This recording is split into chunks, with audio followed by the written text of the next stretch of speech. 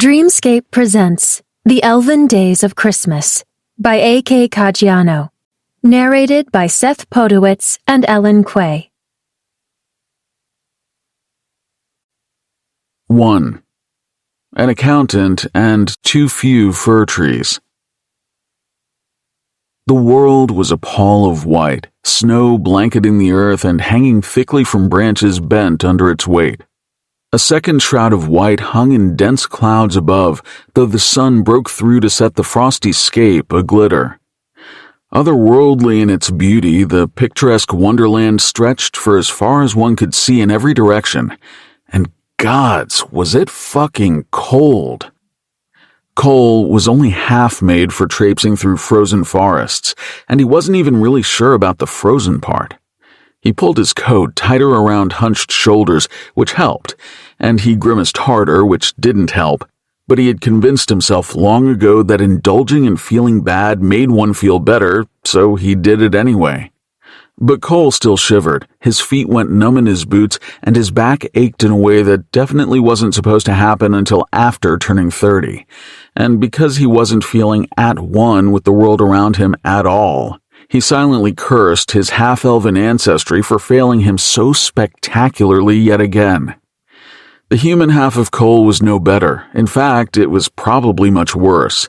And as he tugged his skullcap down over ears that were pointed both too much and not enough, he let his irritation shift from the magical to the mundane.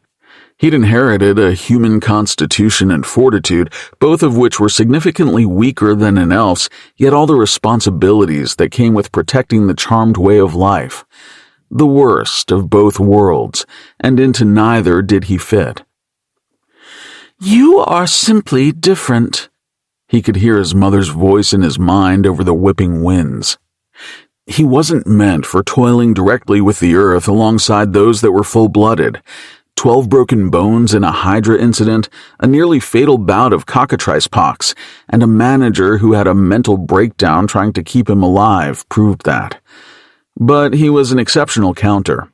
At least coordinating expeditions to enchanted locations and turning scribbled elven field notes into legible reports were much easier expectations to live up to, and they could be done from the relative comfort and safety of an indoor seat behind a computer screen.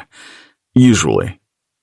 Beneath Cole, a Fezar lumbered along, bothered by neither the temperature nor the crossed blood of its rider.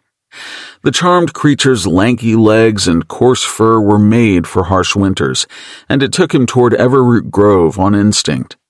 A good thing, since only creatures who were born there could find the way. Even if Cole had any idea where he was headed, he couldn't see past her antlers, which was just as well surrounded by nothing but white. Enchanted trees liked liminal spaces, human-made borders included, so, though it often moved, Everroot Grove usually hovered at the farthest northern tip of the region he managed for the Elven Perennial Agency. He hadn't cared to which sector he would be assigned once he was relegated to an office job, but if he knew he'd be thrust so unceremoniously into the field again, he might have fought a little harder for something tropical. The Fezar trekked on, and Cole squeezed himself in tighter, damning the job left undone that had landed him up to his ears in snow. Usually he was as meticulous as the administrative gnomes he worked alongside, double-checking well before winter took a firm grasp on the earth to be sure there were no anomalies in the ensorcelled thickets and spectral coppices of the EPA's northeastern planar region. But Cole had been off. One would think removing extracurricular distraction would be advantageous to one's career, but the past 3.5 seasons had instead been an especially painful slog, and as a result, Cole's work was sloppy. Really, he should have been grateful this was his first critical mistake, but an entire grove going unaccounted for was theoretically calamitous. He didn't exactly know, since no one had ever screwed up so badly. Not that it was his screw-up, but when the groundwork was left to a bunch of lazy, aimless, lackadaisical— Cole grunted, and the Fezar snorted in response. He could hear his mother's voice in the back of his mind again, suggesting his thoughts about his cousins were unkind. She wouldn't use that word, kind, more likely appropriate or befitting, but after 28 years of translating Elvish colloquialisms, he knew what she would actually mean. It wasn't the responsibility of the Silvadai elves in the field to make sure everything was accounted for anyway. It was his. But with the seasonal numbers due in just over a fortnight and absolutely nothing turned in on Everroot Grove, they were lucky all he could do was have unkind thoughts. If only he were back in his apartment in Bexley, he'd be stuffed into his closet-turned office with a cup of lukewarm coffee and a Tactus Pothos he had to jolt back alive with a spell every 3.5 days because it didn't have a window. But at least he'd be warmer. The next breath Cole took was deep and biting, but with it came the crispness of pine and the tickle of magic. He craned his neck over one of the Fezar's massive antlers to see hazy mountain peaks in the distance and thick spruces filling the valley ahead. Finally, he was getting close. Cole was not as keenly skilled as his full-blooded elven kin, neither the Silvadai of the deep forests nor his mother's more meticulous and bureaucratic Elucidai tribe, but magic was far from lost on him. It may have taken him twice as long to learn how to hasten a plant's growth, but once he could see the structure of the spells in his mind, the hard-won shapes carved themselves into his brain permanently. Elves weren't supposed to need to be taught to communicate with animals. They could do that before communicating with one another. So it was thought for 12 years that Cole never would pick up the skill. But he set himself to studying the unspoken language of head tilts and chuffs, and eventually he found he could speak without talking to most creatures, mind abuzz with their silent dialect. And then there was precision. Even the laziest Silvadai rarely spilled a cup of tea or missed their target when they truly took aim. So for most of his childhood, Cole was known as clumsy and helpless until he finally learned to see the strands. All creatures descended from Fae were meant to see them when they focused hard enough. Thin threads of magic woven betwixt the planes of existence, and if followed, one could emulate perfection. They weren't as sharp for Cole nor as abundant, but after years of intensive study, they appeared when needed. Counting took precision too, but it was mostly human precision, he thought, because he never had trouble with keeping track of things or making sense of a mess. Unlike every magical pursuit which took him twice the work for half the result, accounting and reports came to him as naturally as waking up, and so the EPA put him to work in the way that suited him and the association as a whole best. The length of the Fezar's legs made quick work of the snowdrifts as they descended into the forest, and when the tree's variety was lost, Cole knew they had found Everroot Grove. Alcyon spruces sprung up in every direction, the gentle gray-green of their needles shadowed beneath a fleecy blanket of snow on each limb, but the trees were unmistakable in how distinguished they stood. It was stronger here, the magic, sweeping in on the next breeze like an unexpected invitation, and another voice followed, one that wasn't his mother's, and it wasn't the Fezar's, and it wasn't even his own. Home. Another freezing gust blew in right behind, and the strange spark in Cole's chest was replaced by the reminder that frostbite was a thing. Home was the muffled sounds of a city, the blue light of a television, last night's cold pizza for breakfast. Not whatever this frigid netherhole was, so he had most definitely heard wrong. The Fezar knelt so he could dismount, because even with Cole's height, Fezar were the tallest things on 4 legs in these forests. His boots crunched into the untrodden snow, gaze drifting over the orchard before him, and in that moment, he didn't believe the work was possible.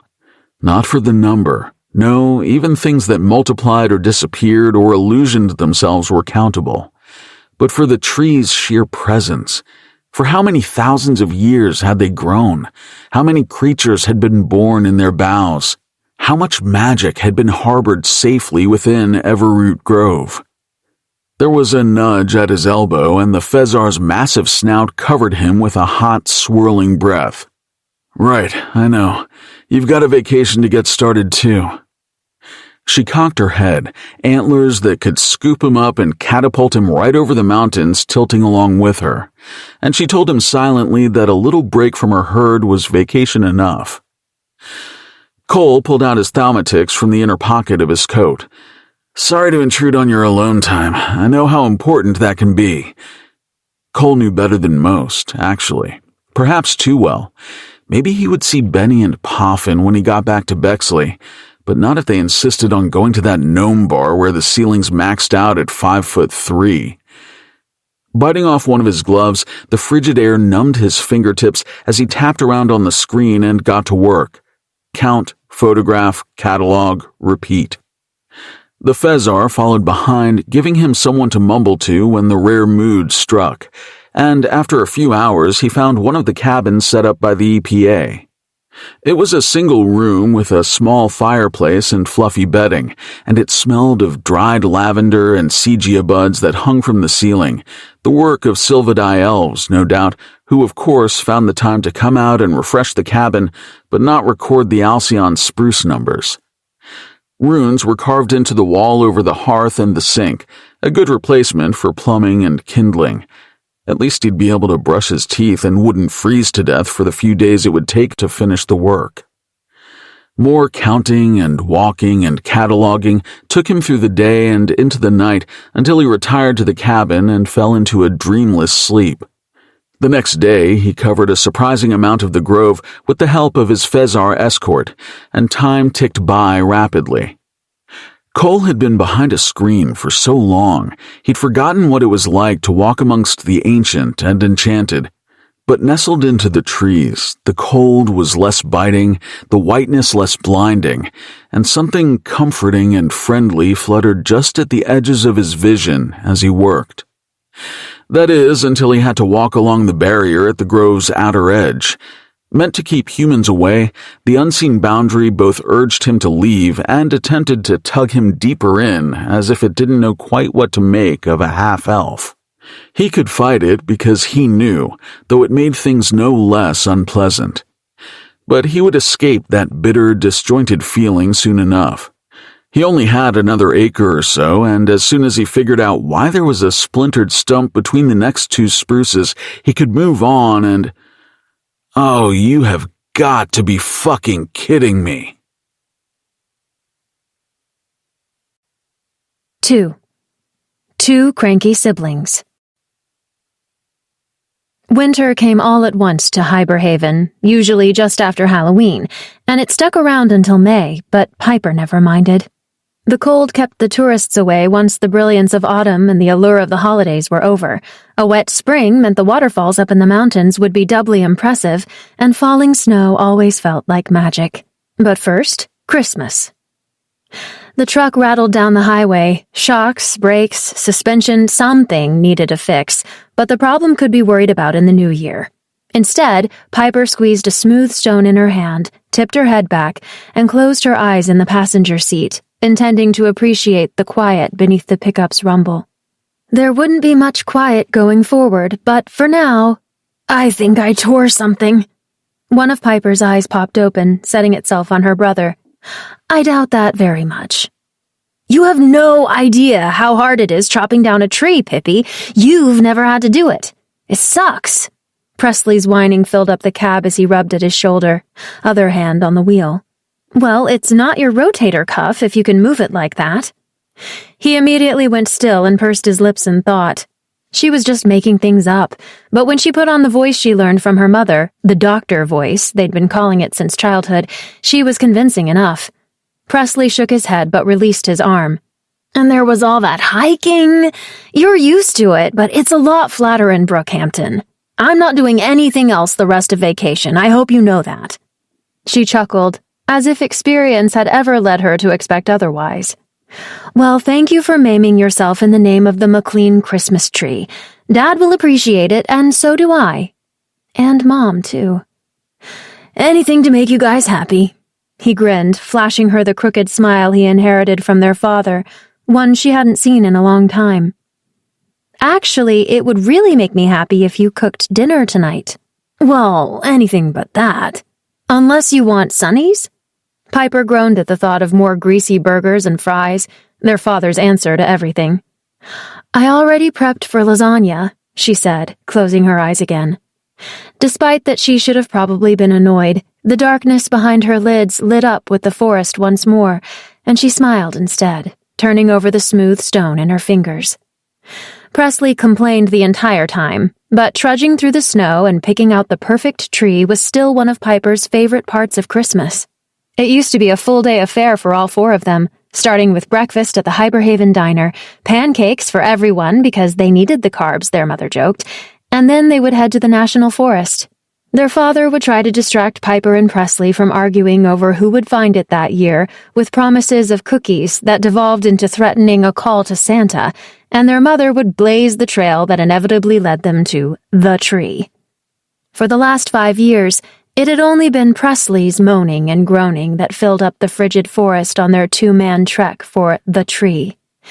Yes, there were perfectly fine, pre-chopped and de-squirreled ones conveniently located in the parking lot of Mr. Hoffman's hardware store right in the heart of Hyberhaven, but Piper didn't want one of those. So she used up all her goodwill with her little brother as soon as he arrived in town by insisting she needed that last moment of peace and quiet in the woods before the rest of their family showed up. It wasn't a lie. She did mentally bottle up the serenity of the forest to slowly decant as her sanity would unravel over the next 2 weeks. But it was also only half the truth. She just couldn't tell Presley the real reason she needed to go out into the forest to find the tree was because of magic. Of course it wasn't magic, not really, since Piper knew magic wasn't a thing. Knowing is funny like that, as one can be absolutely convinced and yet be entirely incorrect. But even though Piper knew what she felt in the forest wasn't really magic, capital M or otherwise, being shown the tree still felt nothing short of magical. The first year the two of them hiked out into the national forest on their own, it had been a sound. She never could identify the bird, but Piper followed the twittering, a song her brother professed to not hear. And when it stopped, she was standing before the perfect pine. Another year, a flicker of a sourceless light between branches beckoned her off the path, and again that Christmas's tree presented itself to her as if just waiting to be chopped down. Regardless of what it was, signs or luck or just the consequence of time, there was always a warmth that came with spotting the tree, and that warmth felt too much like her mother placing a hand on her shoulder and whispering, "What do you think of that one, honey?" to not seek it out every year. This year, however, was particularly not magical but sure felt like it. Presley had wandered with her for a bit, but eventually dropped himself into the snow, declaring she was impossible to please when she said no to the 5th fur he pointed out. Despite that he picked up and put down heavy things for fun, he griped about the weight of the axe and told her to call him when she finally found whatever the hell she was looking for. Piper continued on until there was a tingling along the back of her neck, and there in the silence of the looming conifers and crispy snow, she waited until a shock of crimson cut through the white. The cardinal flitted from branch to branch, impossible to miss as Piper followed after. Cold feet and fatigue forgotten, she hopped over logs and sank into snowy mounds, but the bird gave her just enough time to catch up before darting off again until it finally came to stillness on the tree. "It's perfect," the distant memory of her mother's voice said, and even though one of the needles pricked her finger painfully when she reached out to touch it, Piper called for Presley and declared it had been found. With the tree tied up in the bed of the old pickup, Presley drove them back, his duty to the MacLean family complete, and Piper's about to begin in earnest. But the pending exhaustion, complaints, and thanklessness would be fine, because Piper had convinced herself that little spark of not really magic was all she needed. Magic, however, had other ideas. Down a dirt road on the outskirts of Hyberhaven, the family vacation cabin that had become her permanent home years ago was a hulking yet inviting place. Its log facade blended into the dense wood that surrounded it, and the snow had melted off its high-pitched roof, a deep, mossy green. The multicolored lights she'd strung up all over the porch were blinking over her father's figure as he stood under the eaves, Doc tucked up under an arm and celebrating their return with a soulful little howl. Warmth spread out in Piper's chest as she spied the wreath hanging on the front door. For the last 5 years, she'd laid the wreath out, then pretended to forget about it, and when her father inevitably declined to accompany them on the tree hunt, she asked if he could hang it for her. The years when he actually went through with it were always better. But then a fist tightened in Piper's stomach. They'd pulled in beside a truck so big it made her hatchback look like a toy, and Uncle Russ was already shouting as he climbed out of it. "At least he's only bringing one of them this year, right?" Presley mumbled. The truck's other door flew open, and not one, but 3 young boys piled out. "Actually, it looks like Russ is on Christmas duty for almost all his exes this year." Piper watched the 3 shove one another from the safety of her seat, then lifted her eyes back to her father. The smile he was giving Uncle Russ shifted from perfunctory to genuine, and that warmth in her chest grew just enough to convince her to drop the smooth stone she carried into her bag and go out into the snow. "Dad, Luke punched me!" "I did not!" "Is anybody bruised?" "No!" "Yeah, huh?" "Well, only little bitches bruise." "Noah, just punch him back, and don't say bitch in front of your cousin. She probably doesn't like it." Piper arrived at exactly the right moment to garner snotty sneers from all 3 of Russ's preteens. As chivalrous as her uncle likely thought he was, making her the barrier to their new favorite swear word definitely shot her all the way down to the bottom of the cousins we tolerate list. "Make sure they don't draw blood." Uncle Russ elbowed the oldest of his 3 just before they chased one another up the stairs and into the house. Then he pulled Piper and Presley into a rib-shattering hug, the smell of Old Spice and teriyaki jerky on his jacket filling up her senses.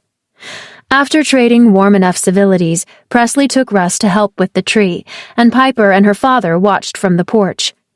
"How'd it go?" he asked, hesitation there as he watched Russ pull a knife from his pocket to start sawing at the ties. "Pretty good. Dr. Dog might need to take a look at Presley's shoulder, though." The Scottish Terrier in her father's arms perked up at his name with a muted yip. He was still looking rather dapper, wearing the plaid sweater she'd wrestled him into that morning. "I'm sure he'll prescribe lots of licking and a hefty dose of get over it." Her father smirked, eyeing Presley, who looked to have no trouble as he hauled the tree from the truck bed, but his amusement fell away just as quickly into another far-off stare. The lines around his eyes as he squinted into the brightness of the snow were a little deeper, and the patches of gray in his hair had almost taken the auburn completely over. "You should really come with us next year." He took to petting the dog to evade the invitation. "Deb's whole side just got dropped off." He turned to the open front door and dropped his voice low. "And she hasn't dumped that idiot husband of hers yet." Piper sucked her teeth and grinned. Why would she? Luis does every single thing she asks, and he's smoking hot. "Oh, come on, Pippi, don't say things like that to me." Her father's nose crinkled in exactly the way she expected, but if he was going to keep declining to take part in Christmas merriment, the least he could do was suffer the reminder she was an adult. "I just think it's weird that you have an uncle who's younger than you. Russ's last wife and I went to high school together. She was still older." A ruckus rose from beyond the open front door. Someone was excited or injured, it was hard to tell, and Piper's eyes widened on the darkness within, waiting. It would be mostly fine, she was almost certain, because it was mostly fine every year, in the end, as long as she stuck to her schedule. But before it could end, it had to begin, which meant her foot had to cross the threshold. All that Piper knew about magic was that it didn't really exist, so she certainly wasn't aware that thresholds were as liminal as any other border, including those that housed enchanted groves. Crossing such bounds always meant change, though it could be as simple as making one's stomach feel funny, or as complex as having a curse laid upon one that could only be broken by true love, which, really, were 2 profoundly similar things when it came right down to it. "Come on, everyone wants to say hi." Her father gave her a gentle push inside, and a flurry of commotion descended upon Piper like a flock of seagulls on an abandoned bagel. Aunt Deb's jubilant shouting filled the foyer, her husband, son, and very pregnant daughter-in-law crowded around, and there were tight hugs, slippery boots, and too many suitcases strewn haphazardly about. Then the whirlwind of family was gone, and Piper found herself standing alone with not 1 but 2 toddlers in her arms. One screamed and one laughed. The sounds indistinguishable but equally ear-shattering. Being the only childless woman left in the family too often meant babysitting duty. For practice, someone would inevitably say, and make her ovaries twist up in silent rebellion. Piper was spouseless, too, which the MacLeans took even more offense to, the only difference being that when they began in on those complaints, there wasn't a temporary husband to saddle her with, a thing she wasn't sure whether to be relieved about or not. Rarely do characters know the genre of the book they're in, and almost never are they aware of the tropes. Piper MacLean was no exception to this rule. "Who wants a treat?" Despite she'd used the voice normally reserved for the dog, Piper's littlest family members understood, and their shrieks turned cheerful. She made a beeline around the stairs and into the living room where she'd filled a massive jar with cookies the night before. There were only 2 ricotta cookies left, and they weren't as fluffy as her mom's, but they'd do. Piper politely abandoned the babies with the first family member she could find, just in time to watch the spruce be dragged into the room.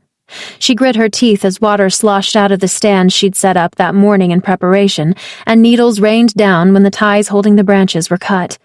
But even Piper was able to momentarily ignore the mess as the boughs fell into place. An earthy smell filled up the room as it was steadied before the picture window, the snowy forest behind. It really was the tree. A pop broke the silence, and Aunt Deb cackled as she held up a bottle of wine. "Who wants a glass?"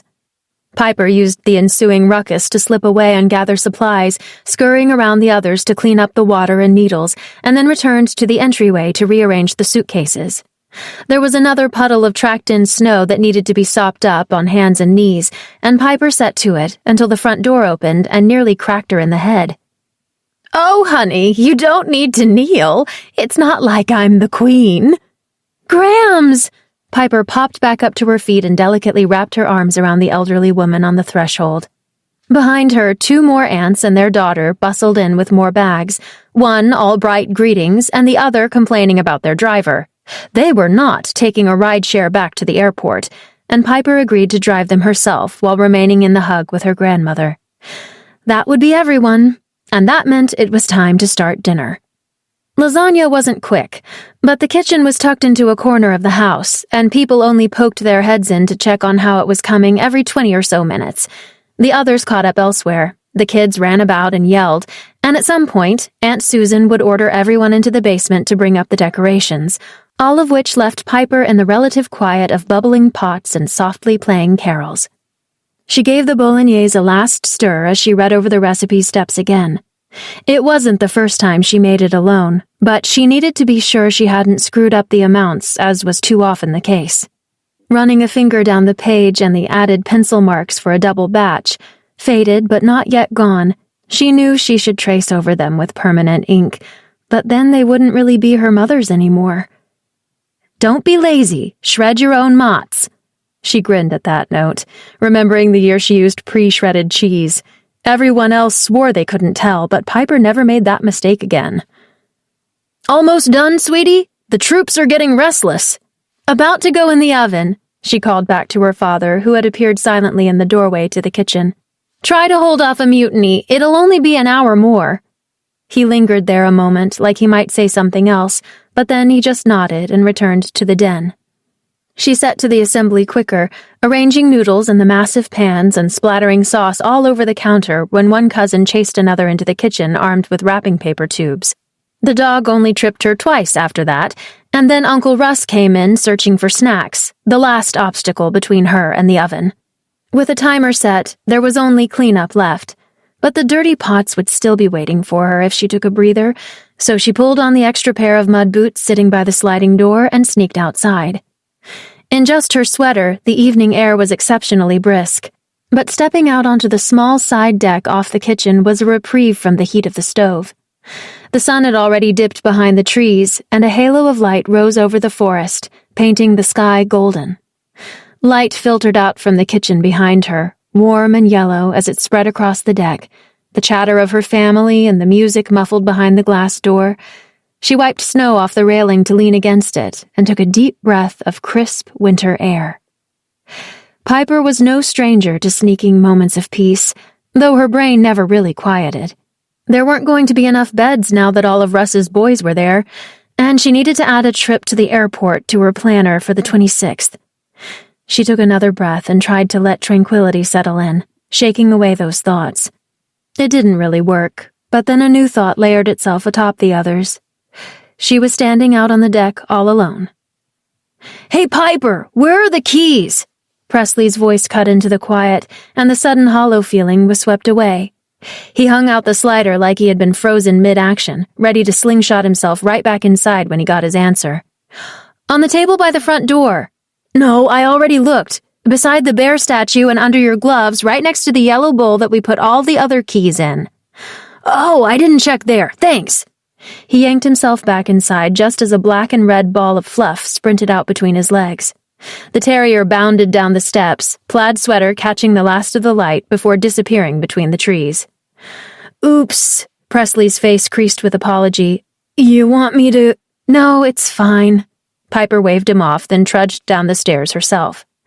Doc never went far, and she was the only person who could get him to come when she called anyway.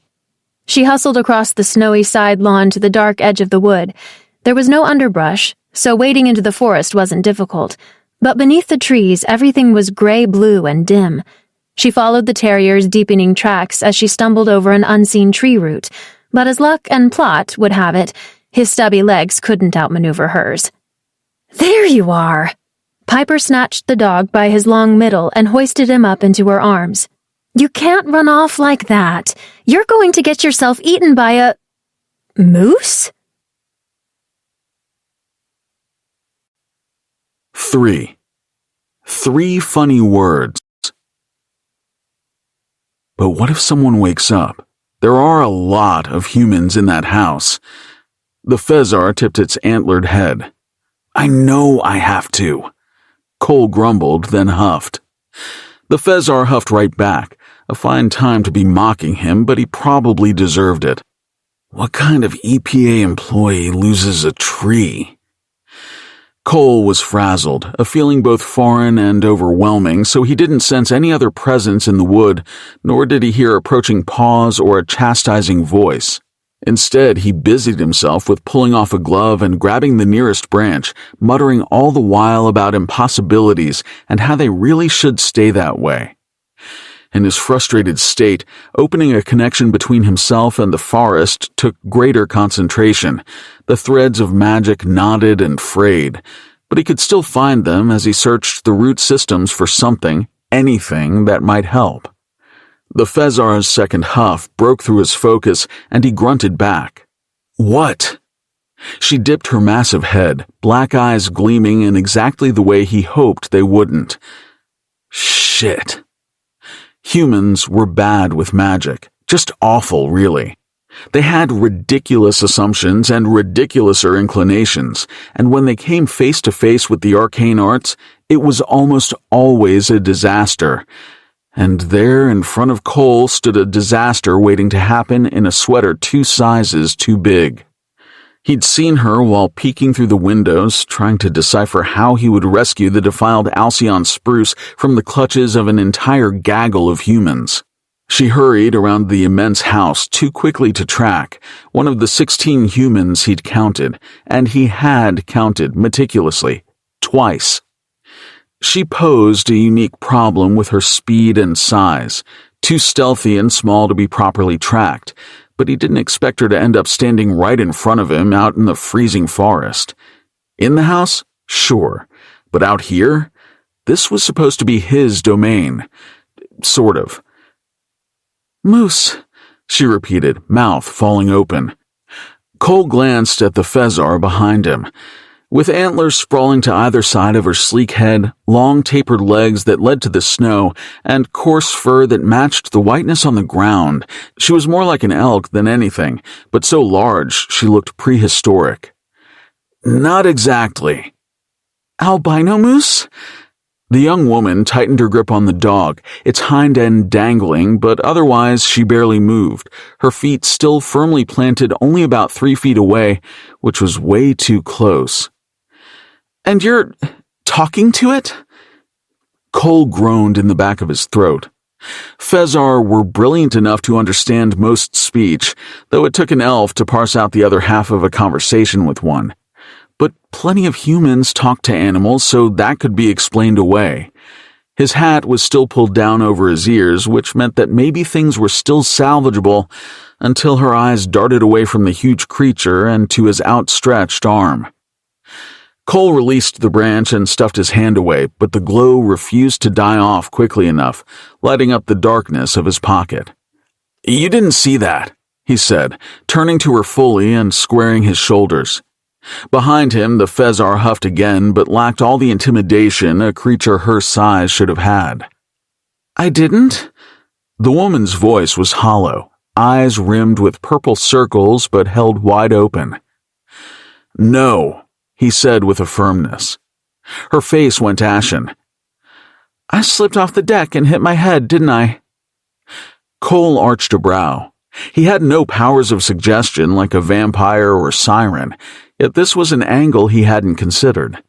Maybe there had been some fruibor in the wood and he'd unknowingly set off spores into the air, but her pupils didn't have a delirious sheen to them, just that tired sunkenness.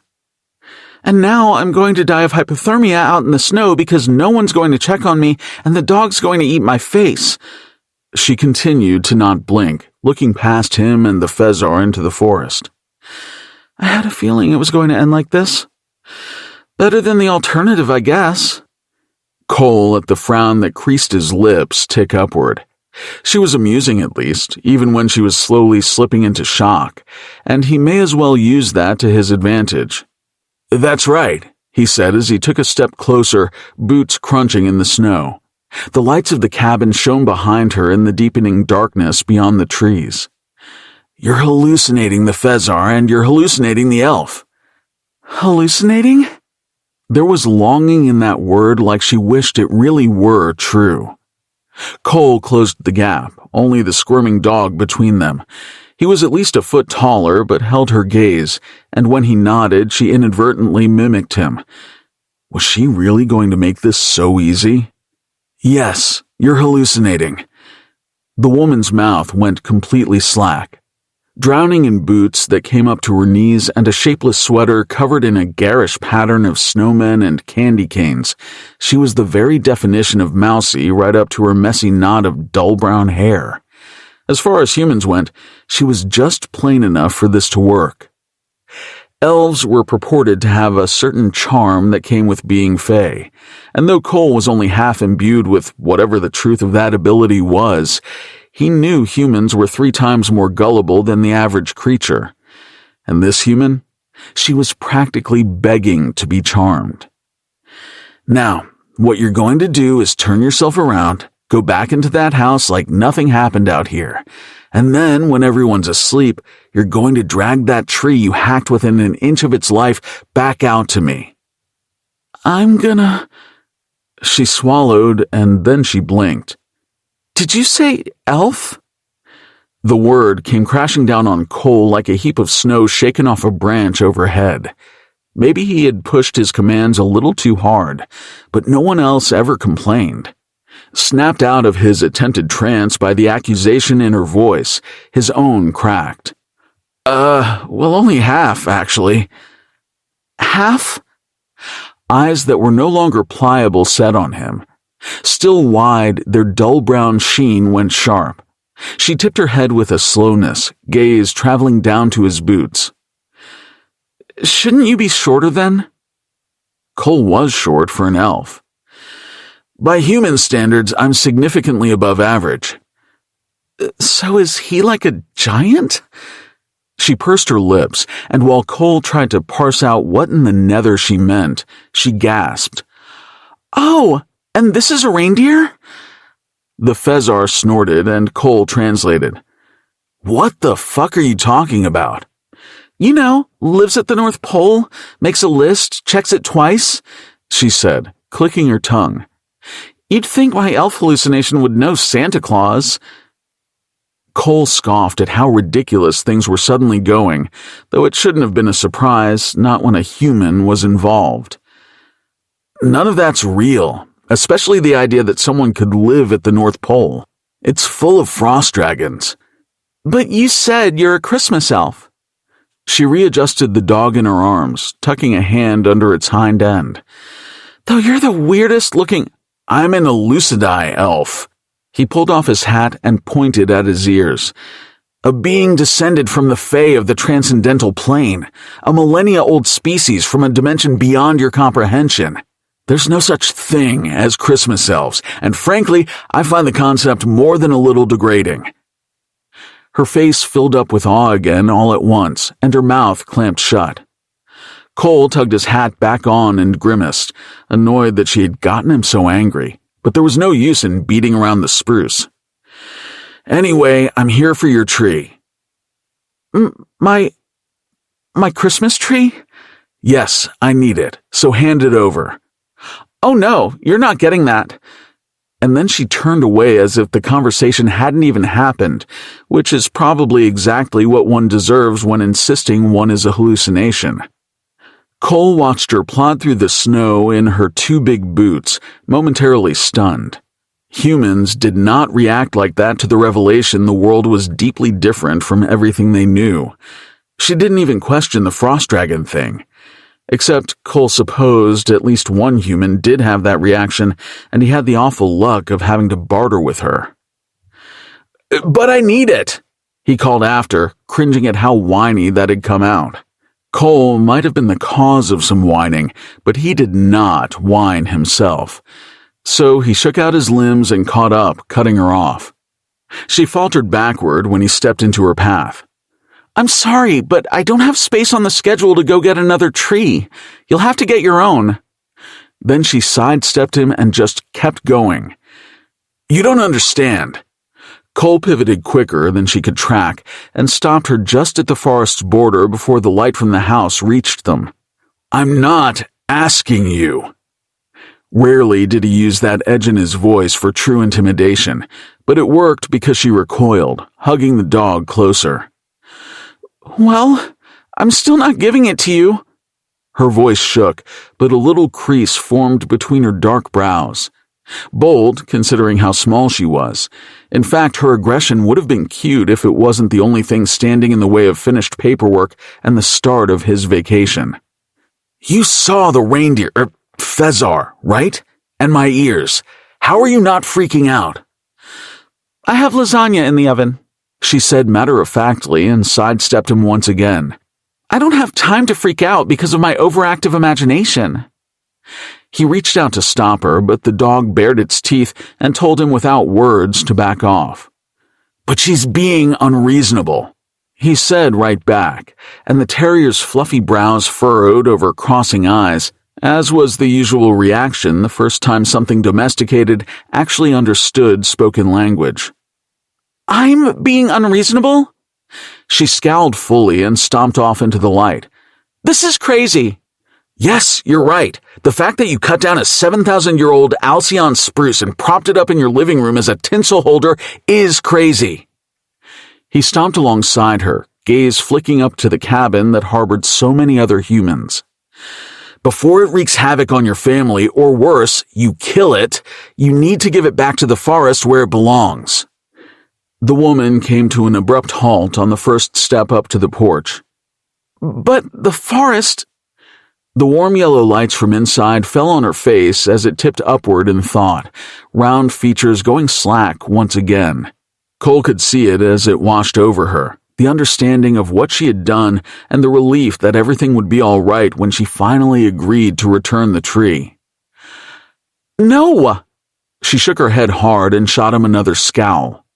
"We don't even hang tinsel on it. Doc eats the stuff, and you don't want to know how we have to get it out. Now quit following me. You're not coming inside." Cole wasn't proud of what he was about to do, but what was the point of all those years struggling to learn magic if he wasn't going to put it to use when needed? As she trampled up the steps, her boots made a racket, but he focused instead on the evergreen shrubs and the planters along the deck and the wreath hanging from under the porch light. They were harmless on their own, tame things that didn't even know they were already dead. Cole reached out to the threads in the frigid air, finding the ones that would connect him to the plants, and he sent along a reminder that they were not meant to be well-pruned, domesticated things at their cores. He conjured the image of ancient, gnarled tree roots and hulking branches capable of blotting out the sun, and then there was a crack. The greenery twisted and grew as pot after pot shattered. The woman stopped short as the needly branches crawled toward her growling dog in her arms. She backed to the edge of the deck, foot slipping off, but Cole pressed a hand into her back to keep her there, eliciting a squeak of abject fear. "You have a choice," he growled into her ear. "You give me the tree and nothing bad happens to you and your family, or—" "Piper, something's boiling over on the stove, and— oh, hello!" Cole stood straight, and his adversary would have tumbled right off the porch if he weren't gripping onto the back of her sweater. A woman stood in the patio doorway looking absolutely delighted as an infinite second passed in silence. Cole raised a hand and gave her a wave, putting on his most docile tone. "Hey!" Piper smacked his arm out of the air, then just as quickly pulled her hand back and wrapped it around the dog again. He released her, and she shied away, but at least she was no longer on the verge of falling down the steps. "I didn't think anyone else was joining us." The woman's bright eyes darted between the two, red-painted smile widening as she stepped fully onto the porch. "Oh my God! Piper!" "What?" Her eyes went as wide as saucers. "You finally brought a man to Christmas." The young woman, Piper, apparently, muttered something, her face falling into equal confusion with the dog's. "Well, come on inside. I'm Deb, and you must be Piper's boyfriend." "No, Aunt Deb, this is—" "That'd be me." Cole thrust his hand into the stranger's outstretched one, thought and reason obliterated. "I'm Cole, and it's a pleasure." "It certainly is." She clasped his hand in both of hers, positively beaming. "I guess I understand now why it took you so long to pick one out, Pippi. You were waiting for him to look like this." As the woman tugged him toward the door, he glanced over his shoulder and gave his tiny nemesis a smirk. His stomach nodded, though, when he caught her eye. The woman called Piper looked like she was about to rip his ears right off. But his savior didn't see, pulling him over the threshold and into the warmth of the kitchen. Well, that was one way to get into the house. 4. Forewarned about birds. "Oh, Piper, Mom's going to be thrilled you're finally seeing someone." Aunt Deb pulled the tall stranger into the kind of hug that might have made Piper jealous if he really were her boyfriend, and he stood stiffly under it. "I can't believe Jim didn't tell us about this." "Dad doesn't know," Piper sputtered, voice shaking from the lie, but what else could she say? He was in the house. "Really?" The fire behind her aunt's eyes blazed as she released the man, elf, whatever, and grabbed onto either side of Piper's face. "Please let me break the news to my brother as a gift to me for Christmas." With her cheeks dangerously close to being impaled under her aunt's nails, a stranger who wasn't a figment of her exhausted imagination poking around the pots on the stove, and a very squirmy dog trying to escape her arms, Piper let the defeat win. "Yeah, okay." Deb shrieked in that thrilled way of hers and snatched her half-full wine glass from the counter. "Everyone's in the basement digging out decorations. I'll be back." As she disappeared, all the air compressed out of Piper's lungs.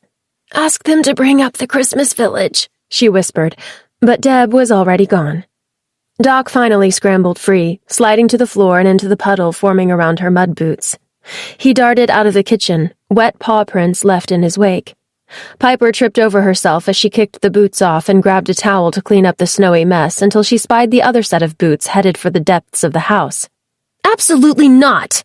Piper lunged for the asshole's collar, because regardless of species, anyone could be an asshole, and that's exactly what he was. When he turned, icy blue eyes found hers, and it was just like being out in the forest again, facing down something, terrifying and alluring all at once. Aunt Deb wasn't exaggerating. He was attractive, but in a way that set Piper's teeth on edge. There was something wrong about him, but he'd made things that shouldn't move at all reach for her like a scene from some campy holiday horror movie, so of course there was something wrong. He did that. The asshole elf looming in the doorway to her kitchen, glaring down at her with narrowed black brows. He threatened her with magic.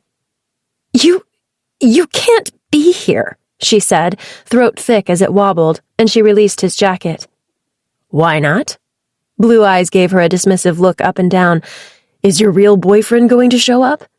Piper's whole body flushed, fear quickly replaced with indignation that left her speechless, and she wished she could disappear into the knit of her old sweater. Didn't think so. The elf hole, smirked, which was quite a bit less frightening, but quite a bit more enraging. Now where's my tree? My tree, she snarled, and don't track snow in on my clean floors. You want me to take my boots off? So that's an invitation to stay? He ducked down before she could think to swing at him. As he unlaced his boots, Piper's heartbeat quickened, eyes darting to the hall where the basement door would be.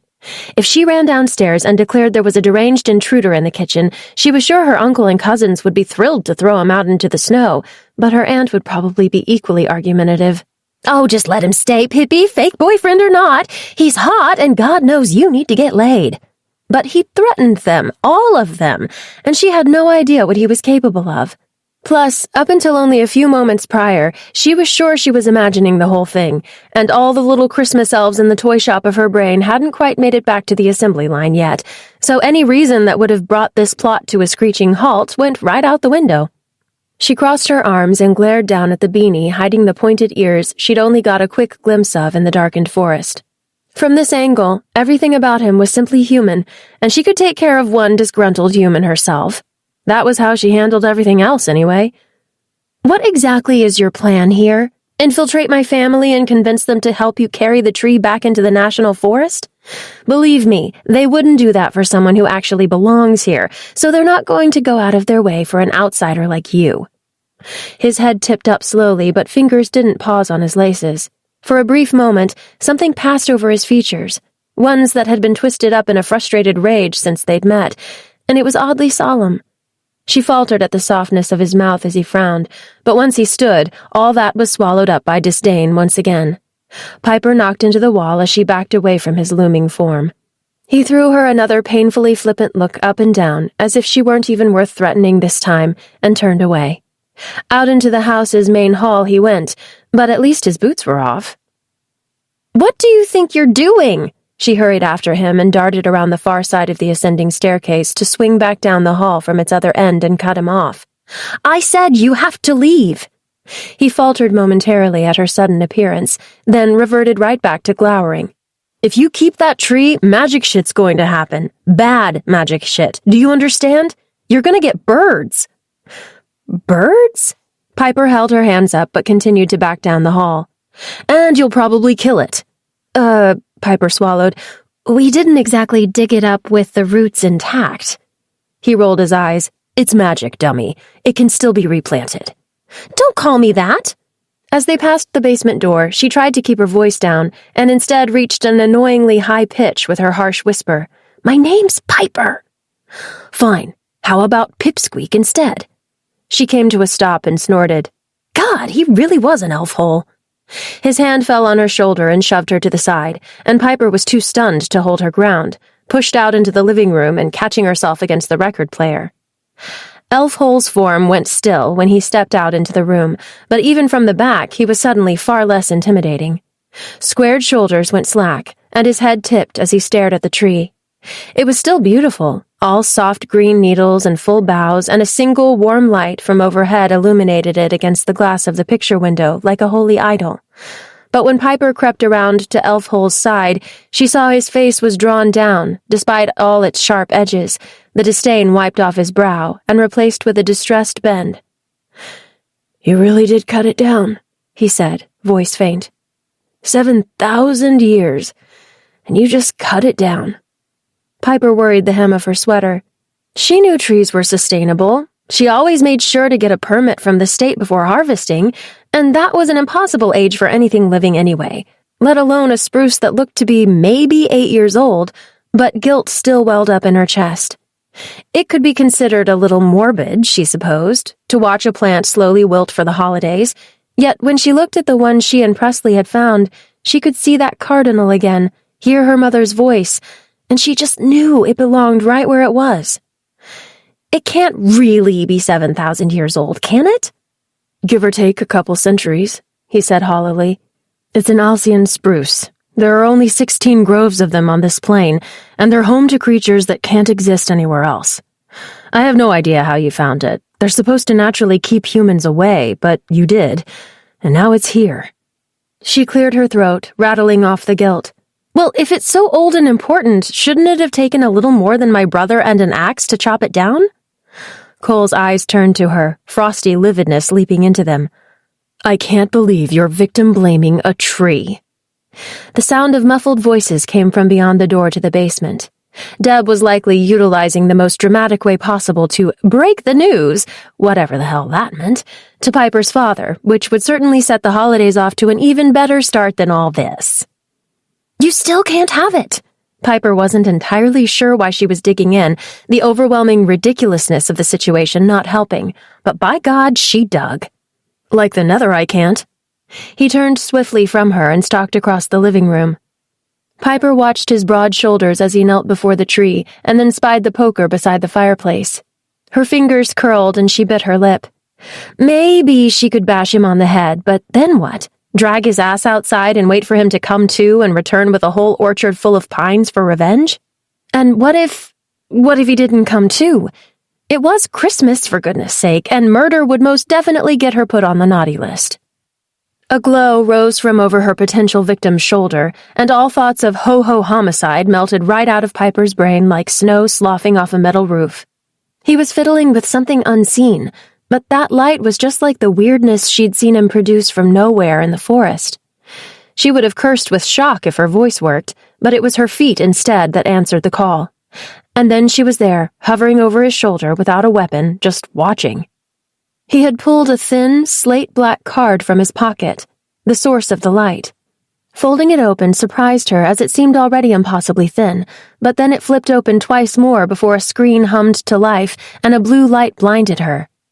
Space elf, she thought, gaze flicking to where his ears were covered by his beanie. She reached out impulsively, but before she could pull the fabric up, he swatted her hand away. You don't just touch a man's ears, he barked. A man's ears? Okay, maybe he's not an alien. Piper held up her empty hands in surrender. The not space elf gave her a scowl before turning back to the tree and carefully plucking a single needle from the nearest branch. With the screen held flat in one hand, he dropped the needle, and it hovered above the blue glow, slowly spinning as a glittery spiral traveled up to meet it. Fuck me. Piper couldn't move, in awe of the swirling colors and lights, and then gasped when the needle was sucked down into the device, disappearing. So it takes the thaumatic to make you freak out. Got it. He sighed, then swiped a finger over the screen as if it was positively mundane that a machine had just gobbled up plant matter on its own. Words and symbols scrolled by too quickly for Piper to parse, even if she weren't sinking into shock at the magically advanced technology. He muttered about coniferousness and heartwoodidity until he sucked in a sharp breath and glared directly at the tree. Really? You've got Stockholm Syndrome? Piper stood straight, snapped out of her paralysis at his words. Her gaze pinged up the length of the spruce, then back down at the elf. How does a tree get Stockholm Syndrome? It doesn't. It gets Stockholm Syndrome. Happens sometimes to enchanted flora when they're forcibly removed from their habitat, but they almost never bond to new surroundings so quickly. He gestured with his tablet to the nearest branch. Congratulations. You've got the weakest-limbed Pinaceae I've ever met. Piper brightened. She knew it. So, it's happy here. Only because you abducted it. But I don't see how. He stood, squinting up at the ceiling, gaze traveling over the room until it fell threateningly back on her. What did you do? Piper pointed at herself, feeling like Doc when a shoe turned up covered in bite marks. How did you enchant this tree? Well, she certainly hadn't chewed that slipper. I didn't. A sharp pain at her temple made her recoil and slap a hand over the spot. He'd moved so quickly that she didn't notice until she saw a single strand of her hair dangling from his fingers over the tablet. The glittery swirls didn't mystify her this time, but they did piss her off, as the stolen strand was sucked down into his thumb of whatever. What the hell? That hurt! His fingers danced over the screen as it lit up the ferocity on his face, ignoring her pain. It's bonded to you, so you did something. Gods, the thing's practically obsessed with you, he growled, and then went on about severing connections and which departments would be available this time of year, but all Piper could pick out from his ranting was that she and the tree were linked. Magically linked. Something lit up inside her chest, something that blotted out the irritation in her temple and in her mind, something just as warm as what she felt out in the forest. It wants to be here. She gave the nearest branch a light pat, the needles still sharp. It doesn't know what it wants. It's a tree. He snapped the device shut, which would have been quite a bit more dramatic if he didn't have to fold it over 2 more times after. It could change its mind tomorrow and want to die, or maybe it turns on you and fights back. Whatever the case, it has to go home, to its real home. He made it all sound so dire, though it should have been silly. A man claiming to be an elf, a tree older than Methuselah, the threat of birds, but there was a strumming in Piper's chest that told her it wasn't silly at all. That experience in the forest, it had been different than all the others, and if this was all real, if he was an elf, if trees could feel, and there actually was magic in the world, then maybe... She backed away from him, somehow knowing he was right about everything, and yet he was wrong too.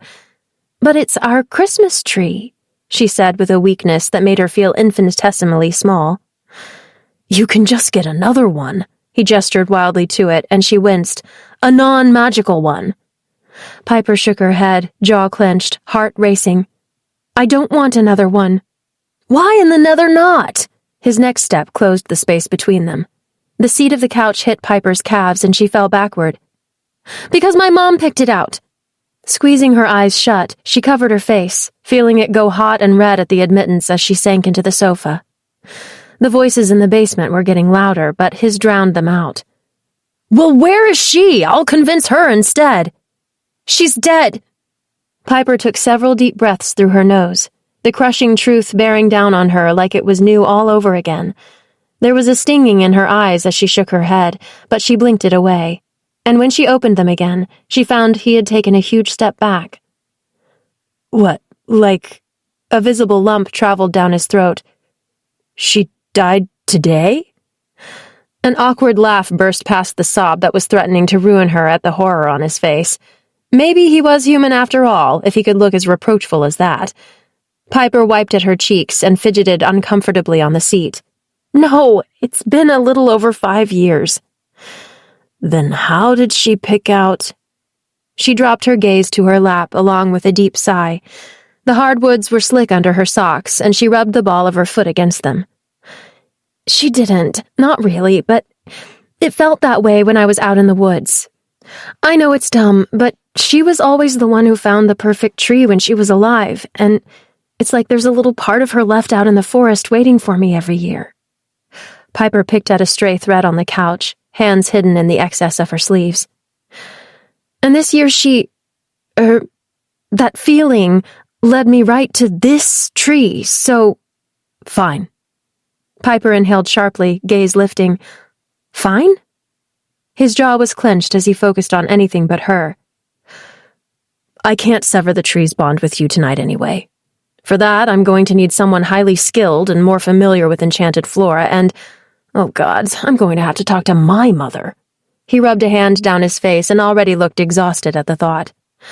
Regardless, the spruce will have to stay here for at least a little while, and too much of you being sad might depress the tree into an early compost bin through your connection. How long do you need the thing?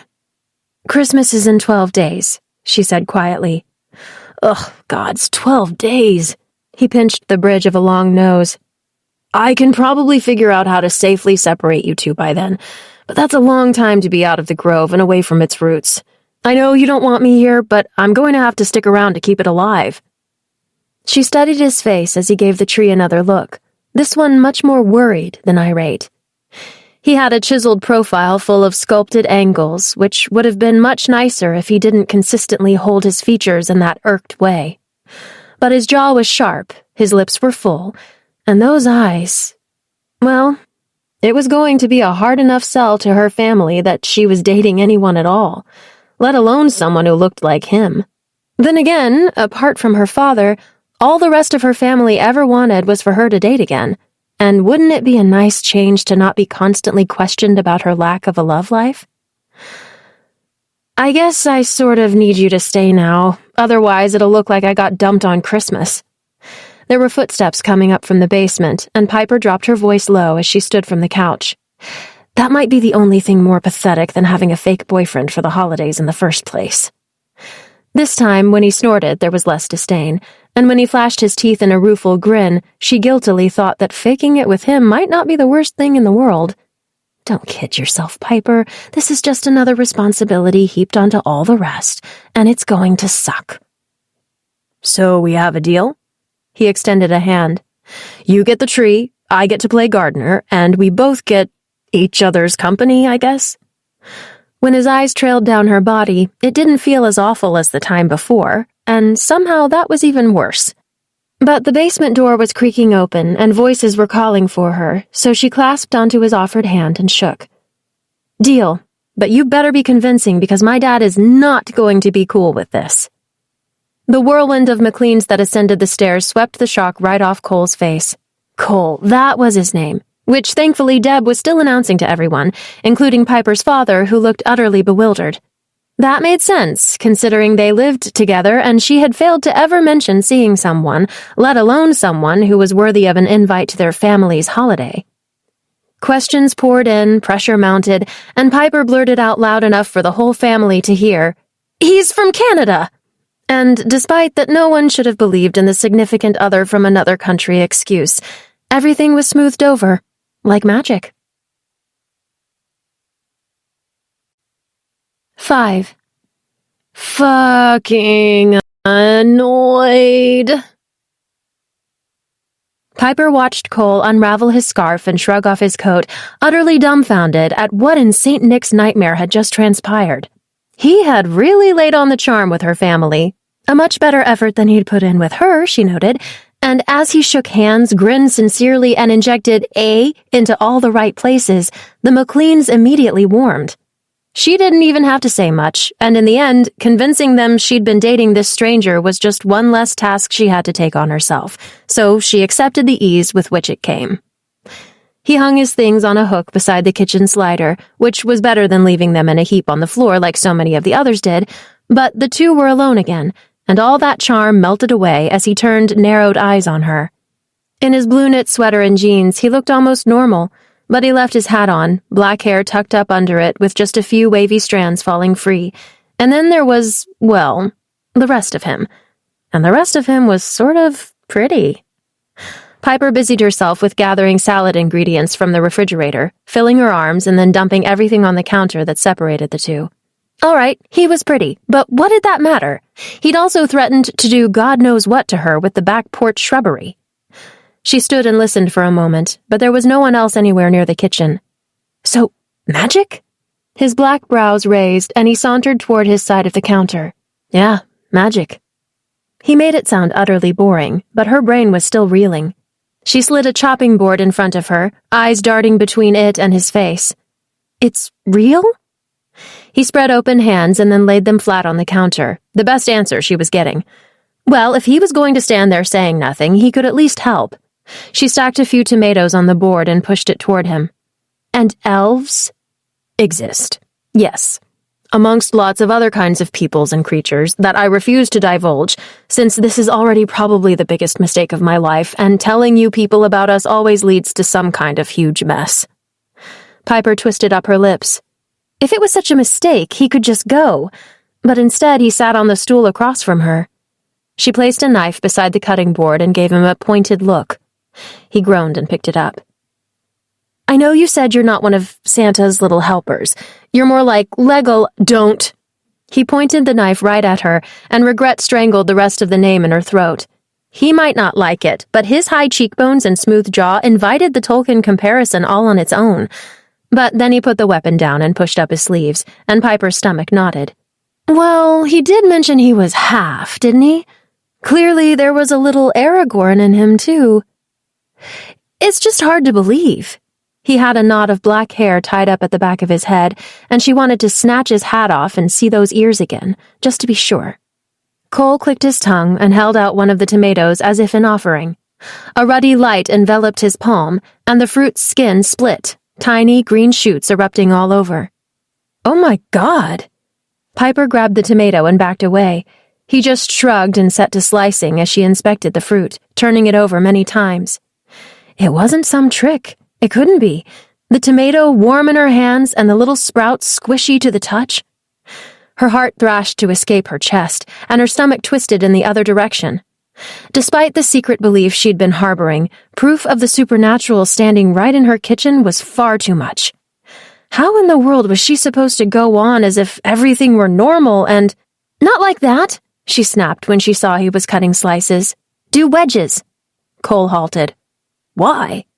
"Because." She set up her own chopping station with 2 heads of romaine, ignoring the feel of his eyes boring into her until he cleared his throat and demanded an answer. "Because my boyfriend wants to keep me happy, and wedges make me happy, okay?" "Give me strength, Fae ancestors," he groused and went back to work, but indeed changed up his technique, and soon he was filling a bowl with tomato wedges that would have made her mother very happy. Piper watched him wield the knife, quick and skillful. Maybe he had experience in a kitchen, or maybe he just had experience with sharp objects. More questions batted around up against the impossibility of it all in her brain. Where are you from? How have your people stayed hidden? Do you live up in the trees? Oh shit, she cringed at herself. Had she chopped down the equivalent of his home? Clearly he didn't live in that spruce specifically, but in another one where trees were big enough to hold taller than average men with pointy ears and shiny black hair and surprisingly muscular forearms? Piper bit her lip, wondering about the rest of him, still covered. She had a mental flash of him running through the forest, though the season was starkly different in her mind. His skin had been one of the things she found especially strange in the forest, with a smoothness to it like a stone she might find at the bottom of the Abenaki River, or like the one she kept in her purse. Was he like that all over? She watched his long fingers make quick work of the tomatoes and then cucumbers, though no new sprouts emerged. The two worked in silence until her timer went off. Turning her back on him made her spine prickle, but once she set herself to unloading the oven and collecting utensils, the checklist that ran through her mind superseded everything else. She scurried from drawer to cabinet, gathering serving spatulas, forks, napkins, and then plates, but there wasn't enough for everyone. Extras were kept on the top shelf of the pantry cabinet, and Piper pushed up onto her toes, the full length of her reach not quite enough. "Watch out, Pipsqueak." Piper pressed her stomach right to the counter at the sound of Cole's voice just behind her, suddenly crowded by his body stretching up over her own and plucking the plates off the tallest shelf with hardly any effort. He reached around her and placed them on the counter, and she felt completely trapped. "Hey, I brought back— who's this?" Piper swung herself around, knocking Cole away and finding Presley standing in the doorway. She stuttered, looking from one doubled-over elf to one rather confused brother, then blurted out, "That's my Cole." That meant nothing to Presley, and he showed perhaps even less recognition when Cole righted himself and offered his hand. "You weren't there," she said, remembering the onslaught of introductions with the rest of the family. "But you remember, I told you my boyfriend was coming to Christmas this year. We talked about it in the truck this morning. This is him. That Cole, my boyfriend, who I invited to Christmas. From Canada." It wasn't fair, she thought, watching her brother try to recall a conversation that definitely hadn't happened. But she was due one, finally using the forgetfulness that seemed to plague the men in her family against them instead of the other way around. Presley gave up before he burst a blood vessel, shrugging and shaking Cole's hand, though he didn't look pleased about it. "Well, good thing I went overboard at Sonny's. This isn't even half of it." Piper's eyes dropped to the greasy paper bags he was carrying. "You got burgers? But I made Mom's lasagna." "Yeah, I thought that was kind of weird since you asked me to make dinner. Come on, I bet you're starving." "We always have lasagna the first night," she said to the back of him, but he was already calling to the others to come and eat. Piper stood in the doorway, listening to her family gather, exclamations of being starved and already ripping into the bags Presley brought, and then she turned abruptly to be met with Cole's form. "Move," she growled, shouldering past him. "Whoa, what are you doing?" "What does it look like? I'm cleaning up. Go have a burger and make my brother like you." She banged around with the pots a little harder than she meant, but it wasn't like anyone would hear her. They would all share the takeout in the living room and den, and she would be finding wadded-up burger wrappers stuffed in the couch cushions for weeks afterward.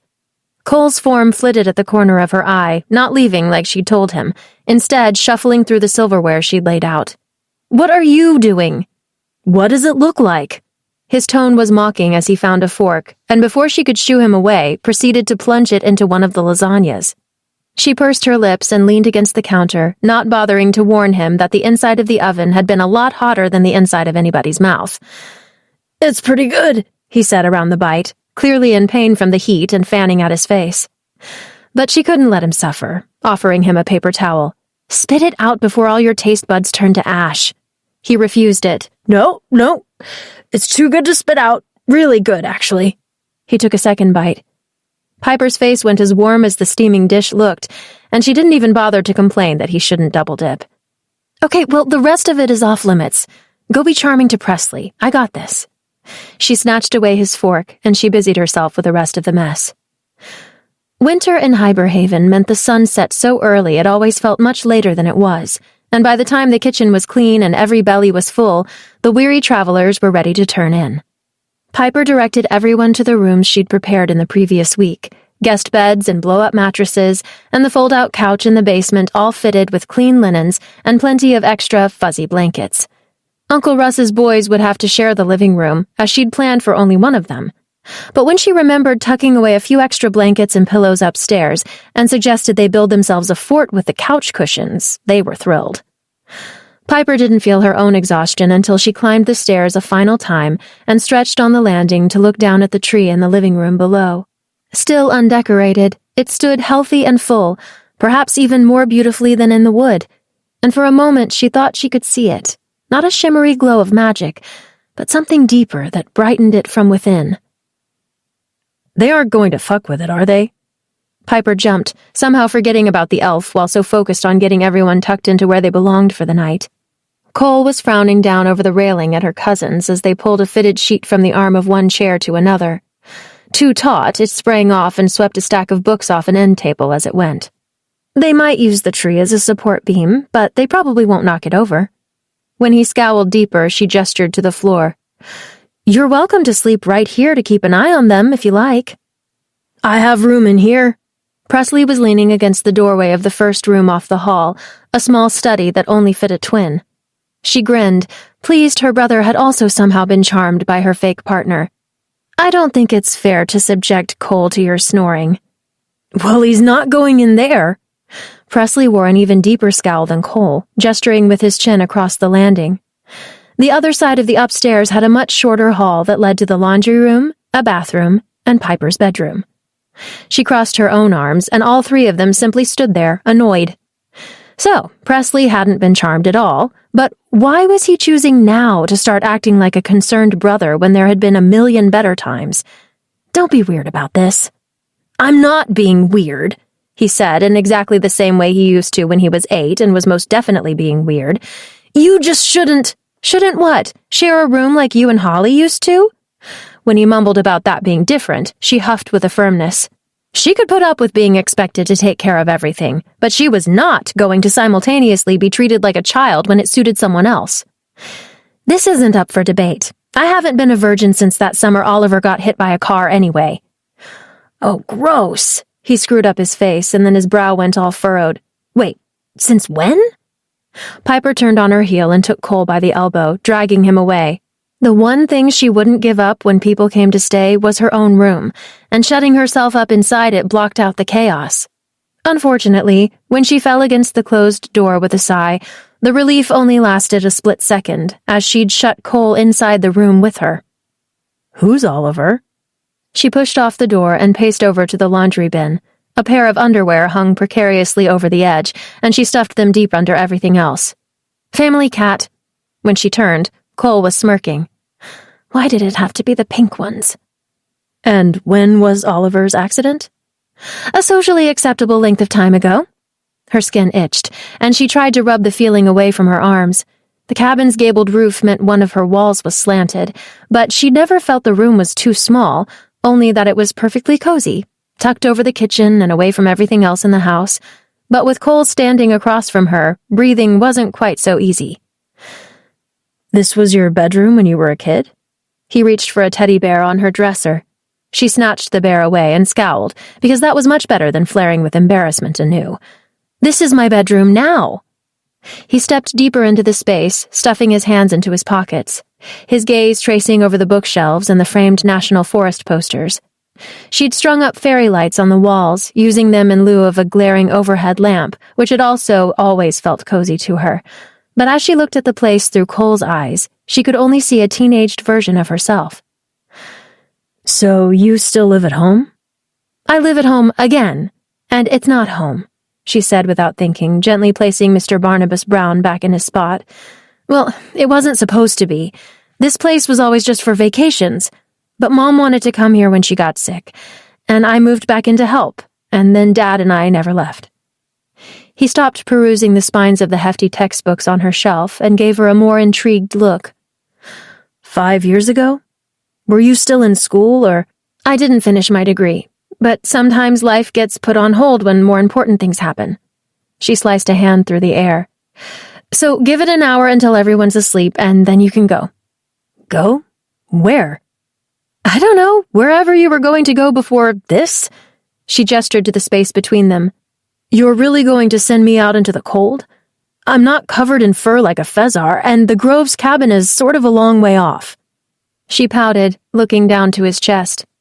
He probably wasn't covered in fur, but she wouldn't mind him proving it.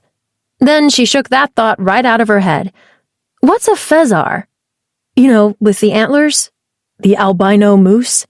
She's one of those creatures that needs the protection of the Alcyon spruce orchard to keep existing.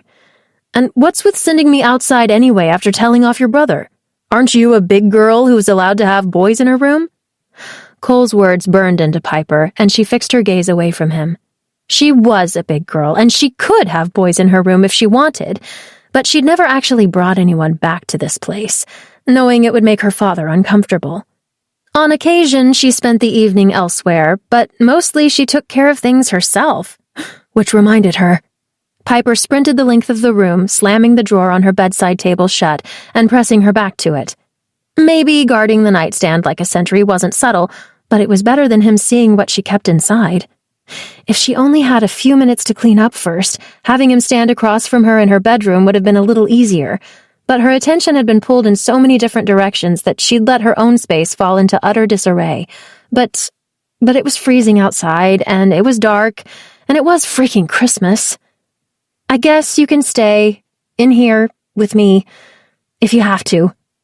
Her heartbeat pounded in her ears, and the greasy knot in her belly pulled tighter, and then he just rolled his eyes, heaved a sigh, and started poking around at the fuzzy rug that ran along the far side of her room. You can at least spare a pillow, right? Yeah, but— She didn't want to finish the thought that she had no other blanket. The rest divvied up amongst her visiting family and her surprise cousins getting the extras she kept in her closet. Piper kept her bed pushed against the far wall and sat under the pitched ceiling and skylight.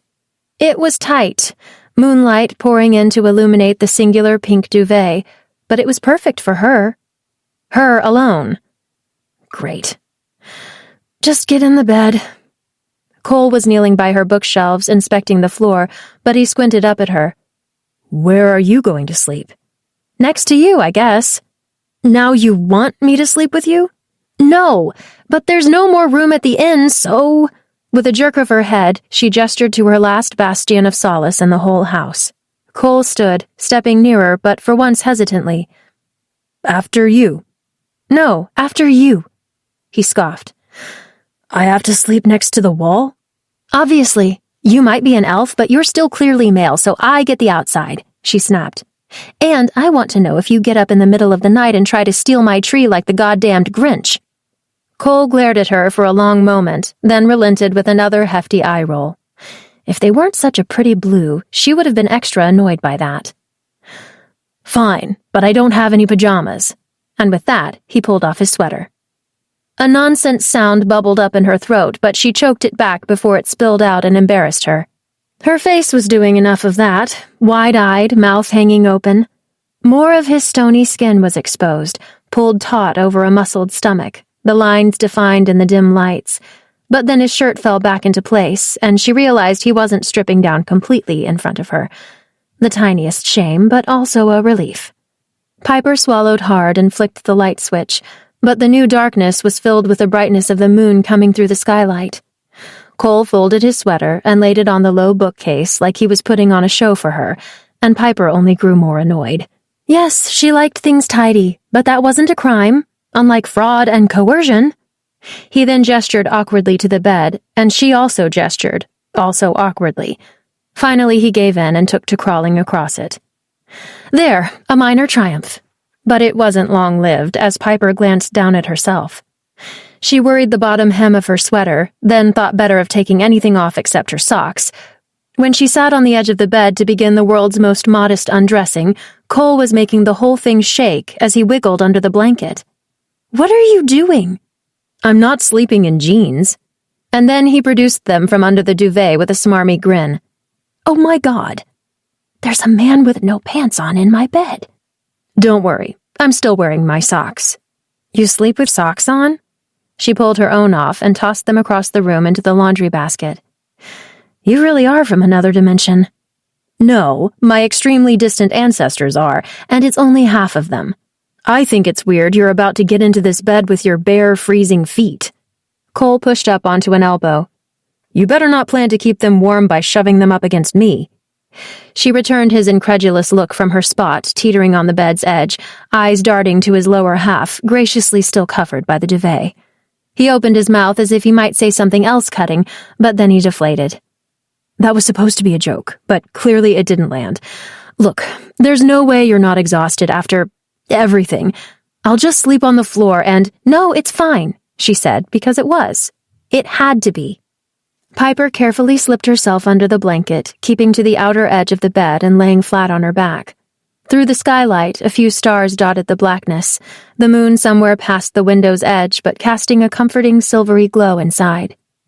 Piper's shoulders lost some of their rigidity as she pulled the blanket up to her chin. It would get warm fast, she assumed, with her sweater and leggings still on, and she never slept in a bra, but it was good to be in bed regardless. "Sorry about the extended prison sentence, boobs, but you didn't make bail." She closed her eyes, and a list began to form in the darkness behind her lids, as usual. Everyone would probably sleep in, so that gave her the opportunity to have a little time to herself in the morning and update her planner. She could get her father and Deb to make up by bringing out the box of ornaments from their childhood that Grandma Tilda gave her last year, and if Presley was still in a weird mood, bringing up his recent promotion at the gym might cheer him up. At least dinner was already taken care of, and it wouldn't take much to patch up the hole Cole had made in one of the lasagnas. "Cole?" He shifted beside her with a small hum of acknowledgement. "Did you really like the lasagna, or were you just being nice?" "Both, I guess." She snorted. "They'll be careful with the tree tomorrow. I'll make sure of it." "What happens with the tree tomorrow?" "Well, we're going to decorate it." Cole grumbled as he turned his back to her and faced the wall.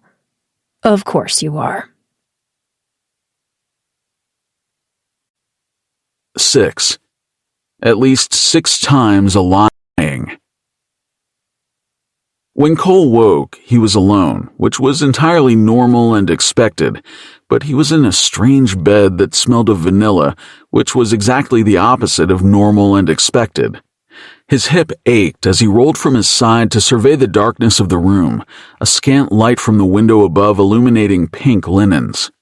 Did I stay with a woman last night? Oh, right. Cole hadn't slept beside someone in, well, never for the whole night, but a quick nap after an exhausting tumble was nearly the same, wasn't it?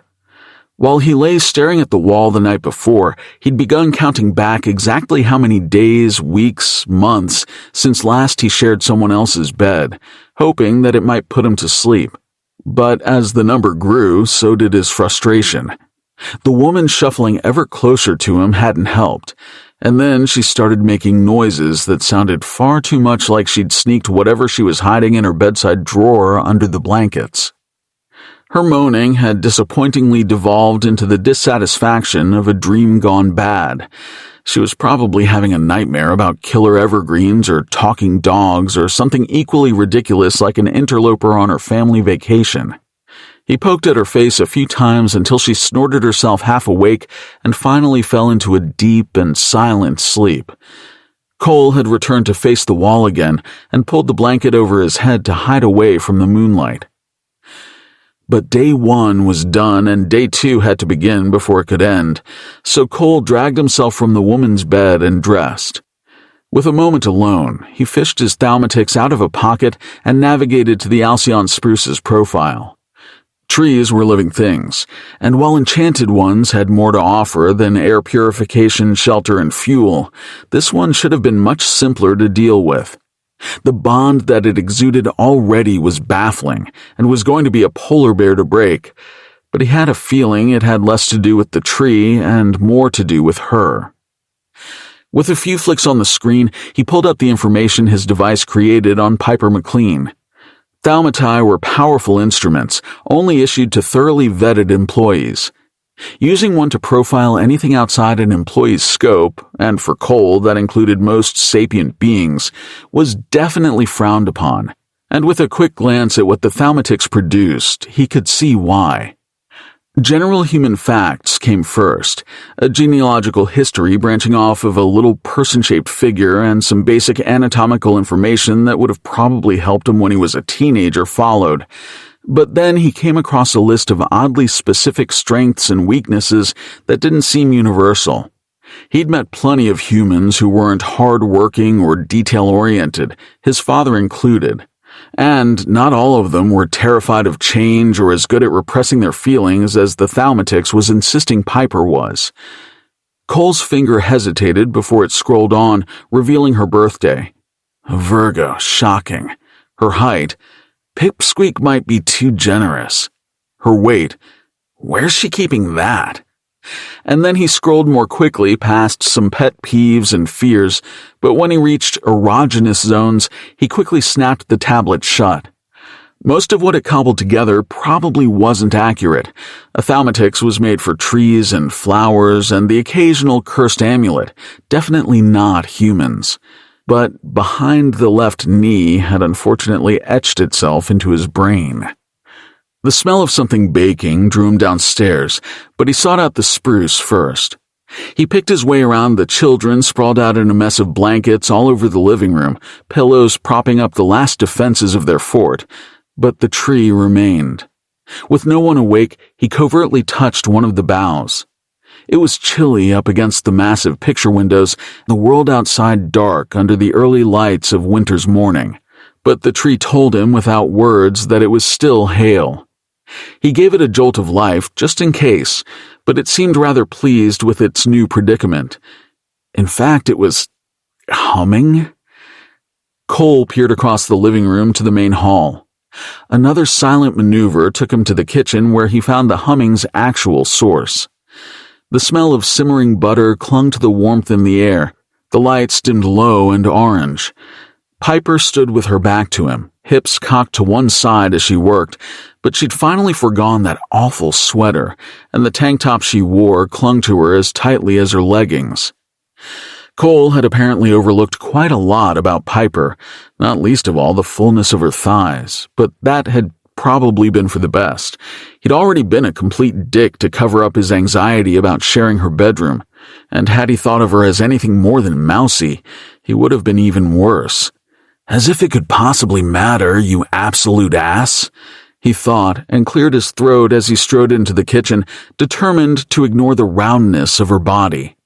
Piper gasped at his arrival, and the little jiggle all the best parts of her did with her surprised jolt was no help. "What are you making now? Breakfast lasagna?" She clicked her tongue, eyes darting across the counter to where she'd draped her sweater over a chair. "Pancakes. It's what we do the first morning." "We?"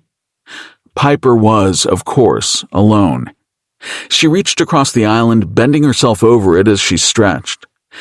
It was far too early in the morning for that, and so Cole quickly rounded the counter himself to face her instead. She was quick to pull on her sweater, and when her head popped out of the neck hole, she was right back to scowling. There was an empty bowl between them and a carton of eggs beside. Piper pursed her lips with another one of those expectant looks, and since cracking eggs was simple enough for his still sleepy brain, Cole silently accepted the task. Swathed in baggy clothes yet again, Piper poured a cup of coffee and, to his surprise, sat it in front of him. "Milk and sugar are over there." She pointed to an impressive tray of every option anyone could want, then returned to the stovetop where she buttered the griddle. He sniffed the cup, but couldn't discern anything over the dark roast. Probably not poisoned, but there was certainly some game afoot, so he watched her even closer. She flitted about the kitchen, collecting utensils and plates with the same grace and quickness she had the night before. Sleepiness still plagued her, disheveled hair tied back and circles heavy under her eyes, but her timing wasn't affected, flipping the pancakes when they were perfectly golden. She flicked a page in a notebook propped against the backsplash, and the corner of her mouth twitched upward with some thought. As she took a sip from her own mug, he suddenly wanted to ask about that thought, to know exactly what it was that made someone so intent on glowering all the time actually smile. "What?" Her dark eyes were on him, and he didn't even realize, his own gaze trained on her lips. Why's your coffee so white?" It was a stupid question, but it was better than blurting out any of the other thoughts he was having about her mouth. She held up a finger and dug deep into the refrigerator to produce a brightly colored bottle. "I keep extra hazelnut creamer stashed back here."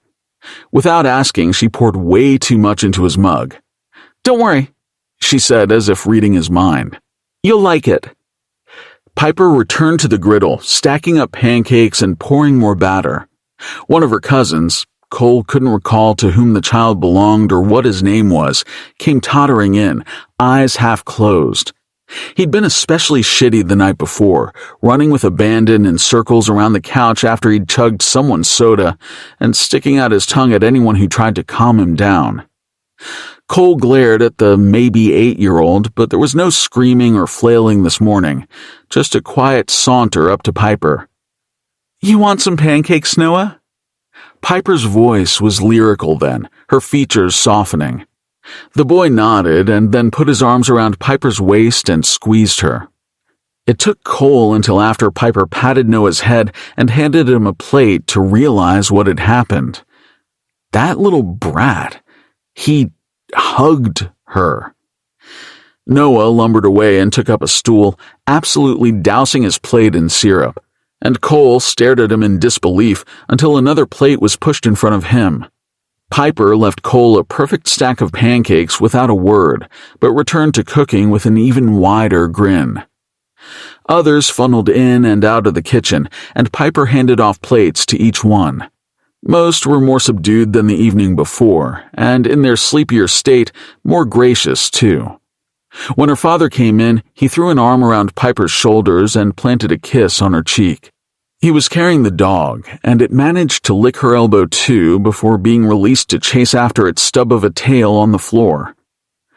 "Should have said thank you," Cole mused, "but at least I kept that poisoning thought to myself."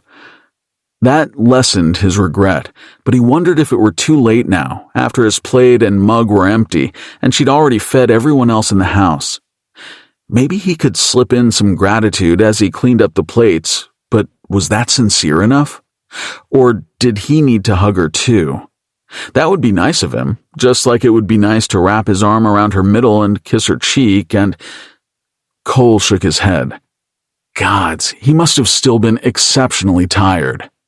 "Yes, Doc, of course I'll accompany you to the urology wing," Piper was saying in a sing-songy voice as she bent at the waist to talk to the little dog as it pranced about on its back legs. When she caught Cole's eye, she faltered. That's Dr. Dog code for go outside." Dr. Dog? Cole didn't think any amount of magic in the world could earn a terrier a medical degree. "Mom liked to consult him when she got stumped with a diagnosis at work. She called him her colleague, so the name just stuck." Piper's mouth quirked into a half-smile as she scratched under his chin. "But when doctors don't have thumbs, they need someone to take them outside, don't they? Regardless of if that someone has eaten breakfast yet." "I can do that." Cole stood so abruptly that he knocked over his stool. "Oh, it's fine." Piper sighed as she went for her jacket hanging by the kitchen's sliding glass door, Doc trailing her heels. "He needs to go now and—" "No, you should sit and eat." Perhaps more firmly than he meant, Cole dropped his hand onto Piper's wrist before she could get her coat. Her dark eyes darted up to his, wider than if she'd had a third cup of coffee. "I have to go out too," he said, releasing her and lowering his voice. "Not, for the same reason, but to check on the Fezar and get the bag I left at the cabin. I might be gone for a while, but the dog can come with me." Piper surveyed him for a long moment until she finally nodded with a reluctance that said she had little faith in his dog-walking capabilities. He hurried then, not wanting to be under her unblinking stare any longer, and tromped out into the snow. The dog took his sweet time, pissing on every other tree trunk and ignoring Cole's suggestion that the action was rather rude. "Mine," he simply said with a series of grunts and yips and another tiny expulsion from his bladder. Eventually, Cole found the Fezar hidden in the wood behind the house. She seemed perfectly pleased to be spending time in a new forest and had even fetched Cole's bag from the cabin in the Everroot Grove, which saved him a more considerable trek. Though she did stop munching on the nearest pine's bark when she watched Doc mark another tree's roots. Cole wasn't in a rush to get back, thoughts made sharper by the blustery air. It was bad enough he was rushing to gather the last of his numbers, but the Elven Perennial Assembly would have his ears if they found out he was abetting the abduction of an Alcyon spruce. He supposed he'd exposed magic to a human, too, but that was a different bureaucratic division, and frankly, the EPA worried him more. Run by some of the most ancient and uptight Elucidai elves in existence, his stomach twisted up into knots at just the thought of standing in front of the council and explaining. "Well, she was sad about her dead mom, so I had to—" He doubted that would sway his grandfather.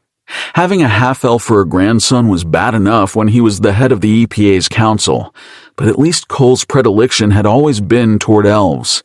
He made an effort to fit in with the beings who raised him, and sympathy for humans would be disappointing, even if Cole was known for having feelings that were a bit too big. By the time he returned, the house was in a frenzy once again. Green and red storage tubs had been spread out through the living room and den, crumpled newspaper was tossed about, and the musty smell of basement storage permeated the once pancakey air. MacLeans were digging out decor and shouting over one another about where pieces should go. The house probably looked best half an hour ago, but there was no sign anyone was about to take a step back and announce the walls and tables were covered in enough plastic garland and glittery white cotton balls as if the actual snow outside wouldn't last through Christmas. He lingered by the stairs, searching for but not finding Piper, until a weathered voice called, "Yoo-hoo! Handsome! Over here!" Piper's grandmother sat in a big recliner in the room's corner. She was every bit of a cliché, dressed in a bright holiday sweater, glasses fallen to the tip of her nose, and a set of knitting needles in hand with a trail of yarn ending in a basket at her feet. She curled a bony finger at him, and he had no choice but to comply. "What's your name, honey?" "Cole," he told her, though he'd introduced himself the night before, but someone her age was likely to forget. Maybe she didn't even remember meeting him at all. The old woman shook her head with a weathered laugh from the back of her throat. "No, hun," she said, light eyes finding his. "Your real name." "Calariel Venfloria Vatrelin," came out as if he'd been compelled. Then his eyes went wide, and he whipped his head around to make sure no one else heard. Piper's grandmother just nodded, rocking in the recliner as her knitting needles clacked together, getting back to work. "I mean, it's Colson Stewart," he sputtered, throat thick and funny, wondering why in the nether the name he used when he was with his father hadn't automatically come out. "Oh, sure, I got it," she said and tapped her temple. "That's all I needed. You go put yourself to work now." Cole checked the living room full of MacLeans again, but they were all absorbed with their own tasks, except for Piper, who had appeared at the room's far end, arms crossed, glaring right at him. Fuck, what had he done now? When she curled her own finger at him, there was none of the warmth of her grandmother's beckoning. Hair damp and tied into a long braid, she looked more awake but much less pleased than she'd been in the kitchen. Another baggy sweater was covering up most of her again, but this one fell away to expose one of her shoulders. When he got close, he could smell the vanilla-y sweetness of her soap, but there was no sweetness to her words. "What were you saying to Grams?" Wouldn't he like to know?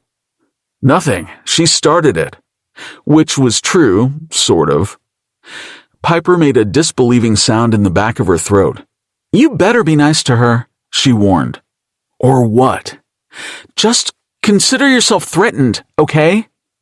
She jabbed him in the chest with a finger, then pulled it back just as quickly. Cole felt his jaw tighten, and then he snorted. "I'm sorry, I can't. Who's ever been threatened by someone 2 feet tall?" Piper opened her mouth, but one of her relatives descended, asking after ornament hooks, and her rage was immediately covered up by a placid grin as she left him to help the others. The morning dragged on into afternoon, and one of the den's walls was now covered in Christmas stockings, one for each MacLean in attendance and a few extras, including one for a Michelle that he had to assume was Piper's mother's from its age. They were all matching, hand-knitted with red and green stripes, and each with a unique holiday symbol in its center. Michelle's had a pair of bright red cardinals, which made Cole chuckle since humans so often overlooked that it was only the males that were red, and Piper's donned a puppy and a Santa hat suited more for a young child. But then that was probably when it was knitted. Cole's height was put to work hanging lights and baubles on high.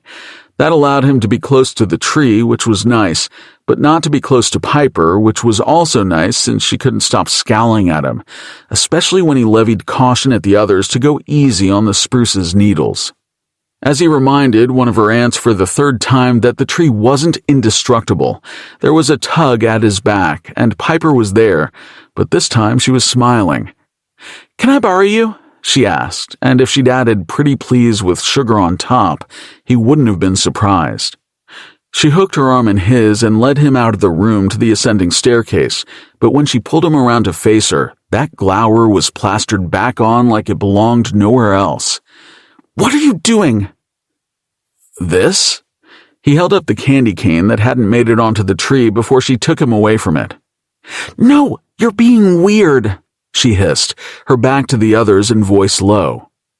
Cole cringed as he watched one of the toddlers grab onto a hanging ornament and yank, bending a low bow. "Are you listening to me?" "I don't know how I couldn't. All you do is yell at me. How much more is there to do?" Her scowl deepened. "We haven't even gotten the Christmas village out yet." He lifted a finger and poked her in the forehead. "This little crease is going to end up permanent if you aren't careful." "Stop that!" She swatted his hand away. Cole laughed, and it felt surprisingly good. He was almost always the most irritable person in the room, either being picked on by other elves or dealing with the stress of not meeting expectations. But Piper filled that role too expertly to be usurped, and if he had to suffer under her complaints, he might as well have a little fun. She scrunched up her face as if she might really tell him what was on her mind, and then hefted a sigh, turning to dig through the box at her side. "Look, doing this is important. It keeps everyone occupied and makes them feel like a family right away." From the box, she pulled a length of flocked greenery dotted with red berries and took it with her as she trudged up the stairs. He watched her go, tipping his head, but her too long sweater blocked what would have been a nice view. "You're already a family."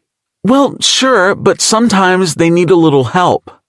Right on cue, one of the youngest children started crying. "Damn it, Luke! I didn't mean to!" Piper stopped on the mid-stair landing, squeezed her eyes shut, took a breath, and finally dangled the garland down to him. Cole made a face at the plastic feel of it in his hands, but fed it back up to her through the spindles in the railing. I did ask them to be careful with the tree. Is it doing all right? She finally asked, her voice a little softer. Cole wanted to complain, but trees were a lot hardier than people. So far, yes. I checked it this morning and it's happy enough. It's happy? Her dark brows rose high. Like, it likes us? I did not say that. The garland came back down and smacked him in the nose. It's just not dying. Yet. That didn't deter her from smiling, which was as pleasant as it was rare, and there was a prickling at the back of Cole's neck similar to when he first entered Everroot Grove. That was probably good for the tree at the very least. The garland was fed down to him again, but Cole came to a stop. That magical feeling drained away in an instant. There, jutting out from the edge of the step, was a creature. A stuffed creature, a human-shaped creature, but a creature nonetheless.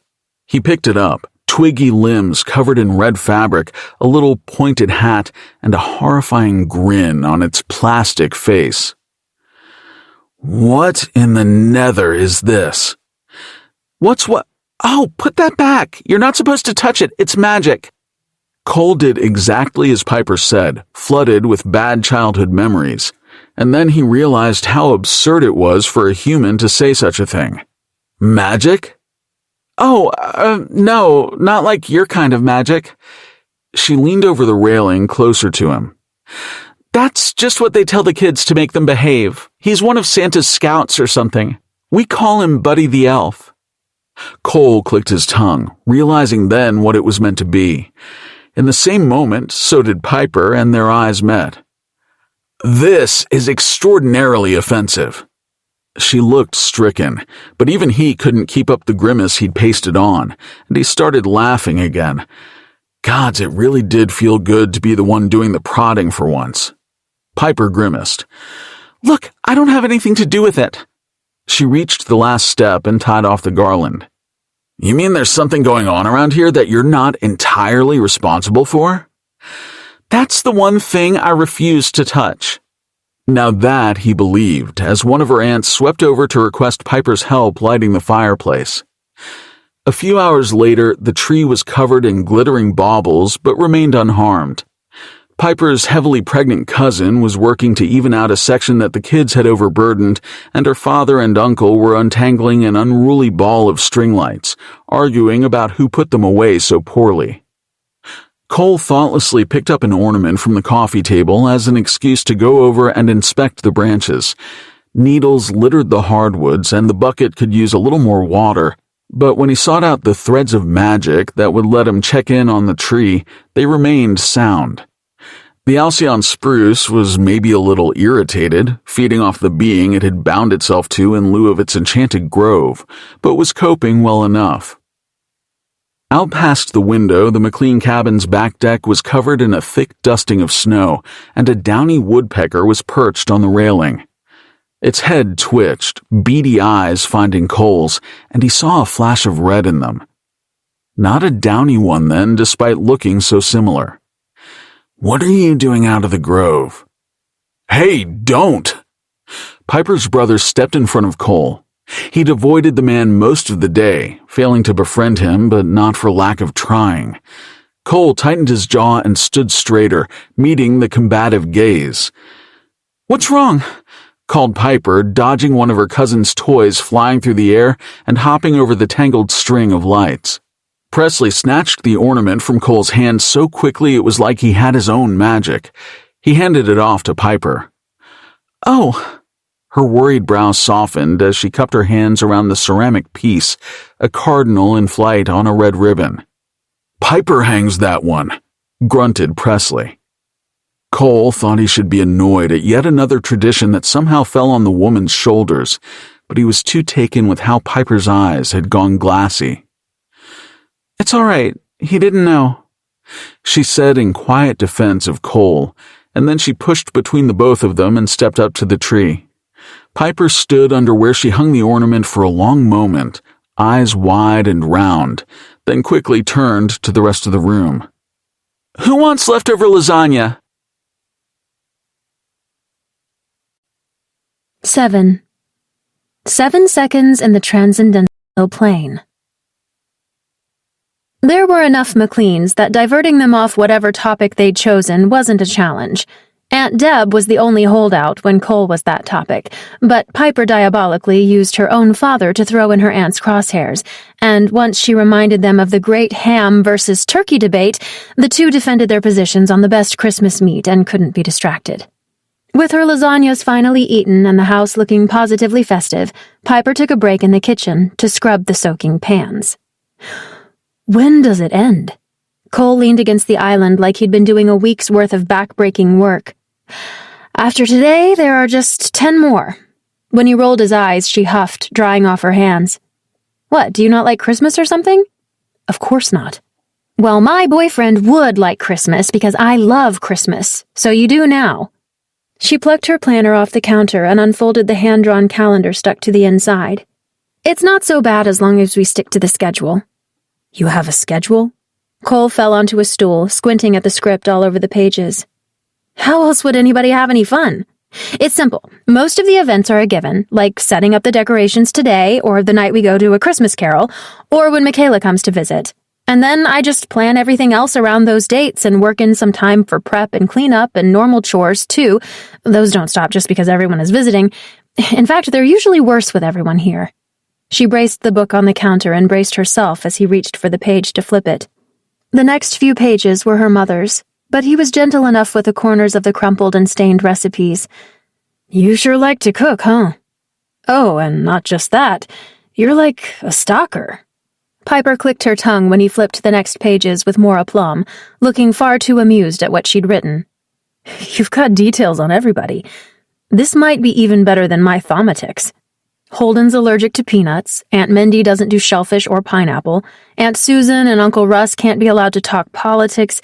Yeah, no shit, I could have told you that. And no one's supposed to bring up Formula 1 with Luis? That's not what it says, she pointed. If you have at least an hour to spare, then you can bring it up. He can talk your ear off about circuit maps, so be forewarned, since you especially have a lot to lose. Cole smirked, and she thought it was at her joke, but then he tapped the next page. When did you do this? He'd found the new page she added with his own name. Though it really wasn't drawn out neater or more decorative than any of her other pages, she still felt a little heat in her face at the care she'd taken to make it look nice.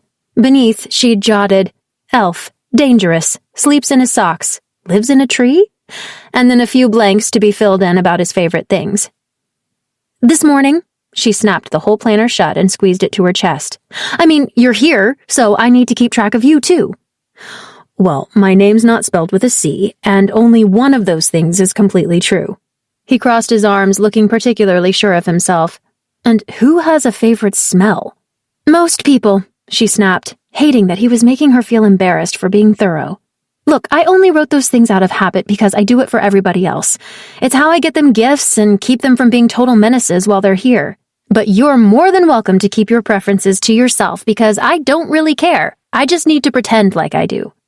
Well, you're doing a great job, Pipsqueak. Despite dripping with sarcasm, Cole's grin made Piper's heart flutter like she was 16 and he'd just asked her to homecoming.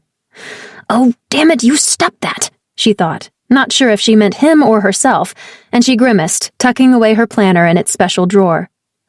Why don't you make yourself useful and start taking the empty totes back to the basement? He eyed her, and she hoped he might tell her to fuck off so she could be properly angry with him, but then he stood, saluted her, and sauntered back out to the hall where the work was waiting for him. Piper made her way back to the living room to sit on an ottoman beside her grandmother. The fireplace crackled in the room's corner, and soft, jazzy music was playing on the old turntable. Probably Aunt Mindy's doing, since she had the best taste of the lot of them, but it figured since she had married in. In the cabin's hollow, the setting sun was already blotted out by the trees, but the room would be awash in rainbow lights as soon as her father and Uncle Russ finished replacing the rogue broken bulb. How are you doing, honey? Her grandmother pressed a soft hand to her arm. Great. Grams chuckled in that knowing way of hers, and then pointed to the baby's first Christmas ornament hanging closest to them. You know, when Presley was born, your Uncle Russ called him ugly, and you punched him right in the knee. Piper giggled. Did I? She knew, of course, because she'd been told many times about how she'd defended her infant brother's honor at just 3 years old, but she loved to hear anything her grandmother had to say. They chatted about more benign things until she was asked about her job. "Oh, it's nice to have a seasonal break, you know. Hey, you're out of tea. Want me to go get you some more?" "I don't think I've ever said no to a cup of tea, honey." Another thing Piper knew for a fact, and she jumped up to trot off to the kitchen. Cole was coming from the opposite way, just leaving the basement stairwell. "What else can I do for you, Pipsqueak?" he whispered, a brow cocked. "Need a mountain moved, or a river diverted?" Piper clicked her tongue as she slid to the side to get around him. "Speaking of rivers, you could jump into the Abenaki if you want. I don't think it's frozen over yet, but if it has, even better." Cole leaned in close. "Anything for my wonderful girlfriend." "Hold it, you two!" They both came to a halt as Aunt Mindy jumped up from the ground where she'd been playing with her daughter. She pointed to just above their heads. Piper's gaze slid up to the arch she and Cole were standing under. Mistletoe. Damn it. Cole's frosty eyes had found the plastic bit of winter lore too, but he was grinning viciously. "Well, go on," Aunt Mindy urged. Piper took back every kind thought she'd ever had about the woman. She had bad taste and even worse timing. Cole's wide grin shifted, lips coming together, brow cocking even higher. Any fight Piper might have had left was tied up in a big red ribbon and stuffed under the tree much earlier in the day. Squashing their closed mouths together was all just part of the ruse anyway. Cole was still bent toward her, so even with his height and constant poking at the lack of hers, it was easy to push up onto her toes and get close, just not quite close enough. She took him by the collar, squeezed her eyes shut, and tugged him down so that their lips met. It was meant to be a chaste peck, and barely one at that. A nothing touch of one face to another, hopefully obscured just enough to hide that their noses made more contact than anything else. But Cole had apparently been surprised, and his mouth fell open. Before Piper could pull away, Cole's mouth closed over her bottom lip, and there was a soft pull, urging her to stay. She meant to release him, but her fingers curled tighter around his collar and held him there. It had been a long time since Piper had been kissed, so that was probably it. It wasn't that Cole was an exceptional kisser, and it definitely wasn't because both of them were much more eager than either realized. But hell, that had been good.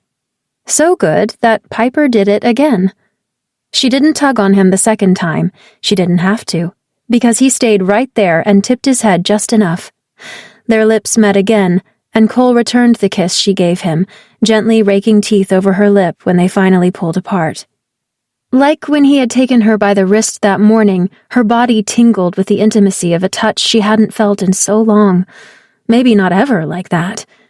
He was a stranger, sure, but when his fingertips slid over her pulse, it was like he knew exactly how to light up her skin, and his mouth did the same, passion deeply seated in his kiss, but with a familiarity, as if he'd been giving them to her for a lifetime. Aunt Mindy squealed, Aunt Deb hollered, and then the lights for the tree came to life all at once, strobing furiously on their repaired string between her father and uncle. In the frenzy of the broken moment, Cole straightened and stuffed his hands in his pockets. Heat prickled along the back of Piper's neck, and she remembered suddenly that she had tea to make and swept away from him. Thank God for Grams. The evening carried itself on. Dinner was a simpler spread of meats and cheeses Piper put together, and she would have relaxed if she could keep herself from being caught in Cole's gaze. She could have stopped looking at him, of course, but she had to keep track, lest they find themselves under the mistletoe at the same time again. It didn't help that when she licked her lips, she could still feel the softness and heat of his. Relief should have come with shuffling off to sleep, but that only meant a shared bed awaited them. Silently climbing the stairs together, eyes averted, they finally settled beneath the duvet, even more room between them than the night before. Piper stared at the skylight, willing herself to not look at him, the kiss replaying in her mind. He hadn't said a word to her since, so maybe he was angry about it, but what little she knew about Cole told her that, if he were mad, he'd just say so. It was much more likely she had done such a poor job she'd given him second-hand embarrassment. Piper flushed all over again and squeezed her eyes shut, no longer capable of standing the silence. "Thank you for your help today," she croaked out. "Oh, I didn't..." Do much?" Cole's voice was a throaty rumble. She dared to peek at him, but he was staring intensely upward, those lips she missed the taste of drawn into a frown. "But you did," she said. "You carried boxes and you kept up the ruse, faked it for me, suffered through kissing me. You helped with my family." He moved his head in a barely perceptible way, but the frown didn't go away. "Well, that's part of the deal." "Right, the deal." Of course, because it was all fake anyway, and it would be over in 10 more days. 8. Already ate crow. "I don't know. Ask her why." Cole gestured wildly behind him toward the cabin beyond the trees. "She kissed me." The Fezar chuffed back, great antlered head shaking, and then she gobbled up the last carrot he'd brought to her. "It was just because of the mistletoe," Cole admitted as he paced the distance between one fur and another, the terrier trying to keep up on his stubby legs. "But it was so..." Doc yapped at his feet in a way that vaguely translated to, "Treat!" The purer the breed, the more stilted their communication, Cole found. But yes, that kiss certainly had been a treat. Piper's lips were small and soft and round, just like he imagined the rest of her body would feel under his mouth. But he'd never find out, so he really needed to stop imagining it every time she scowled at him so he could coax out a smile. Another night spent hugging the wall beside her left Cole's whole body stiff. His next sigh made his lungs ache with the cold, and his fingers were going numb from pulling out and then stuffing away his thaumaticks over and over. He had no idea what kind of answer about Piper he'd find inside it, especially when he wasn't even sure what question he wanted to ask, but he doubted there was anything that could get her to slow down. Piper was always running around, answering questions, cleaning dishes, fetching things for everyone else, and it made him positively mad. Why couldn't she just sit? Not only did it put her in a foul mood that she insisted on taking out on him, it clearly wasn't bringing her any of the satisfaction she was expecting. "I bet I could satisfy her." Cole pulled off his hat and ran frozen fingers through his hair, pulling it from its knot and tying it back up. "At least the tree's still handling things, which makes one of us." The spruce was a little more ragged and worn when he'd checked on it that morning, but with another jolt of his magic, it would remain alive. The cabin was buzzing by the time he returned. Piper met him in the kitchen with a crumbly bone-shaped treat for Doc, already dressed and with her dark hair pulled back in a snug bun, de facto director of the MacLean commotion. One of the toddlers came up to her with their coat in hand and silently asked for her help. So she began buttoning them up as she explained to Cole that they'd all be heading into town for the day. It was on the schedule, so why did he look so surprised? Cole considered pleading that he needed to remain with the tree, but as he watched Piper be inundated with requests and empty oatmeal bowls, he realized she might not make it back whole if she went without him, and if she fell apart, he had a sneaking suspicion the tree would follow soon after. The MacLeans took an additional hour before they were all finally ready to leave, during which the toddler's coat came off, was lost, found, and put back on several times. Why it had buttons and not a zipper, Cole would never understand. Piper didn't sit once, proclaiming she could do all the sitting she wanted in the truck and scrubbed bowls instead. When the last of the family was finally filing out the door, Presley lumbered down the stairs. "Look who almost got Kevin McAllistered." Piper eyed him as she dried off her hands. He held up a set of keys. "You couldn't go without me. These were in my pocket." "Yeah, I know," she said with a sigh. The toaster popped and her brother pilfered one of the 2 pieces she'd made for herself before heading out. Piper took the final one and they followed to an old pickup truck with rust under the wheel wells and a faded stripe painted along its side. Her brother got in the driver's seat, and just before she hopped up on the other side, one of her younger cousins came barreling around the hood and ran right into her. She fell backward into a pile of dirty snow, and while Cole pulled her back up to her feet, her toast couldn't be saved. "Leave it for the birds," she said as she climbed into the cab. This should have endeared her to the many beady eyes gazing out from the crossing branches overhead, but one piece of toast didn't make up for a whole tree. It was a snug ride, Piper pinching her knees together in the middle of the truck's single long seat. Cole tried to not think about how her thigh rubbed against his with every bump, or how warm that thigh was even with the thickness of the layers between their skin. Not quite as warm as she was under the shared blanket in her bed, but much warmer than the wall. He lamented her discomfort, but the only place Cole could think to put her would probably be even worse. Worse for both of them, of course, and her brother would not be happy to see his sister in Cole's lap. He was absolutely sure of that. Hyberhaven was every bit of a postcard. The pharmacy and library and community center blending in with the colonial houses that lined the sidewalks, every door adorned with a wreath, every lamppost a bow. Cole had done his research before taking to the woods to do his counting and knew that while the closest human village was small, it attracted an unfair amount of tourists, especially during the holidays, so it would be overburdened and under duress. He pulled his beanie down a little tighter as Presley parked, making sure his ears were tucked away. The street was just as festive as the interior of the MacLean home. Leafless trees were strung with lights, and windows were filled with wrapped packages too pretty to open. Pine permeated the crispness of the air, and every shop was piping carols through their doors. Few cars drove through, diverted away from Main Street where pedestrians filled up the road instead. Piper's family was a loud bunch, and they took up the sidewalk en masse. Piper's pregnant cousin began complaining of nausea, and one of the younger boys' nose was running, so she ran up between them and produced gum and tissues from her purse. She fell behind shortly after, digging through her bag with her head down. Cole caught her by the elbow and pulled her out of the way before she wandered diagonally into a pole. She shot him a tight glare. "What?" He gestured to the garland-encircled lamppost inches from her face. "I saw it." She went back to searching through her purse and announced to the group ahead, "Reservations are for 5 at the hen house." That seemed to be their cue, and most of the group disbanded.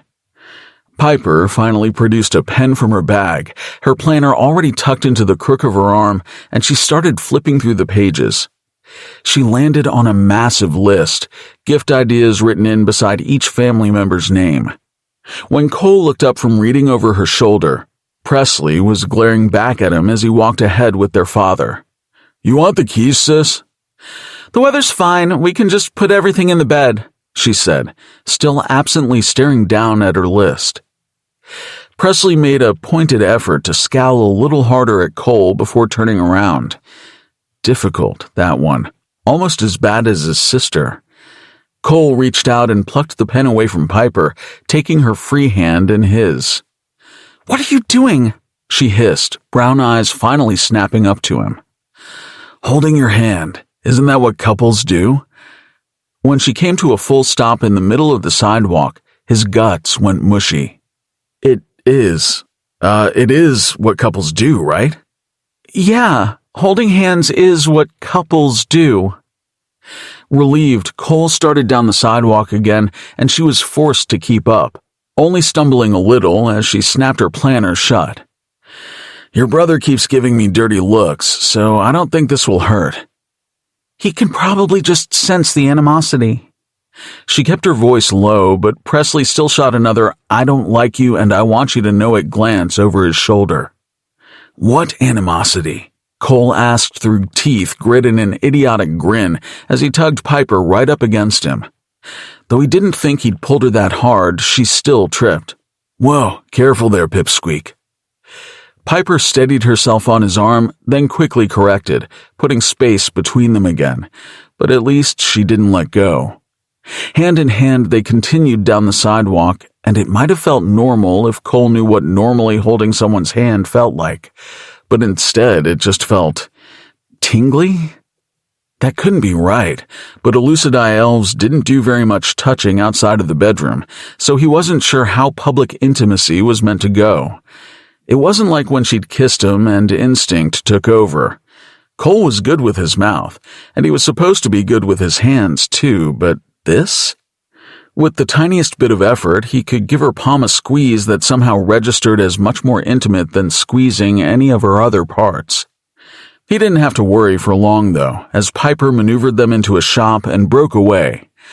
Cole was left to follow along, hands stuffed back in his pockets until after she made a few purchases and he was designated her official pack mule. With Cole's hands occupied, he could only nudge her with an elbow in warning when she came dangerously close to wandering into another lamppost, and she didn't even have her planner out that time. "You want to maybe take a break?" "Lunchtime counts as a break, and it's not scheduled for another 2.5 hours. Stopping would slow me down now," she said, voice sounding far away as she guided them into another store. "This is the best time I've ever made with someone else to carry all the stuff." Even with her features weary, she shot him a satisfied smirk, and then she bumped into a blow-up snowman and apologized to it. After a few more shops, Piper was checking off her list as she drove them ever onward when her boot caught on the curb. Cole dropped everything in favor of catching her around the waist before she went headfirst into a mailbox. "What in the nether, Pipsqueak? You're clumsier than a newborn Fezar today." "I'm fine," she insisted, but she didn't immediately push away from him like before. Piper leaned into his hold and pressed a hand to her stomach, and he noted how much darker her eyes appeared, pupils huge. "You're not fine." Cole glanced up and down the road, but none of her family was about. Grumbling, he hauled her to the nearest bench and plopped her down. She was so stunned she didn't move, and he was quick enough to pile the bags around her, hemming her in before she could pop back up to her feet and demand the things she had to do were more important than her own well-being. "Stay." Piper's face squashed up with indignation. "I'm not, Doc." "Stay," he growled, and the look was wiped off her face. Cole stalked off to the bakery just behind her bench, and when he returned, was pleasantly surprised to find her unmoved. It was a little less pleasant that she was drooping backward, eyes half closed, but the moment she noticed he was shoving something into her face, she sat up. "What's this?" Piper took the wrapped cinnamon bun from him like she was afraid it might explode. "Gods, are you really so woozy you don't recognize food?" "I know it's food." Her brow furrowed, which was another small relief, if only for its familiarity, and she pulled back the sticky paper. "But it's for me?" Cole gestured vaguely to the nobody else around. "Obviously." "Why?" "Because you didn't eat," he barked, then cleared his throat. "And if you get too run down, I can only imagine the tree will start to feel it too." Piper stared back, bewilderment run through her features. "Eat." She stuffed the bun into her mouth like he'd crammed it there himself. The whole thing didn't fit, but she filled up her cheeks with a massive bite. A brief thought of what else she could fit in her mouth passed through his mind at the sight of icing smeared on her nose and chin, and then he busied himself with gathering up all the bags again. "I'm taking these to the truck. You stay here until I get back." Piper's mouth was too full to protest, but he was confident in how focused she'd suddenly become on the pastry that it would keep her in place. It wasn't a long trek to the truck, and when he returned, she was dutifully still seated. All the hostility had gone from her face, but so had the wooziness, and as she gazed out at the people passing on the street, she actually did look, for the briefest of moments, relaxed. "I guess I really can satisfy her." Cole slowed his steps, knowing the moment she noticed him, she'd lose that faraway, thoughtful look, the one he'd caught a glimpse of in the kitchen when she was making pancakes.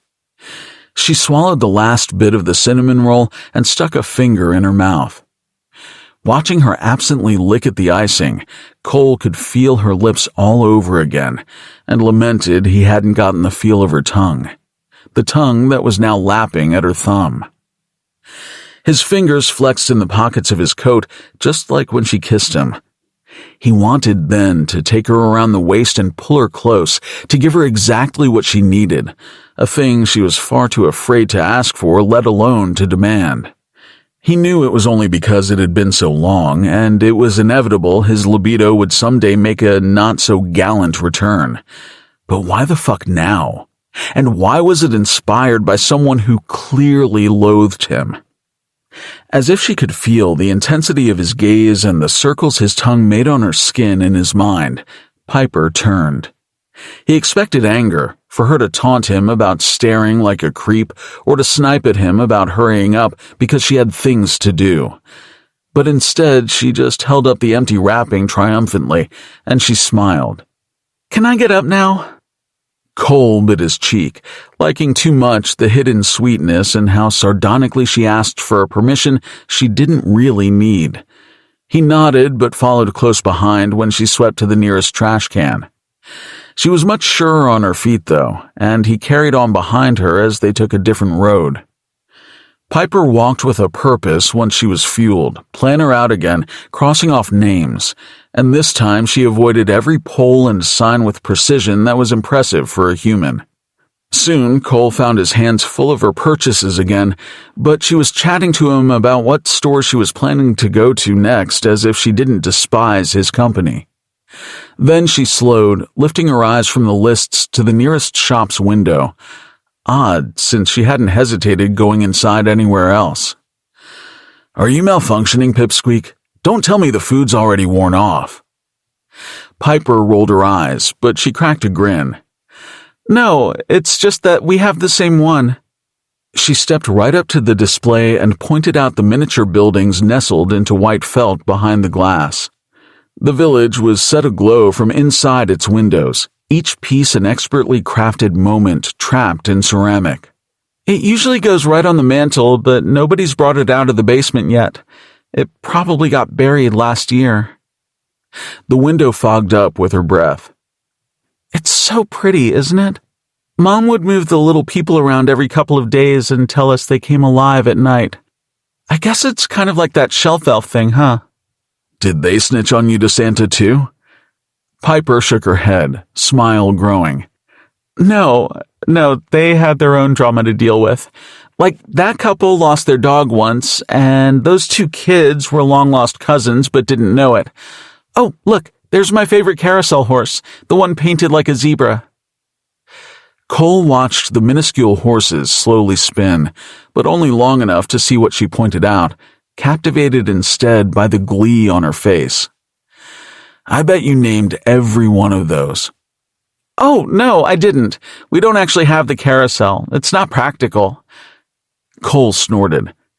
"Nothing about a tiny village that you set out at Christmas time for no other reason but to be dusted and stared at is practical." "Well, I know that." She shook herself of the dreamy gaze she'd been giving the whole display and began to trot off. "It's just that a town doesn't need a carousel to function. They need a bakery and a school and a post office, and they need a little fun." "Well, fun isn't always in the budget, but lunch is, so come on." There was a deli a few roads over, and while Cole thought at first she was crazy for wanting to sit outside with their soup, he eventually saw why. Off the back of the restaurant was a deck overlooking a massive lake. Behind, mountainous rock climbed up and away, dotted with pines. Skaters carved their way across the shallower, frozen parts of the lake, and the sun glinted off the ice. "I never get sick of this view," she said, sighing into her soup. "I'm here all summer, and every day is more beautiful than the last." "I can't really imagine you laying out on the beach all day." Cole could, however, imagine her stripped down to a bikini. "Well, I definitely don't do that. I'm a park interpreter during the warm months, but it's just a part-time position. There might be something full-time when Sheila retires, but I don't know if they'll hire me." She snorted. "I mean, I cut down a 7,000-year-old tree, so clearly I'm not qualified." Cole frowned, chasing around a piece of broccoli with his spoon. He didn't like that he'd put that thought into her head. There wasn't really a way for you to tell how old it was, he mumbled. Piper just sipped out her soup, both hands wrapped around the bowl as she held it under her nose. Her dark eyes had lightened, held open wide as she watched the ice, and a breeze caught at strands that had come loose from her bun. Skating was Dad's favorite, but he says he's too old now. He's only 55. She laughed quietly to herself. I guess it does hurt when you fall, but it's worth it when you get going fast and the wind is in your face like you're flying. Cole blinked. Was that fun she was referring to? He put down his soup and nudged her. Let's go. What, out there? Piper balked and shook away that lovely, inspired look from her face. There's already a day set aside for ice skating, Christmas Eve. She pulled out her planner again and showed him the schedule. Come on, Pipsqueak. I saw how much of your list you already crossed off. There can't be anything else that important on it. Everything on the list is important, and you don't know, there might be even more pages you haven't seen yet. Great transcendental gods, strike me down now if she's got more pages. But Piper was intent, only giving them 5 more minutes to finish off their soup before hustling to the other side of town, the lake and fun forgotten. The warmth from lunch lingered in Cole's belly as he walked at Piper's side, and it only intensified when she shared with him more details about the shops they passed. One time, Presley stole a candy bar from a thing or two, and their father made him return it and apologize. He'd never gone back in since.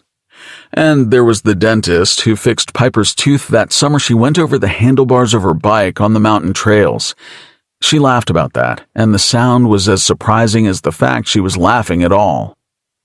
Piper brought him to another store, the front window littered with balls of yarn and bolts of fabric, the sign above the door reading, "Sew in Love." Instead of heading in, she came to an abrupt stop and turned to him. Can you, leave me alone for a little bit?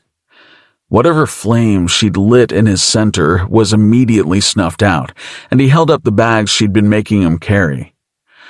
I'll just take these back to the truck then? Great idea. She nodded. And don't hurry back. Cole grunted in agreement and stalked away. There was no use in being annoyed with her for sending him off, he knew, since the ruse didn't need to be kept up when her family wasn't around. But disappointment still twisted inside him, squirming around like the funny feeling that came with hearing her laugh and seeing her smile. And his annoyance only grew at all the foreign nonsense jumbling up his guts. With the bag secured in the truck's bed, Cole couldn't just turn back around. She'd asked to be left alone, and since she was no longer in danger of passing out, he'd oblige. So Cole trudged away from the busy part of town to find someplace to be alone. 9. Seemingly benign bargains. Of course I can't get a hold of him. Elves probably don't even have cell phones. Piper stuffed her own back into her bag and stomped up the road. She'd finished her shopping and delivered everything to the truck, but Cole was nowhere to be found. Maybe he would show up at the hen house, and maybe he would even be on time, but without her reminders? No one else ever managed that, and why Cole would be any different? She came to a stop and raked fingers down her face. I shouldn't be mad at him, she thought. It's my fault he doesn't know. And maybe Cole was a little different. He wasn't entirely human, so at least he had that going for him. Piper spotted Luis wrangling his toddler down the road and knew more family members would be following just behind, so she bolted into a narrow alley between 2 of the shops. If she was spotted on the street alone, she didn't know how she'd explain away losing her boyfriend. Well, he's not actually real, so if I don't think about him, he just sort of disappears? No, that wouldn't work, especially since she had been thinking about Cole even when she'd sent him away, which was almost as embarrassing as admitting she'd misplaced him. It was just that she didn't know his favorite color or what kind of pattern he would prefer, so she had to guess as she perused the shop, and that took time.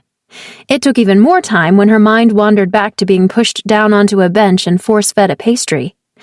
It was a lot of sugar for first thing in the morning, but Piper couldn't fault the sweetness.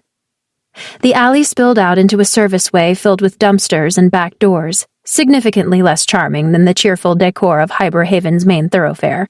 She hurried away from the direction she'd seen her family and came out at an empty crossroads, a row of townhouses across the way and a quiet street snaking off between them toward the trees. Yup, that's almost definitely where he went. Or it's where I would go, at least. She squinted, and she could see the oversized boot prints in the light dusting of snow. A sparse forest sloped gently downward at the dead-end street past the townhouses. She hadn't realized how perpetual the holiday music had been until she stood alone in the new quiet of late afternoon. A brisk breeze nudged at her back, like Cole had done so many times that day, guiding her out of harm's way when she'd been queasy and distracted by hunger. She hadn't meant to go so dumb when he'd ordered her to sit, but no one ever really told Piper what to do, and she was stumped to not have to make a decision. It was nice to have someone bring something to her for a change. The wind picked up, and the bare trunks creaked. These trees weren't magic, not like the one back home, but they still gave her a shiver. She could feel the spruce's magic the moment they left the house, or the lack of it, really, and she missed the calming vibration it gave off in the cabin. But now there was something else that prickled up the back of her neck in its place. Only this wasn't as joyful, and it definitely wasn't as soothing. In fact, it was sort of angry? Piper turned around because even if one isn't explicitly told to look out, sometimes one just knows. That's magic. It just doesn't have a voice to speak, so it does other things, like make the hair on the back of one's neck raise or stab one's mind with seemingly unfounded anxiety. So Piper turned, anxiety completely founded, and while looking only gave her a brief head start, that was much better than no head start at all. Teeth and wings and necks charged from on high. Piper shrieked and bolted, boots taking her into the forest with abandon. She dodged trees with the expertise that only a woman eluding a gaggle of geese could muster. Well, they weren't a gaggle, not when they were in the air. Then geese were called a skein, but that knowledge was absolutely no help when being chased. Their ability to fly really only made things worse as she maneuvered between the trees and glanced back to see the damn things roll and twist to avoid the branches just as easily. Geese! What the hell were geese doing chasing her? Gray-feathered, the tips of their wings glistened white, but there was no way snow could hang on at their speeds. And while geese did have serrated bills that looked a bit like teeth, these were sporting elongated, sharpened fangs that she wouldn't have believed she was seeing clearly if one wasn't right behind her, chomping down on the tail of her scarf. Piper surged forward with another scream. She knew she was supposed to stand her ground against geese. They were mostly hiss and very little hit, but never had one come at her so intensely, nor had she been so overwhelmed with the fear these ones inspired, so she just kept running over rocks, through brambles, and finally right over the edge of an embankment. The only upside of Piper tumbling onto her backside was that the flock lost her, disappearing over the trees as she slid deeper into the forest. She clawed at the earth, but there was no stopping until she reached the bottom of the small gorge. Relief burst in her chest when she landed, even with pain shooting up her back, until there was a honk. It was distant, echoing out somewhere above the trees, and then there was a second in response, followed by a third, and if she thought she knew what angry honking sounded like before, she was profoundly corrected with the sound of a mounting attack. Piper scrambled to her feet, the setting sun blinding through the leafless branches overhead, shadows swooping through the brightness. She turned and tried to climb, but her feet wouldn't find purchase in the softness of the snow on the embankment. She grabbed onto the nearest root and hoisted herself upward, but it snapped, and she went careening flat onto her back. Left with half a root in hand, she groaned. "The trees have turned on me!" A mass of gray feathers descended, and Piper wrapped arms over her face, pulling her knees to her chest. Her jacket tore as fangs, bit at her. Piper thrashed, but despite hearing a distressed honk, her fist didn't connect with anything, and all the light was blotted out by shadow. "Oh my God, fuck off!" "But I'm trying to save you!" Piper sucked in a shocked breath and opened her eyes. There Cole stood above her, a fallen branch wound back over his shoulder, feathers plastered to it, and horror painted on his face. "That's going to piss them off," he murmured, then reached down and grabbed the front of her coat. Piper was hoisted to her feet, and Cole gripped her hand, breaking into a sprint. Though he was significantly faster, she managed to keep up with only a quick look back at the rallying geese, beady eyes flashing red. "What is happening?" she huffed through lost breath. "I told you! Birds!" Cole took a sharp turn and yanked her along. "Birds don't have teeth!" she shrieked, dragged to the ground as Cole dropped to his knees behind a fallen tree. He ripped off a glove, slapped his palm on the massive log, and the earth beneath them rumbled. The log cracked under his hand, and Piper threw herself against Cole at the sight of gnarled tendrils springing out of dead wood. There was heat and static, as what Piper was coming to learn was magic filled the very air. The sounds of their pursuers still echoed in the wood, and the world around them darkened as branches thickened in every direction. She threw both arms around Cole's middle and squeezed, shrieking in terror into his shoulder. And then everything stopped. The sounds of creaking limbs and beating wings, and the prickly feel of magic sizzling over her skin. But Piper remained clinging to Cole, face buried against him, holding her breath.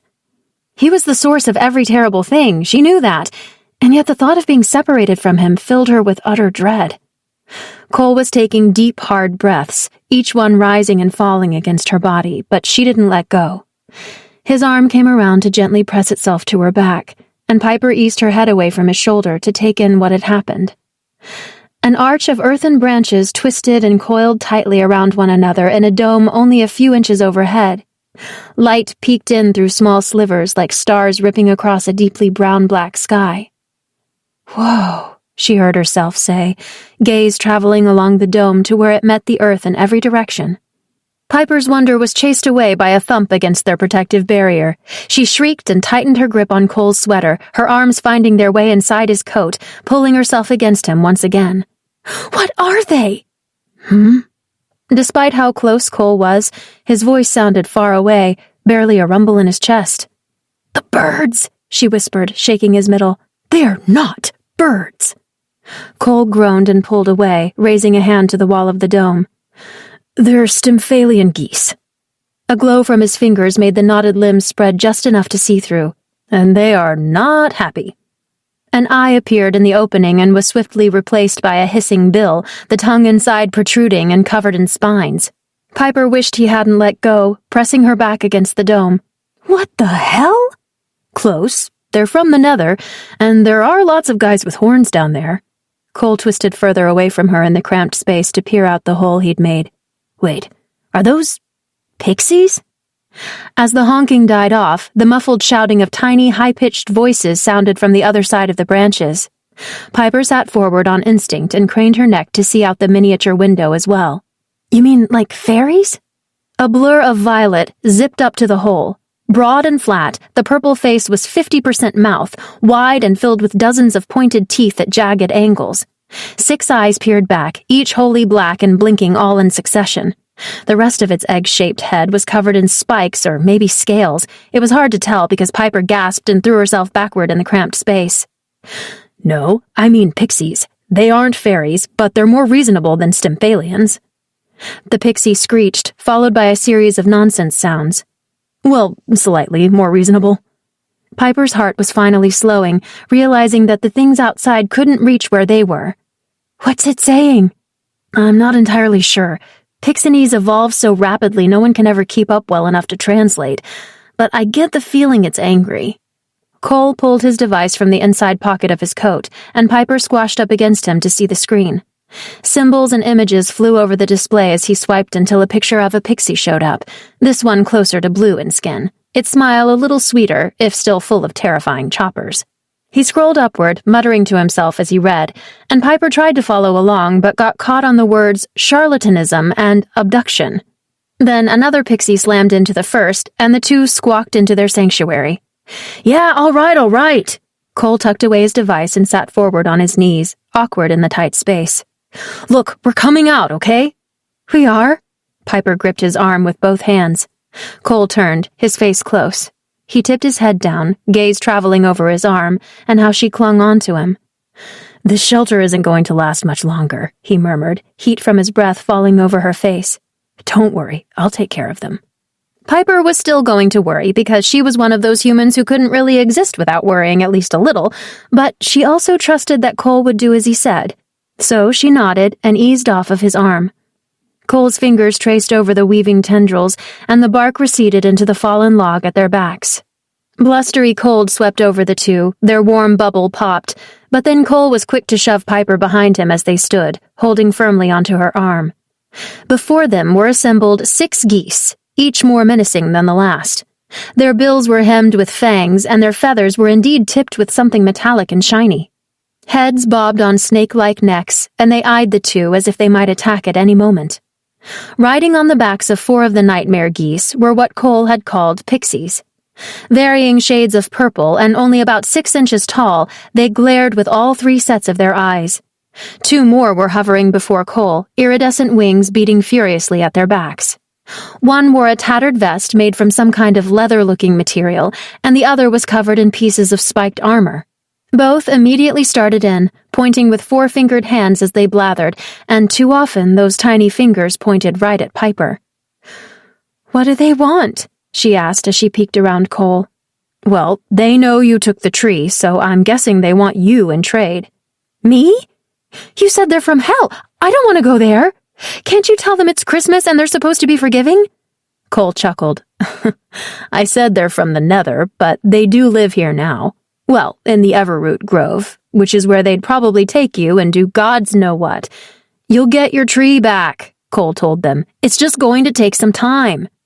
The pixies didn't seem pleased, even more tiny teeth bared as they shouted back, hovering closer to his face. The grip he had on Piper's arm tightened. "I'm sorry," she said, even as she hid behind Cole, "but can't I just borrow it for a little while?"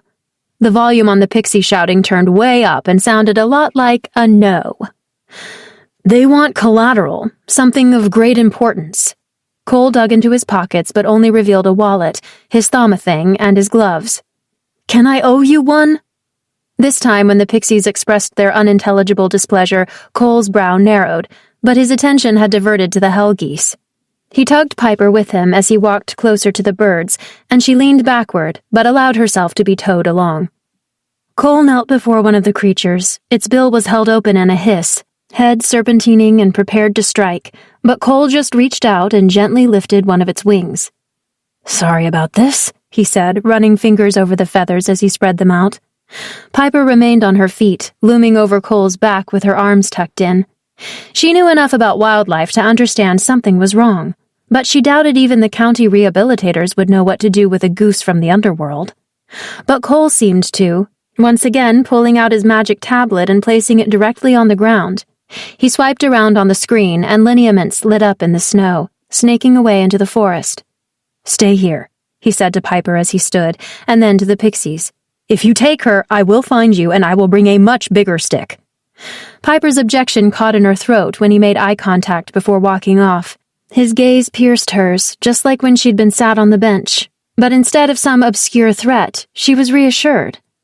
"Oh, all right. Things will be fine then," her own voice said into her head, and though she didn't entirely believe it, it was said all the same.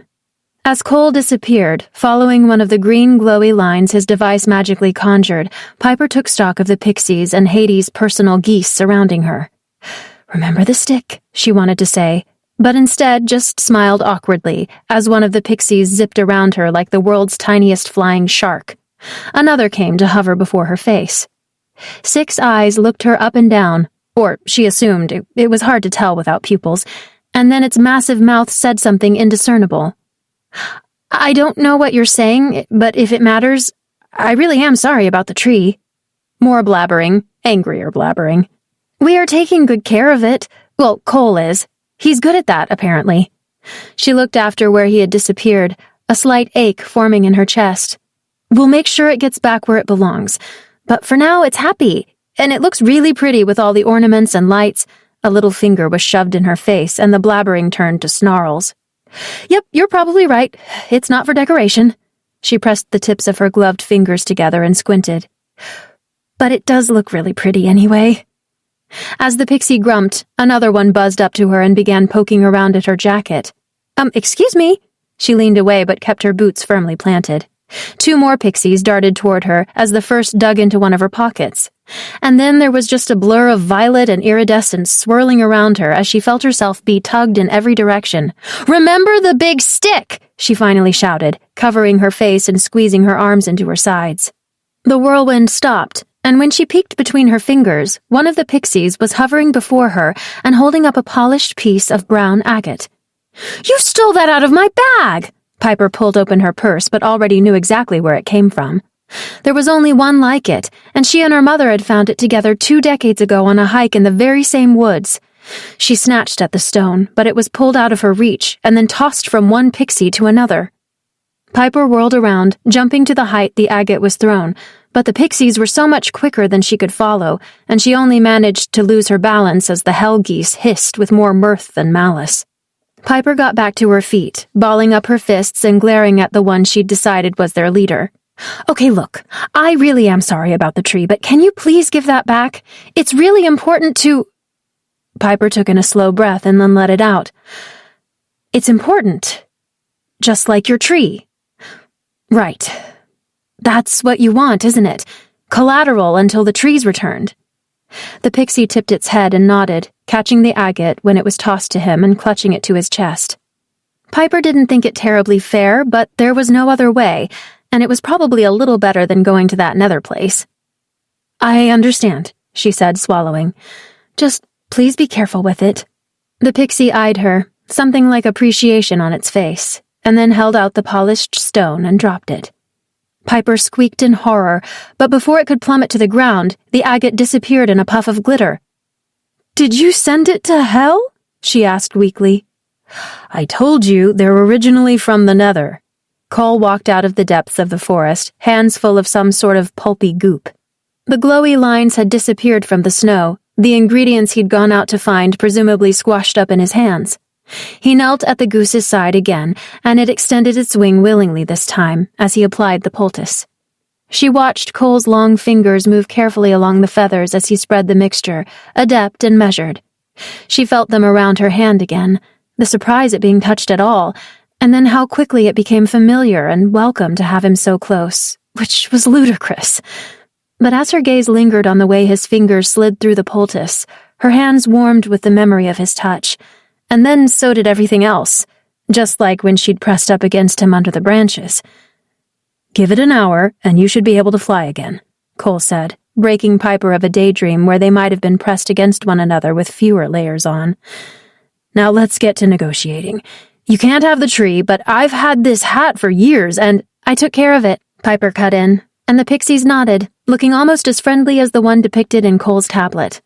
The half-elf's gaze darted between them. "You bartered with the pixies?" Piper shrugged. "Well, yeah. I mean, it's not my first deal with a little magic guy." Cole snorted. "You didn't accidentally give something intangible away, did you? Like your voice or your firstborn?" They remained locked in a staring contest of sorts until Piper felt compelled to shout, "Of course not!" Finally, Cole dropped another one of those heavy sighs. "Well, if we leave now, I think we'll get back in time to meet your family for dinner." Piper swallowed. "Oh my God, I actually forgot about that." To be fair, she'd forgotten about a lot of things when she thought she was going to be murdered by fanged geese. "Well, you're welcome for remembering." Piper should have scowled at him again, but instead, her brain lit up and she grinned stupidly. He remembered all on his own. 10. Too much attention. Alcyon spruces were much better at dealing with Stymphalian goose-riding pixies than humans were, but Cole expected both to turn into weeping willows after Piper's near abduction. She surprised him, though, bright and cheery with her family at dinner, and then giddy while the two of them stuffed her purchases into her closet for wrapping later. When he returned from showering, he anticipated the day's trauma would really sink in, and she would berate him with an endless string of questions as she searched for comfort amongst the madness into which she'd been flung. Maybe she would even sit close to him and want him to, perhaps, hold her hand again? But instead, he just found her passed out on the bed, snoring quietly into her pillow. He'd carefully crawled over her, but she didn't stir. So much for her Grinch detection system. Cole should have been relieved for the silent night. Body still sore and drained from the poultice he'd made to heal the injury he'd given that goose, but he lay awake, dwelling on the memory of Piper wrapping herself around him. She'd done it solely for protection, of course, instinctively glomming on like a baby emerald-horned opossum, but she'd sure gotten over that need quickly, and he wasn't disappointed about it or anything, just confused. "You have very big feelings," he heard in his mind by too many stoic elven voices, and he did his best then to shrink them. Yeah, weird, whatever. The tree, too, was in relatively good shape considering the strength of their bond, but Cole reasoned that since Piper's near breakdown happened outside the house, the spruce was largely unaware.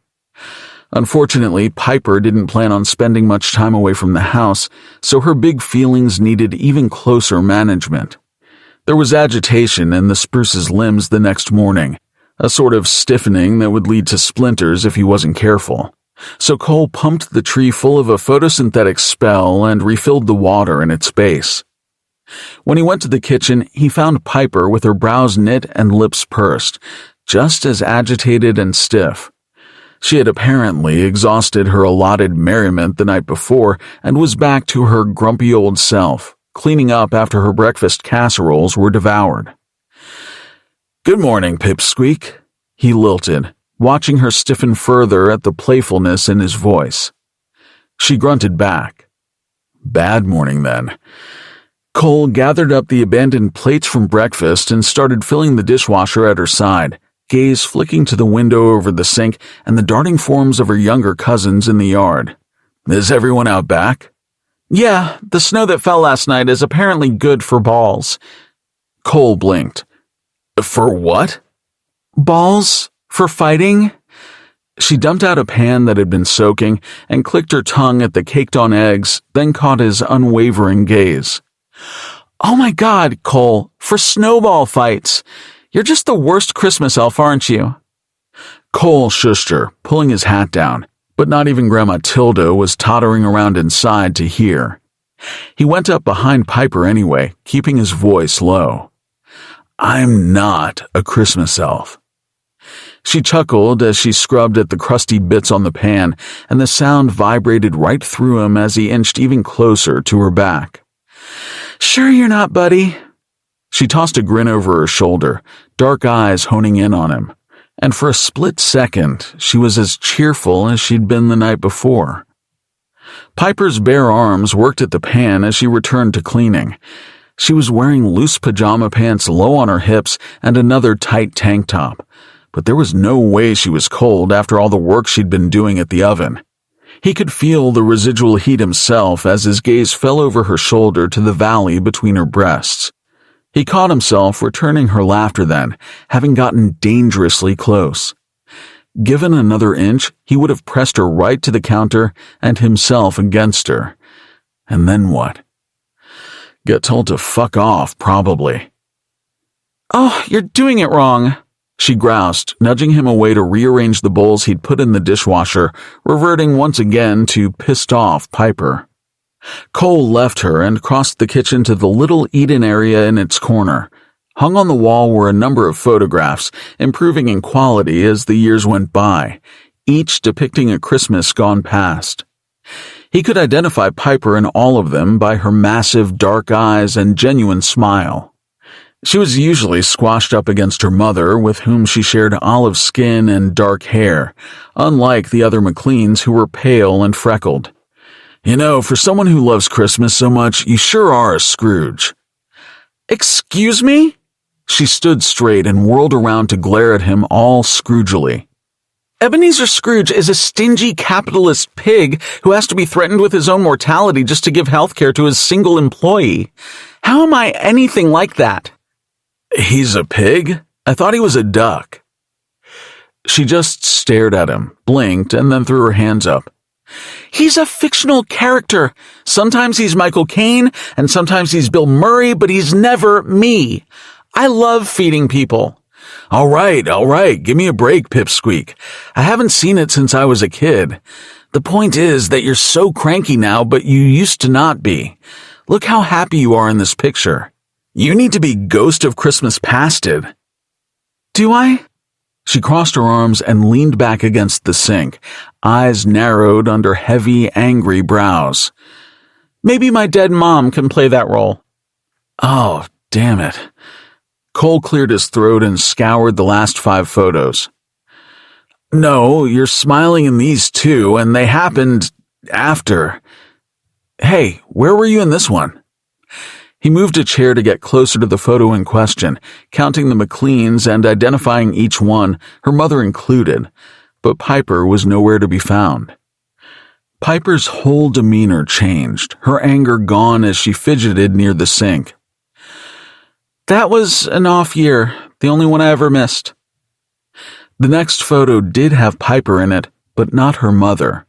Her mother wasn't in any of the other photos, in fact. Shit. This conversation is not going to smooth things over.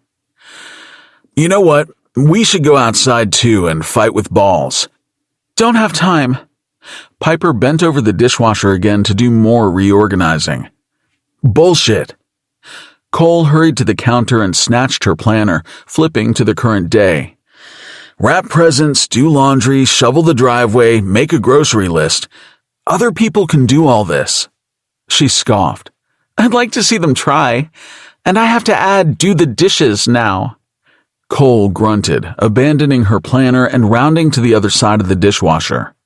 He grabbed her arms and she fell still. Eyes popped up to find his, wide and alarmed. He wanted to tell her to stop, march herself outside, and have at least a little mandatory fun. But he could feel the anxiety from the undone chores coursing through her as plainly as he knew he would feel it in the spruce. I'll make you another deal, Pipsqueak. You get 10 minutes to show me exactly how you want the dishwasher loaded, and I'll commit it to memory. But in trade, you come outside with me. Piper glanced to the window, apprehension carved into every one of her features, suddenly so much softer than they'd been all morning. One of her older cousins fled by, carrying his daughter on his shoulders, and the corner of Piper's mouth twitched before falling back into a frown. She started to shake her head, and he could see the excuses building themselves behind her eyes. And you can throw as many balls at my face as you want. When Piper finally gave in, it was like someone had plugged in the string lights wrapped around Cole's innards, and everything lit up.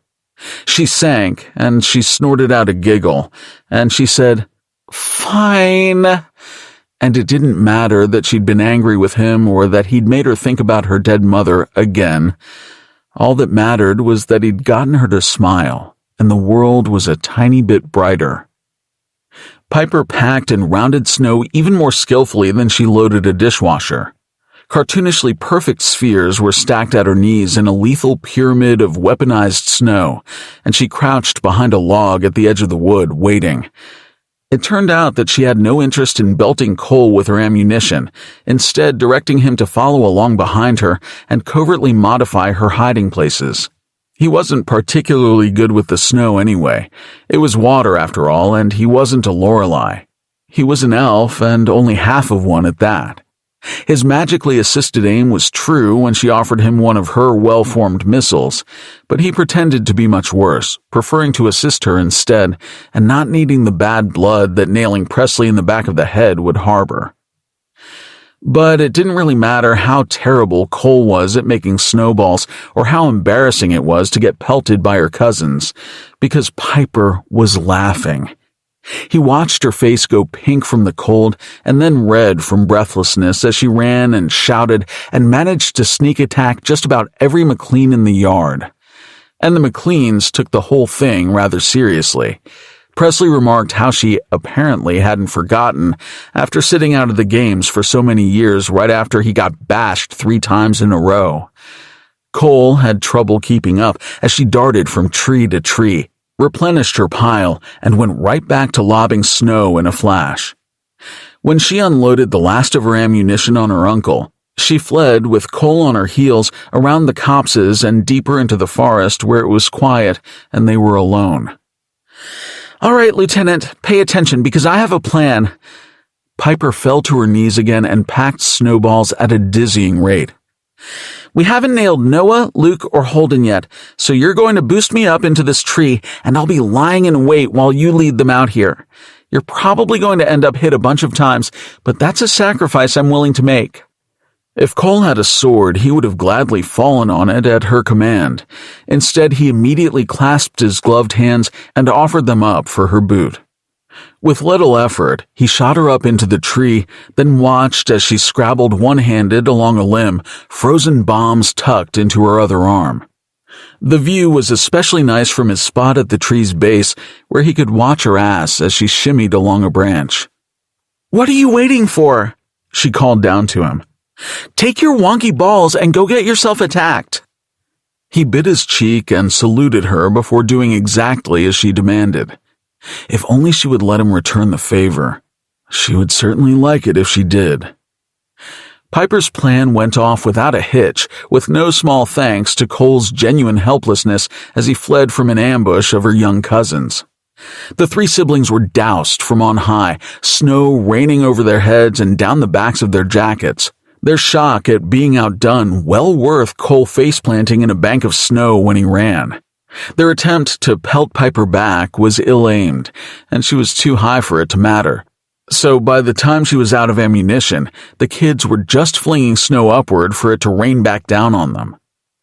Piper sat up on her branch like a kingfisher and shrieked with laughter, taunting them with her tongue out, and Cole could not have been prouder. By the time her brother and older cousin came around, they too had turned on the kids and chased them off back into the woods. Triumphant, Piper wiggled herself out of the tree and Cole ran to catch her, but she landed with the grace she usually reserved for the kitchen. "God, that was so good!" She threw herself at him, nearly knocking him back into the snow. Not sure what to do, Cole stood awkwardly under her embrace. It then hit him harder than a ball of ice to the crotch, just how much he'd been craving her touch since the enchanted shelter. She was squeezing him and squealing in his ear and hopping in place, and it was just so human. Cole sighed and grinned, and finally squeezed her back, and the forest whispered softly to him once more. Home. The last time someone wrapped themselves around him, though, that elf was naked and his thoughts turned to his cock. Thankfully, Piper darted off again, disappearing amongst the trees. "Did that happen?" he asked the dog as it trotted up. Doc confirmed by turning the snow yellow at Cole's feet. Cole followed the sound of Piper's laughter, a bright spark in the dreary whites and browns of the wood. He admired how the sun's dappled light fell in patches over her face as it, too, tried to keep up. Her lips burned red in the cold, lips that he longed to warm with his mouth, and snow glittered in the strands that fell loose from her hair. He tracked that sparkle as she slipped between the trees until she was nailed with a snowball as hard as she'd been hitting everyone else and fell backward right onto her ass, allowing Cole to finally catch up. The MacLeans were troopers at taking balls to the face, but Piper did not hop back up onto her feet as usual. "Finally tuckered out, Pipsqueak." Cole tromped over to pull her up, but she didn't take his offered hand, her own gloves folded over her face as she slowly sat up out of her imprint. A drop of red fell onto the snow, brilliant against its whiteness, and Cole dropped to his knees before her, heart jolting up into his throat. Crimson spread out over the ice between them. Piper didn't blink, a glassy sheen to her eyes, the rest of her face obscured until he tugged her hands away. A thin trail of blood leaked from her nostril, and a splotch of ruddy skin was painted over her already wind-burnt pink nose. Beside her, the offending ball of snow had broken open, and Cole plucked the frozen rock that had been encased inside. He turned over his shoulder, and the 3 cousins he expected were looking smug and satisfied, but only for a minute. Dread splashed over their faces as Cole contemplated which of them he would tie up with roots and have dragged below the earth first, and then they scattered. He would have bolted after them if a noise didn't shatter his festively fatal thoughts. Piper had covered her face again, tears pooling at the corners of her eyes. She sucked in a hiccuping breath, shoulders rounded as she fought with everything she had to keep herself still and silent. Burial under the earth was too good for those little shits. He was going to turn them into onions first, then bury them, then dig them up, and then chop them into tiny pieces, but only after he made sure she was all right. "Piper," he said softly, "let me see." "I'm not crying," she blurted, and that broke the gate, a sob following quickly after. "Well, actually you are." He ran a hand along her arm as gently as he could, prying her fingers away once more. "No, I'm not," she insisted, taking another blubbering breath. She wiped at her face, a mistake as blood and tears were both smeared across her cheek. "And if I am, it's only because eyes water when you get hit in the nose. Those are just reflex tears. They're not because I'm actually upset or anything." "Okay, sure." Cole took her by the elbow as he stood. "But maybe you can not cry inside where we can stop the bleeding." She sniffled and winced, standing along with him. "Yeah, maybe." Cole tucked his arm around her waist and she leaned into him, head bent, but when they broke free of the trees, she pulled herself out of his hold. "I'm fine." Her voice was muffled behind a glove, but it was hollow and hard. "No, I shouldn't have come out here in the first place." Piper made a beeline for the far side of the porch, away from where her older relatives were gathered, and she slipped inside, completely unseen. Cole stood in the yard, looking after where she'd gone. She didn't want his help now, not like she had before, but he wanted to give it. He wanted to march inside, make her sit, wash her face, tell her exactly how he would get revenge on her behalf, but it was his fault this had happened, and there would probably be no warmth waiting for him when he got to where she was. Cold paws pressed against his shin, and then there was a bark that translated to, "Inside!" "You're already outside," he told the dog, knowing it was too dumb to understand the difference between the words. "Big ouch!" Doc declared through yaps and grunts. "Sister, big ouch!" Cole snorted. "Yes, your sister did get a big ouch, but she doesn't want my help." "Sister inside! Big ouch! Mate, help sister!" "Who?" "Sister mate!" Doc scrambled his paws against Cole's shin. "Mate, help!" Cole decided in that moment he'd been making it all up and never really understood a single animal's language, but he did sprint inside the house to help. No, Piper would not be warm and inviting when he showed up, but that didn't matter. It wasn't about him. He abandoned his coat and gloves just where he found hers on the banister and went straight to the second floor, knowing just where she would be, tucked as far from anyone else as possible and alone. She stood in the bathroom across from her bedroom, head tilted back, pinching her nose, bloody tissues littering the sink. "Piper, sit." "What?" "Sit." He shifted her around and pushed her onto the toilet lid, the only seat in the room. "Cole, I'm fine." "Stop talking." He went for her hands, but she swatted at him. He swatted back, and the two engaged in the most ridiculously gentle slapping match until Cole growled and bared his teeth. "Damn it, Piper, let me help you." Piper's arms fell to either side, and her eyes went so baleful he was sure she would start sobbing. But then that tiny indent formed between her brows. "There's no helping this. It just has to stop. I'm sure the tree will be fine in the meantime." "The tree?" He leaned back, the fact hitting him that the spruce might also suffer from her injury. "The tree will survive," he said, opening the medicine cabinet and glaring at its very human innards full of words he couldn't pronounce. "So will I." she groused, tipping her head back again and stuffing toilet paper up her nostrils. Oh, thank the gods, at least you have aloe. He grabbed the bottle full of clear gel and then eyed the bundle of dried eucalyptus hanging beside the mirror. Guess this'll have to do. Piper sniffled, wariness to her voice. You're not using your Thalma thingy to find the right stuff. Doesn't matter. Magic is 78% intention as a rule, and my mother always says, see? He showed her the sludge he'd made by squashing the two ingredients together, and even he had to admit it didn't look helpful. What if that makes it worse? Piper, I'm an elf. Preserving the longevity of life is what we do, and that includes healing human bumps and bruises. It's not like you've got a broken wing or anything. I'm just trying to reduce inflammation and take away the pain. There's ibuprofen in the cabinet that does the same thing. Well, you can have that too if you want, but would you please let me smear my goop on your face? Her nose had gotten much redder and her entire face followed suit. Okay, yes, fine. Cole was even more careful than with the Stymphalian goose. Piper may not have had fangs or a cloaca capable of shooting out fire, but he knew hurting her would be much more consequential. Her eyes crossed, watching his hands as they cupped her nose, the puffiness rimming them lit up by the glow from his palms. Tender, irritated flesh calmed under his hands, not because he had the right ingredients, and not because he was anything like an expert healer, but solely because he willed it to. Piper was holding her breath, he could tell, but her posture had softened, and when her dark eyes lifted to look up from under her lashes, they were again glassy.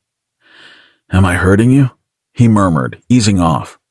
No, she whispered, and then, don't stop, it's getting better.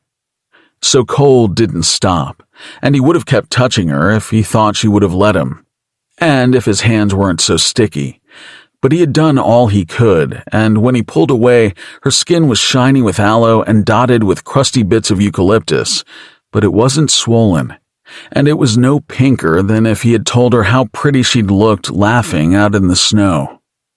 With a satisfied nod, he turned to the sink, collected the bloody tissues for the trash, and started to wash his hands. What does your mom always say? Piper asked quietly as she touched the tip of her nose. About magic. Cole balked at his reflection. Oh, you idiot. You can't just tell her. But he could, actually, because the lyrical language of the Elucidai came out of his mouth in response. Piper was staring at him. He could feel it, and he turned up the hot water as a distraction. What does that mean? She finally asked. There really isn't a translation for it. Which was true in a way, since the Elvish language was so old. The closest meaning, love and intention must both come with action or neither matter, was far too much for Cole to say. So instead, he just shoved a washcloth under the warm water and grinned at her. Now, let's get that junk off your face. 11. Piper's piping. Don't come in! Cole halted just outside Piper's bedroom, doorknob in hand. She'd been out of the shower for a while, but the thought of her still standing there, naked and wet, filled up his mind and made his fist on the knob tighten. She'd recovered from the rock to the face, though whether it was due to his enchanted help or her own unbreakable will, he didn't know. And by that evening, she was serving dinner and running up and down the stairs to launder and dry everyone else's clothes. At least Uncle Russ had been convinced to send his kids out to shovel the driveway, though it wasn't anywhere near enough of a punishment in Cole's opinion. Piper's voice allowing him entry cut through another vengeful, plant-based fantasy, and he steeled himself before finally opening the door. Shopping bags, wrapping paper, 3 kinds of tape, and a whole nether of a lot of things were strewn all over her bedroom, and worst of all, she wasn't even a little naked. Piper sat on the ground in the middle of the present paraphernalia with a pair of glinting scissors in hand. "Shut the door behind you," she said, and snipped through a length of red ribbon. He did, but only because the cartoon reindeer patterned all over her pajama pants made her slightly less intimidating. "You know, I'm surprised," he said. "I would have guessed you're the kind of person who finishes her Christmas shopping in June. And yet, all this." "Oh no, I do." Piper flipped up the edge of the duvet and pointed to a number of wrapped boxes under the bed. "This is mostly everyone else's stuff." Cole maneuvered around bows and ribbons, strategically organized by color and size. "But what about all that shopping we did?" Piper pushed up onto her knees and stretched to retrieve a neon-colored squirt gun, the length of her body going taut and t-shirt rising up to reveal a sliver of stomach. "This is Uncle Russ's stuff for his kids. He says he's a terrible rapper, which he is, so I do it for him." Cole had tipped his head, sitting across from her to take advantage of the view, but his thoughts of dipping his tongue into her belly button were chased away by the mention of the children who hurt her. "You're still doing that for those little fuckers?" "Yes, of course, because I'm not a Scrooge." She rolled out more paper and measured how much she would need with the meticulousness of an elf, but she was grinning in her very human way. And when she began to snip with the scissors, her eyes lit up. Strange as it was, she actually did seem to be enjoying herself. "And which one of your assailants is getting this stuffed cow?" "That's a bison," she said, nose wrinkling with a suppressed chuckle. "And it's for Dad from Aunt Deb. There's some paperwork with it from a wildlife foundation about symbolically adopting a real one out in the plains, which he's going to love. And she's getting a subscription to a seasonal wine box from him, which she will also love, not that either of them know it." Cole watched her gracefully glide her scissors along the paper. "I don't understand." "Well, ever since the great debacle of Christmas 2009, they refused to get one another anything, but that doesn't stop them from getting into an argument about how they suck for forgetting about each other on purpose. So I just pick things out, wrap them up, and write out the tags to keep everyone happy. It's worked 3 years in a row, and this will be the 4th. He said nothing, but he did stare at her, hard. "I used Dad's credit card to buy everything," she said with a huff, smoothing over the last edge of her package and taping it shut. "And that's how I paid for lunch the other day too, so you're complicit." Cole rolled his eyes. One broccoli cheddar soup did not, a personal shopper's salary, make. And who's getting who boring old socks? He picked up a pink pair covered in silvery snowflakes. "Must be someone you don't like." "Those are for me from Presley." She bit her lip as she measured out more paper and then went on without looking at him. He expected she could feel the extended, disdainful look he was giving her and didn't need to see it again to be convinced to explain. "Look, I'm the oldest cousin, and in our family, Presley is the baby, you know? So he just never really did the gift-giving part of Christmas, which was fine until Grams called him out one year. He tried to hand me cash then, which was really awkward. So I just go into his wallet now, take a few bucks ahead of time, and buy myself something that I pretend to be surprised about, and he pretends to not be surprised about on Christmas morning. He expects it at this point, and I don't have to feel weird about my brother trying to give me a 20 because he forgot about me." Cole stared at the top of her head while she kept it bent, focusing so hard on curling a ribbon against her scissors, he was sure it would rip right to shreds. The sounds of flattening paper and ripping tape filled up the silence of the room until she finally snorted and sat back, meeting his eye. "What?" she bit out. "You're telling me that you go to the trouble of pickpocketing your little brother, secretly shopping for yourself, and sneaking your own gift under the tree, all to protect him from being embarrassed, and you choose to get yourself socks?" Piper snatched them away from him. "They're practical." "Practically offensive to the gift-giving gods." She hugged them to her chest and put on those sad eyes again like he was healing more than just her nose. "But they're made with merino wool and they're hand-knit right here in Hyberhaven. And, you know, I like them." Cole studied her as she worried the heels, looking truly uneasy for perhaps the first time. "Do you really think they're a bad present?" she asked, as if questioning everything she knew. He reached out quicker than she could track and snatched them back. No, they're fine, but at least let me wrap them. It's a little less sad that way. Cole was easily convinced then to help her finish wrapping, since he was already holding scissors and, as she pointed out, he was amazing at lining up the patterns on the paper. Elven precision, he told her, and when she laughed, that lightness in his chest returned. He would have endured 1,000 paper cuts to listen to her keep making such a joyful sound. A few hours later, the closet was filled with tagged packages to be carried downstairs under the cover of night on the 24th, because of course Piper insisted on playing Santa too. At the very least, a lot of people would be surprised come Christmas morning. Yawning, they climbed into bed as if it were totally normal, and were both under the duvet before the awkwardness of sleeping beside one another could settle in. The feeling of ill ease only began to creep across Cole's skin when Piper's voice broke into his concerns about shuffling around too much. "I take it back." Cole waited, staring up at the skylight, then bit. "Take what back?" "You did a good job helping me, so you're actually not a bad Christmas elf at all." His chuckle overrode the annoyed growl that threatened in his throat. "Well, I didn't enjoy it," he lied.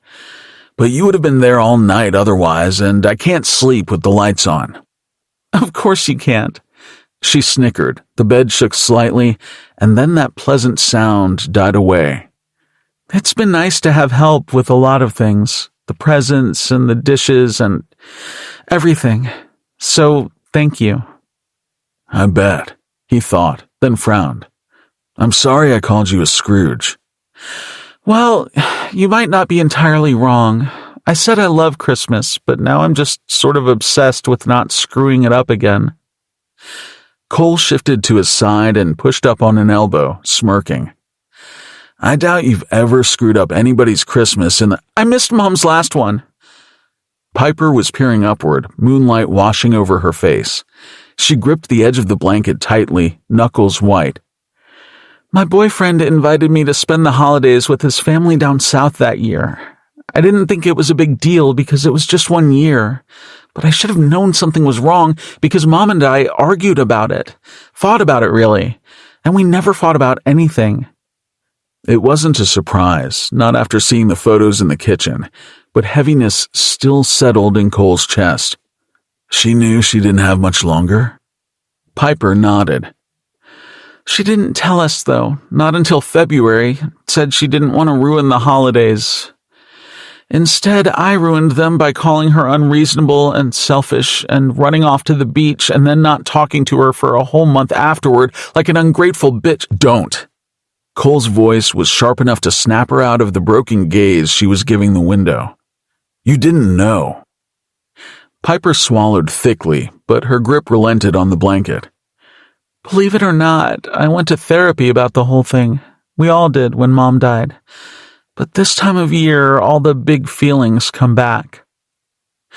Cole's jaw tightened. "Have you thought about taking a break from this time of year?" "That's what got me into this mess." When she laughed then, it was a sad, weary sound. He hummed. "That and your boyfriend." "Well, ex-boyfriend, obviously. We met at college, but I left to help out here when I finally realized what was going on with Mom. Long distance was hard, and then I got pretty sad when Mom died." "No shit you got sad." She shrugged against her pillow. "Well, sad people aren't any fun, and he only liked me when I was fun. But whatever, he was growing out a stupid-looking chin-strap beard thing, and I'm pretty sure he was seeing someone else before he dumped me anyway."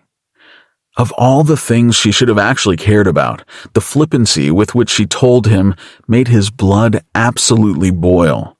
But he bit back the anger, not wanting it to become infectious. Piper lay there, and it was clear she was burdened. Moonlight outlined her features, and he wanted to place his hands on either side of her face and tell her to stop thinking, if only for a few moments. "Cole?" His stomach tightened at the timbre of her voice. "Yes?" Am I keeping you from your family? She finally turned to him, eyes wide. You'll miss Christmas with them if you're stuck here with me. Elves don't celebrate Christmas, he said quickly. I don't want to get into a whole theological discussion that I barely understand myself, but there's nothing to miss. But what about other winter holidays? He laid himself back, staring up at the skylight, the brightness of the stars telling him the winter solstice was coming soon. Elves don't usually celebrate anything annually. That's way too frequent when you can live into the quadruple digits. Piper made a strangled, shocked sound and sat straight up. Cole smirked. Yeah, so I know what you're getting at, but you don't have to worry about me missing my mother's last Christmas anytime soon. Even if she did celebrate, she's got like 600 more ahead of her. 600? The blanket was suddenly lifted, and Piper stuck her head under it. How the hell old are you? Surprised at her sudden boldness, he was only a little disappointed to be wearing his own pajamas that covered him fully. Care to hazard a guess? Piper popped back out from under the cover, lips pressed together. You said you were only half. And half of 1,000 is... He could see her face blanch even in the low light. Don't tell me I've been sharing a bed with someone who could be my great-great-great-great-grandfather. What's it matter? We're just lying here. Yeah, but Piper cut herself off, scrunching up her features, and Cole's confidence melted away. Even if he just meant to have a little fun, it wasn't worth her being disgusted by whatever thought she was having. There are very few of us crossbloods, and none of the others inherited an elven lifespan. At best, I might get an extra decade on human men, and so far I've been aging just like one, much to my elven family's bewilderment. She slowly processed what he told her, then tipped her head. But after you're gone, your mother's going to keep on living for a long time? Yeah, but she'll be fine. Cole assured her, wanting to take away the shaky strain to her voice, and it was true anyway. Elucidii elves were some of the most stoic beings in existence on this plane or any other. Elves usually have just one child, but I assume she'll have another in a century or two to replace me. A real one. Oh, that must be weird for you. Yes, very. He swallowed that down and shrugged again, folding his hands behind his head. Nah. What about your dad? Maybe even weirder. Don't worry, I've had enough Christmases with him for a lifetime. Wait, so you have celebrated Christmas before? You've had a tree and presents and you know about Santa Claus? He rocked his head toward her and finally met her gaze, his own eyes held wide. No, strange creature, teach me of your mysterious human ways. She clicked her tongue and fell back onto her pillow. I'm just saying you're weird about stuff sometimes, like you didn't know about the shelf elf guy or snowball fights. She inadvertently rubbed her nose, and he noted she didn't wince, the swelling gone. That wasn't true. He knew plenty. He just hadn't experienced most of it, not for quite a while anyway. He stared back up at the skylight and squinted at what might have been the corner of Gemini. My mother raised me around elves, but because I aged so differently, it was difficult to take part in their culture. I visited my dad a lot when I was young, but I didn't really have an established life with him either, so there are things, he said carefully, that I'm not as familiar with as I should be, human and elven both. Piper made a thoughtful noise, and then the quiet stretched between them until she gasped. Is that why you didn't know how to hold hands? His palm itched under his head like he could feel the squeeze of her gloved hand in his again. What are you talking about, Pipsqueak? When we were out shopping, you asked me if couples hold hands. She sat up again, but he avoided her, focusing harder on the stars and wishing clouds would blot out their brightness. Do elves not hold hands? Cole muttered a few words about complication and semantics. It was too late in the night to discuss all the elven branches and their eccentricities, how Elucidae were reserved and Sylvidae were sentimental, and that all of that was replaced with animalism when mating was concerned, not that anyone ever talked about it. "Cole," she said, and the gravity she used on his name struck him right in the gut. "Have you never held hands with someone before?"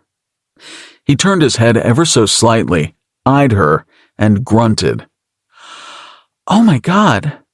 She leaned in and poked his elbow, the lilt to her voice both infuriating and intoxicating.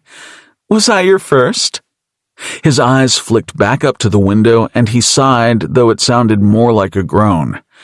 "I was." Piper giggled, a dangerous sound to make while lying so close to him.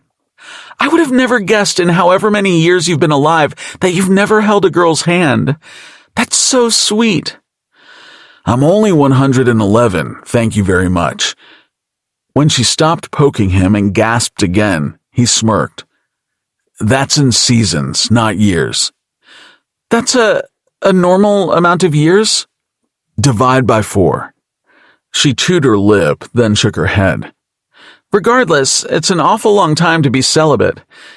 He pushed up onto his elbows and glared at her. "Who said anything about celibacy?" "Oh no, Cole!"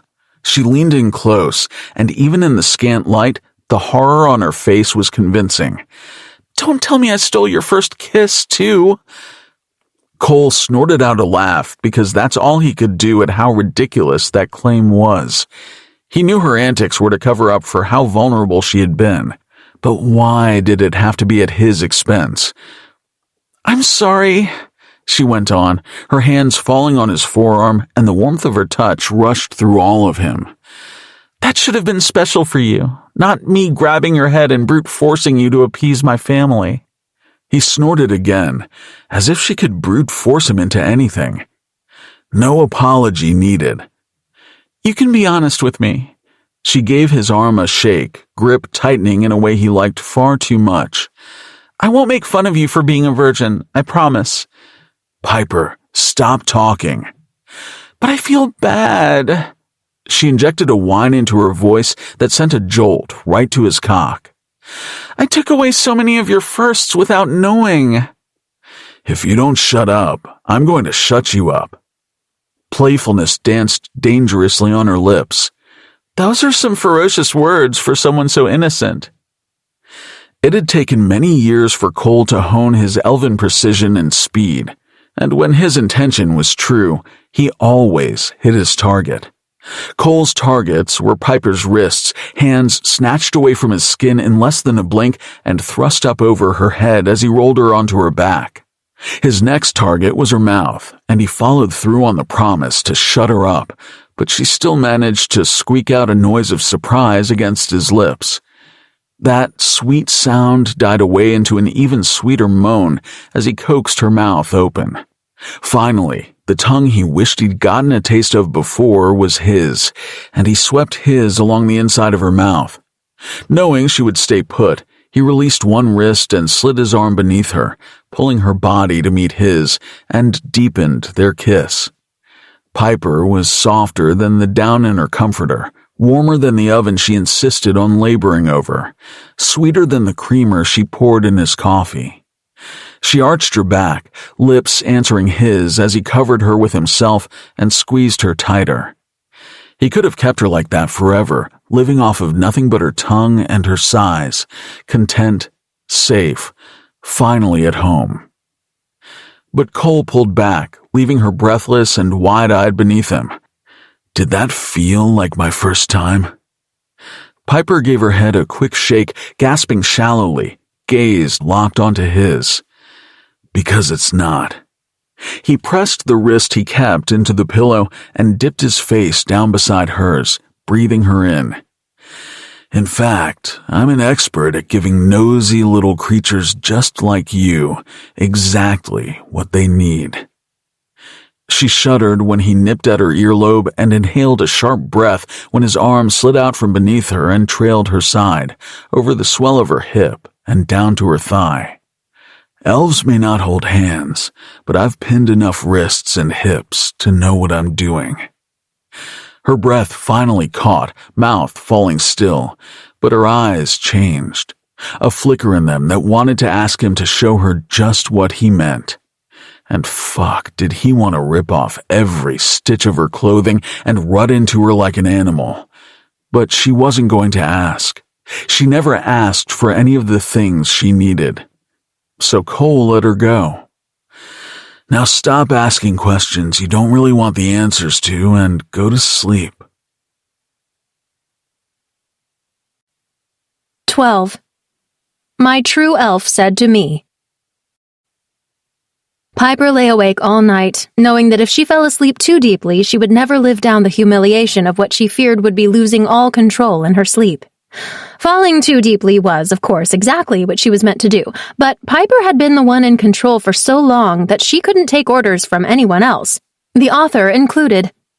Cole never stirred, the asshole, but that was probably for the best. She would have been tempted to pick on him again and rile up the beast she'd unfairly only gotten the tiniest taste of, and if that didn't work, she might have even convinced herself to flat out tell him, "You know what would really shut me up for good? If you did all of that again, but lower." Groggy even after showering, she stumbled downstairs much later than normal to a kitchen already full of her family and a mess that was worsening by the minute.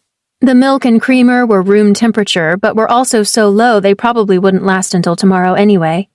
No one had unloaded the dishwasher, the sink was full of newly dirty dishes, leftover containers were strewn on the counters, and the garbage was overflowing. They'd be out of bowls if someone didn't do something, so something she did. Cleaning should have been a better distraction, but as Piper put away her favorite blue mug, her mind still wandered to how Cole had stared at her, eyes no longer cold and contemptuous, but hungry. Splashing dishwater barely doused the lingering heat of his grip on her wrists, and a sip of stale coffee quashed his taste on her tongue for only as long as it took her to swallow. Was it not bad enough she'd been repressing increasingly wanton thoughts about him since being caught beneath the mistletoe together? Or that his insistence on caring for her injury almost tricked her into thinking he actually cared? Now she had to deal with a pulsing between her legs at the very thought of his forearms tensing, and she couldn't even vibrate it away because he was lying beside her every night. "Ask Pippi. She knows about the outside and stuff." Presley and Aunt Deb's husband entered the kitchen together, Louise holding up a pine cone. Both of their perplexed gazes shifted from the cone to Piper as she dried her hands. "Do you know why the Christmas tree would be dropping these all of a sudden?" Piper took the cone, shaking her head. She turned it over, examining the slight shimmer hiding between the seed scales, not at all natural. But then neither was the tree. It was probably already on a branch and fell off, but a prickling climbed over Piper's skin, and she looked back up to see Cole leaning against the kitchen archway and grinning like he'd absolutely won the lottery, and her utter embarrassment was the prize. "No idea," she choked out and pushed past them all. She hurried to the living room and right up to the tree. It was true that she had no idea, but she could fucking guess. "You have got to chill," she whispered through grit teeth and held up the pine cone as if it could see. The tree stared back as if to say, "No, you." "What was that, honey?" Piper peeked around the boughs to see Graham sitting near the window, her latest knitting project well on its way to being finished. At least someone was getting something productive done. "Oh, nothing. Is there anything you need from the grocery store?" Grams assured her that no, she didn't, but Piper already knew they were low on grape nuts, and the 2 bags left of Earl Grey would never last the next 7 days. "Oh, God, I have to sleep next to him for another week. I have to get out of this house and calm down. Maybe dive crotch first into a snowdrift." But when she turned, Cole was right there yet again. "You're going shopping?" He was standing in front of her so casually, as if the previous night hadn't even happened. Oh, what a bastard. "We need all 3 kinds of milk, and someone ate all the veggies I saved for dinner tonight. I'll be back in a couple hours." A shopping trip shouldn't take that long, but she planned to draw it out, meticulously scouring every aisle for everything on her list, her own common sense included. Hopefully she might find it hiding in the dairy freezer, and it would say, "Hey, remember, this elf man lied his way into your house and is, for all intents and purposes, holding you hostage under threat of evisceration by Evergreen." She slipped past him and headed for the front door. "I'll help." He followed right behind. "That's okay." She grabbed her canvas totes from the hall closet, but Cole remained at her side. Piper groaned, pulling on her coat and checking her bag, then watched him lace his boots with deft fingers that she could think of 20 better uses for. Fingers and laces both. "Don't you want a tree sit?" "You've ended up in more peril than the tree, Pipsqueak." Her guts twisted, but there was no shaking him, and before she could come up with a better excuse, they were both sitting in her hatchback. Just as she went to start it, her stomach growled loudly. Another breakfast skipped. A fruit bar was thrust under her nose. "Last one," he said, and gave her a grin he probably didn't even know was so adorable. "I'll add them to your list." She devoured the snack before he could say anything else. She didn't think her heart could take any more of his demands or his helpfulness. The drive into Hyberhaven was silent. Cole rested his head on his fist as he gazed out the window, and she white-knuckled the wheel, frustration mounting, but from his aloofness or her own awareness, she didn't know. "You kissed me," she screamed into her brain. "Please at least make fun of me for it." But Cole just kept smiling out the window like all was right with the world. They were approaching the grocery store in the village's center, and she took a breath, focusing on the task at hand. "Do you mind if we go to the shop on the other side of town?" Cole raised thin black brows. "Why would I?" "Well, Dad hates the extra 10 minutes in the car, and Presley always complains that the deli there isn't as good, even though it's actually better because Angie works there, and she's the best sandwich maker this side of the Green Mountains. Parking's better there too, and they have way more options for everything." Piper snorted, eyes narrowing on the road. "And it's funny because both of them complain when I use anything except San Marzano tomatoes, but you can't get San Marzanos at the store they insist is just fine. Plus, the other one has a sushi counter, and they carry Doc's favorite treats, and they're the only place in town that has the brand of tampons that I like. Not that either of them would ever go get those for me, and, well, they just have better stuff." Piper drummed her fingers on the wheel, eyes fixed ahead, wishing she'd shut up 3 complaints earlier. God, she sounded so picky, so annoying, so high maintenance. "Whatever you want, Pipsqueak." She didn't have to look at him to know he was grinning at her. She could hear it in his voice and feel the warmth of it over the heater in her car. "Whatever I want," she thought, sitting back into the seat, and so she drove past the first shop and headed for the second. It was easier to relax behind the cart with her planner opened to the list she'd made. This was her territory, she had her tools, and the terrain was mapped out in her mind. Cole shadowed her, close enough to feel, though she was sure she could sense him from 3 aisles over, so when he did finally fall behind, she stopped. Halfway back along the aisle, Cole was holding a box of cereal, lips drawn into a frown as he studied it. He looked at a lot of things intensely, Piper notwithstanding, but this was more like when he had seen the tree propped up in her living room for the first time, solemn and resigned. With careful steps, she backtracked the length of the aisle and stood beside him. "That's cereal," she said, dragging out the words. "It's sort of a human tradition to start the day with as much sugar as possible." Cole snorted. "Yeah, I remember. Just haven't seen this kind in about 2 decades. We don't have it in Bexley." The corner of his mouth quirked up, and not with a knowing smirk that called her nipples to attention, but something that touched her deeper. "Do you remember liking it?" "Well, I sort of had to. My dad didn't do a lot of cooking, but he always had Choco Crunchy Bits when I went to stay with him. Good for breakfast or dinner. Well, maybe not good." He laughed a little, and the sound wrapped around Piper's insides, coaxing out her own smile at his memory. "I think the last time I had it was when I was 8 and made a bowl for my brother for the first time.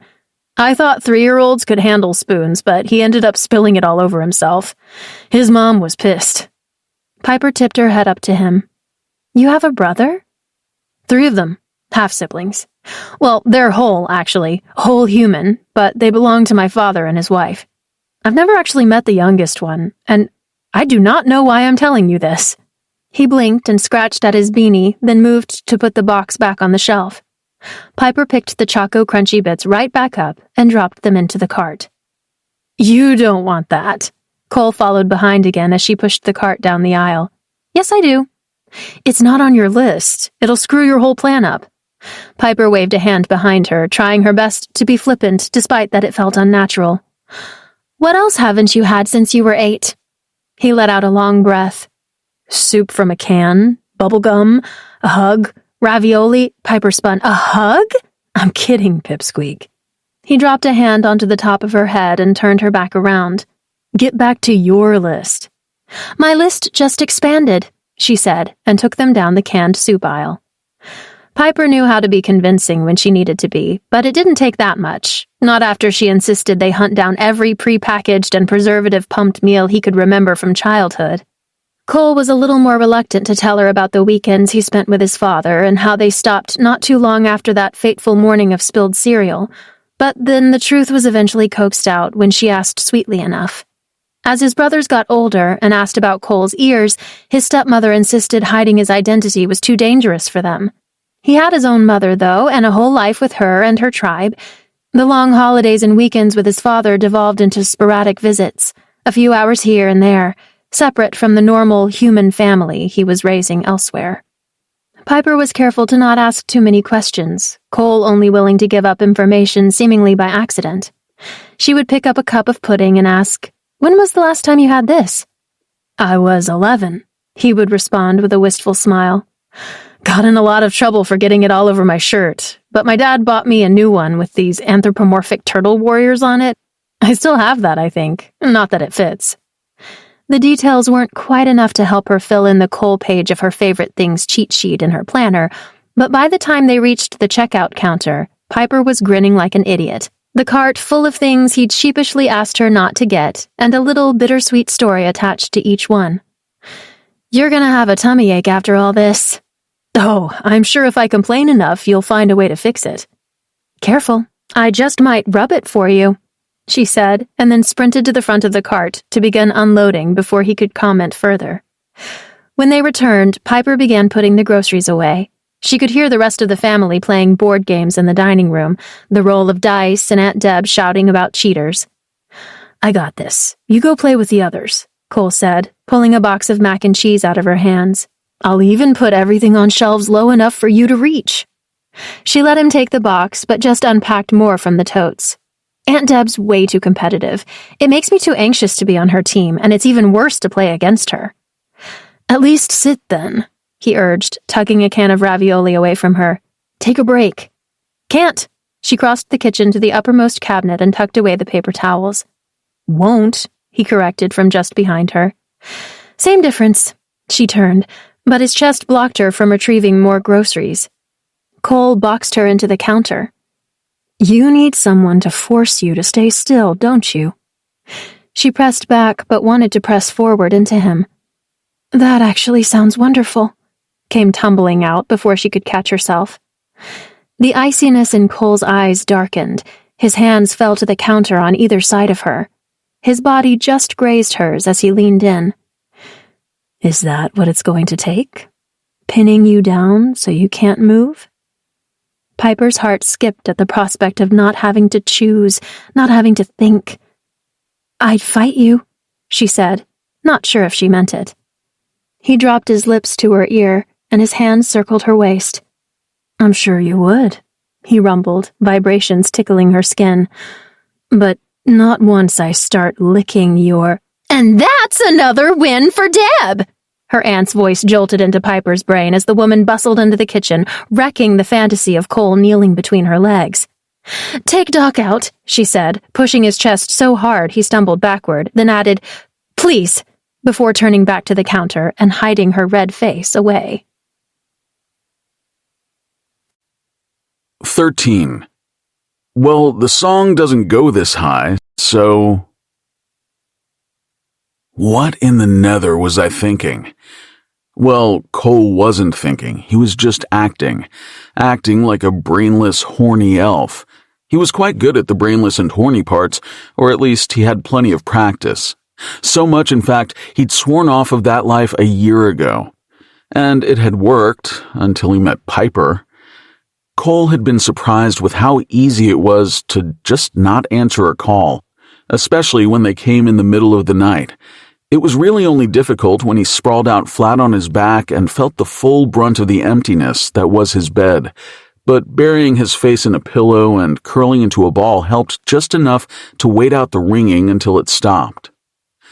After a season of letting his voicemail fill up and avoiding Sylvan Park, where the elves in Bexley congregated, the calls finally stopped, and the temptation to fill the void he sank into when it was quiet and dark with the body of someone who didn't care was fully removed.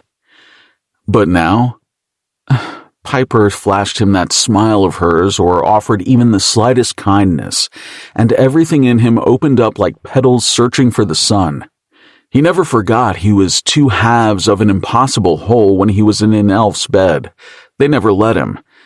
But when he was in Piper's, it didn't matter. And he wasn't even distracted by someone bouncing on top of him. Those disparate pieces were always floating at the corner of his eyes, refusing to come full focus and fit together. But simply walking at her side while she compared prices on dried pasta made those fuzzy edges smooth out and click together. So of course he wanted to touch her, to do all those things he'd been told he was so good at, but not because he felt he needed to prove himself. Being with her made him feel... Gods, what was it? Home! At Cole's side, the terrier plowed through the snow, tenacious and energetic. Its stubby legs weren't made for snow, but he pushed on anyway. Cole thought to pick him up, but the dog's point of a tail was wagging ferociously. How it could be so happy out of its element, he didn't know. Okay, we'll head back, he said to the dog, then gave the Fezar a goodbye nod. She'd found an aspen and was ripping at its bark, chewing lazily. Another creature out of its element, yet complaintless. Perhaps it was easier, lacking complex thought. He lacked plenty of it when he wanted to rub himself against Piper, and just a second more, and he would have given in. That was where his elven sensibilities stopped and the human ones took over.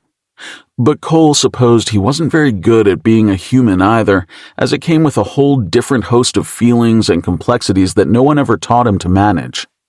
Rarely are most humans taught to manage their feelings, complex or otherwise. Usually humans shelled out big bucks to sit in quiet little rooms with white noise machines and at least one set of kind but expensive ears to start learning such things. But Cole didn't really know that. All he did know was that his feelings were always too big, everyone always said. And those big feelings made him want to grab Piper, to hold her in place, to beg her to let him fuck her so she would just relax for once and he could finally... Gods, he didn't know. Just hold her? It would have to be tight because tightness meant safety, and that was the point, wasn't it? It was the point of the EPA and the trees and everything Cole existed for when it came right down to it. His job and his life may have been a handed-down bastardization of what he wanted, but he did want to preserve wonder in the world, and Piper needed preserving as much as any enchanted grove. The cabin came into view, but even after a long walk in the frigidness, he could still feel the heat from her hips calling to attention everything from his navel to his knees. If it weren't so damn cold out in the woods and he could get a few minutes alone, he'd consider taking care of things to make the rest of the day, and especially the night, more bearable, but... Home!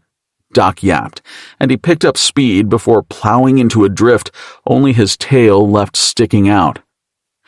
Cole rescued the dog and tucked him under his arm.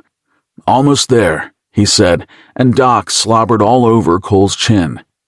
Piper was keeping herself so busy in the kitchen that she didn't even glance at Cole when he came in, but her grandmother called him out to the den to help watch the toddlers anyway. He was hesitant, but it turned out babies enjoyed fetch as much as dogs did. They were just significantly slower at it. He sat on the floor and kept the children occupied until there was a commotion at the front door, shrieks of, "Daddy!" and "Piper!" filling the hall. "That sounds like Michaela," Grandma Tilda chuckled, and then whispered to where Cole sat on the floor.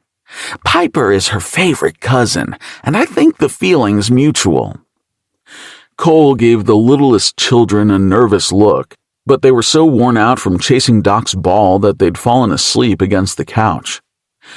Grandma Tilda went on to explain how Michaela was Russ's only daughter, to which Cole held his tongue despite wanting to blurt out what god allowed him to procreate again, and how Michaela's mother dropped her off for only 1 or 2 nights every holiday. A short while later, a blonde girl of maybe 7 came out into the den and brightly greeted Grandma Tilda before turning to Cole. Her mouth drew down and her eyes narrowed on him from his spot on the floor. "Piper says you're her boyfriend." That brought a grin right to Cole's face. "That's me." She continued to assess him with painful scrutiny until he felt about 2 feet tall, and then she shrugged and pulled her rolling suitcase around to lay flat on the floor. "Who do you want to be?" From her messy pile of clothes, she produced 4 dolls, each dressed in mismatching clothing with hair in varying states of disarray. He glanced sidelong into her bag and eyed a purple-colored pony. "Can I be the horse?" "Horses don't talk." "I assure you, they don't. You need to be one of the sisters." Cole sighed and picked out the doll with bangs that Michaela herself had clearly cut, and for the next few hours took on the role of Princess Tiffany Bananafish, which was a bit of a relief since he was more than a little exhausted with being himself. When everyone was finally called to dinner, Cole sat at the massive table, and relief crept into his veins when Piper finally slipped into the chair at his side. She flicked a quick look at him, her lips quirked up, and fireworks burst inside his chest. At least she's not mad. There were 2 steaming pots of herby-smelling stew on the table being ladled out for the youngest by their parents. Cole relaxed back into his chair as a wave of something like sleepiness hit him, gaze wandering over to Piper again. On her other side, Michaela was hugging her arm and telling her how good everything smelled, and Piper's dark eyes had softened, her lips had softened. Everything about her had gone so soft. He wanted to reach out and wrap his arms around that softness and keep her like that, but Michaela was doing a better job than he probably could have. Piper went to stand, reaching for the abandoned ladle, but Cole saw his chance, quickly superseding her and snatching up the utensil and her bowl. "Sit," he said with much less bite than he usually mustered, and served her first. She stayed where she was, anchored by her young cousin, and she gave him a wide smile that made him wish he had so much more to give her than just soup. "I want to know how Piper and Cole met." Cole placed Piper's full bowl before her, and then fell still, gaze pinging across the table in hopes no one else heard, but of course they did. Aunt Deb was the loudest of the bunch. "Oh, yes," Aunt Mindy chimed in. "I bet it was so romantic." Piper coughed out a laugh and shook her head. No, nothing like that." Aunt Deb scoffed. "You haven't ever brought a man to a single family gathering, so this one's got to be special. Fess up." "Yeah, I'd like to know too," said Presley, frowning deeply and taking the ladle from Cole with way more force than needed. "Considering she's never mentioned you before." "We just met in the forest, no biggie." Piper waved her hand as she told a technical truth, albeit the most simplified, boring version. "He saved me from a moose." Okay, that was a lot less boring. Various sputtering and exclamations filled up the dining room, but Presley was quick to rebut. "No one gets saved from a moose. Moose always win." "It wasn't a moose," Cole said just as quickly. "She's just kidding. It was a—" "Don't say Fezart, that would be bad. A chipmunk." Well, shit. That might have been worse. "A what?" asked a voice from the table, and all went quiet, waiting. "The sun was low, shadows were long, you know." Piper stuffed a spoonful of stew into her mouth and glared at Cole. "Oh, damn it. Not more glaring." "I thought you were in the woods," asked someone who remembered things far too well. "Yeah, well, you know how things get confusing in liminal spaces." Lim what now?" Cole also shoved a spoonful of stew into his mouth.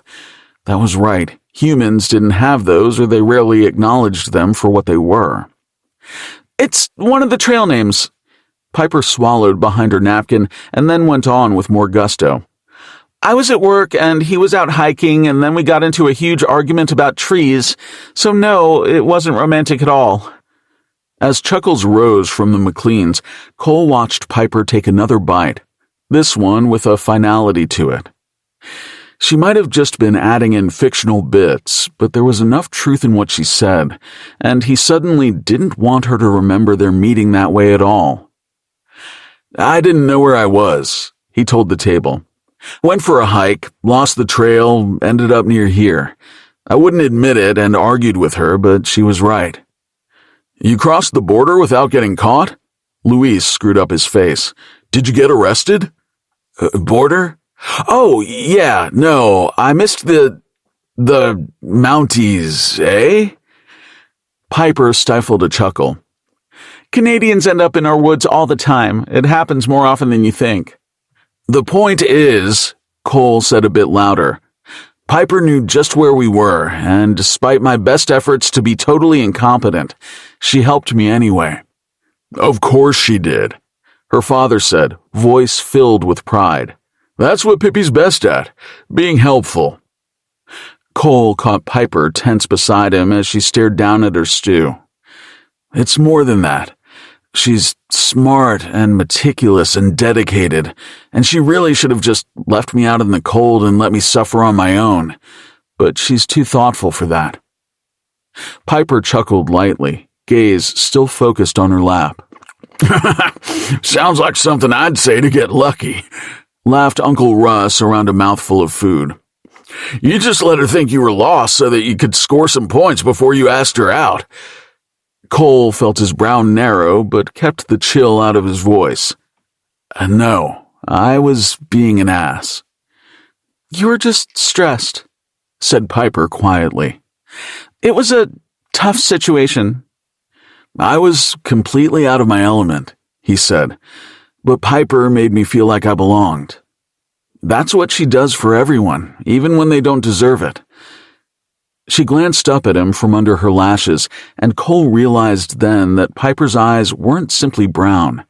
They were the color of the earth, of a hopeful beginning and a comforting end, a better shelter than any tree's bark, and more brilliant than amber. He could walk 1,000 enchanted groves and never find a color that would match just how her eyes looked then, like the safest, warmest place in this and every other plane of existence. And she's beautiful, too, he murmured, leaning close. Piper's face flared bright red. Stop it, she giggled through lips bitten in bashfulness. Gross, announced Michaela, and laughter erupted from the table, saving or damning them both, he wasn't sure. The MacLeans had a way of harping on things and then quickly pivoting away, which is how the rest of dinner went. After, Cole meticulously loaded the dishwasher to Piper's standards while she packed up leftovers, their glances catching and sending a shock right into his chest every time. Then Michaela skipped into the kitchen and glommed onto Piper's waist. We're having a sleepover tonight, right? Piper's eyes went perfectly round and wide, pinging from Cole to her planner, sitting out on the counter. That is what's on the schedule for the 18th, isn't it? She brushed Michaela's hair out of her eyes. Do you have your sleeping bag? Cole needs a bed, so maybe you and I can bunk with Aunt Susan and Aunt Mindy. But I just want to hang out with you, the little girl whispered. And the stars are in your bedroom. I'll sleep downstairs, he offered. Oh, Cole, you don't want to sleep down there with her brothers. Yeah, they stink, Michaela interjected. I'll figure something out. He smiled at her as reassuringly as possible, and after a few moments of hesitation, Piper agreed. Cole ended up on an extra-wide chair in the den, far enough away from Uncle Russ's other kids for quiet. He found a throw and curled beneath it, shutting his eyes, and immediately missed Piper. But the thought of her happy kept him warm enough until he fell asleep.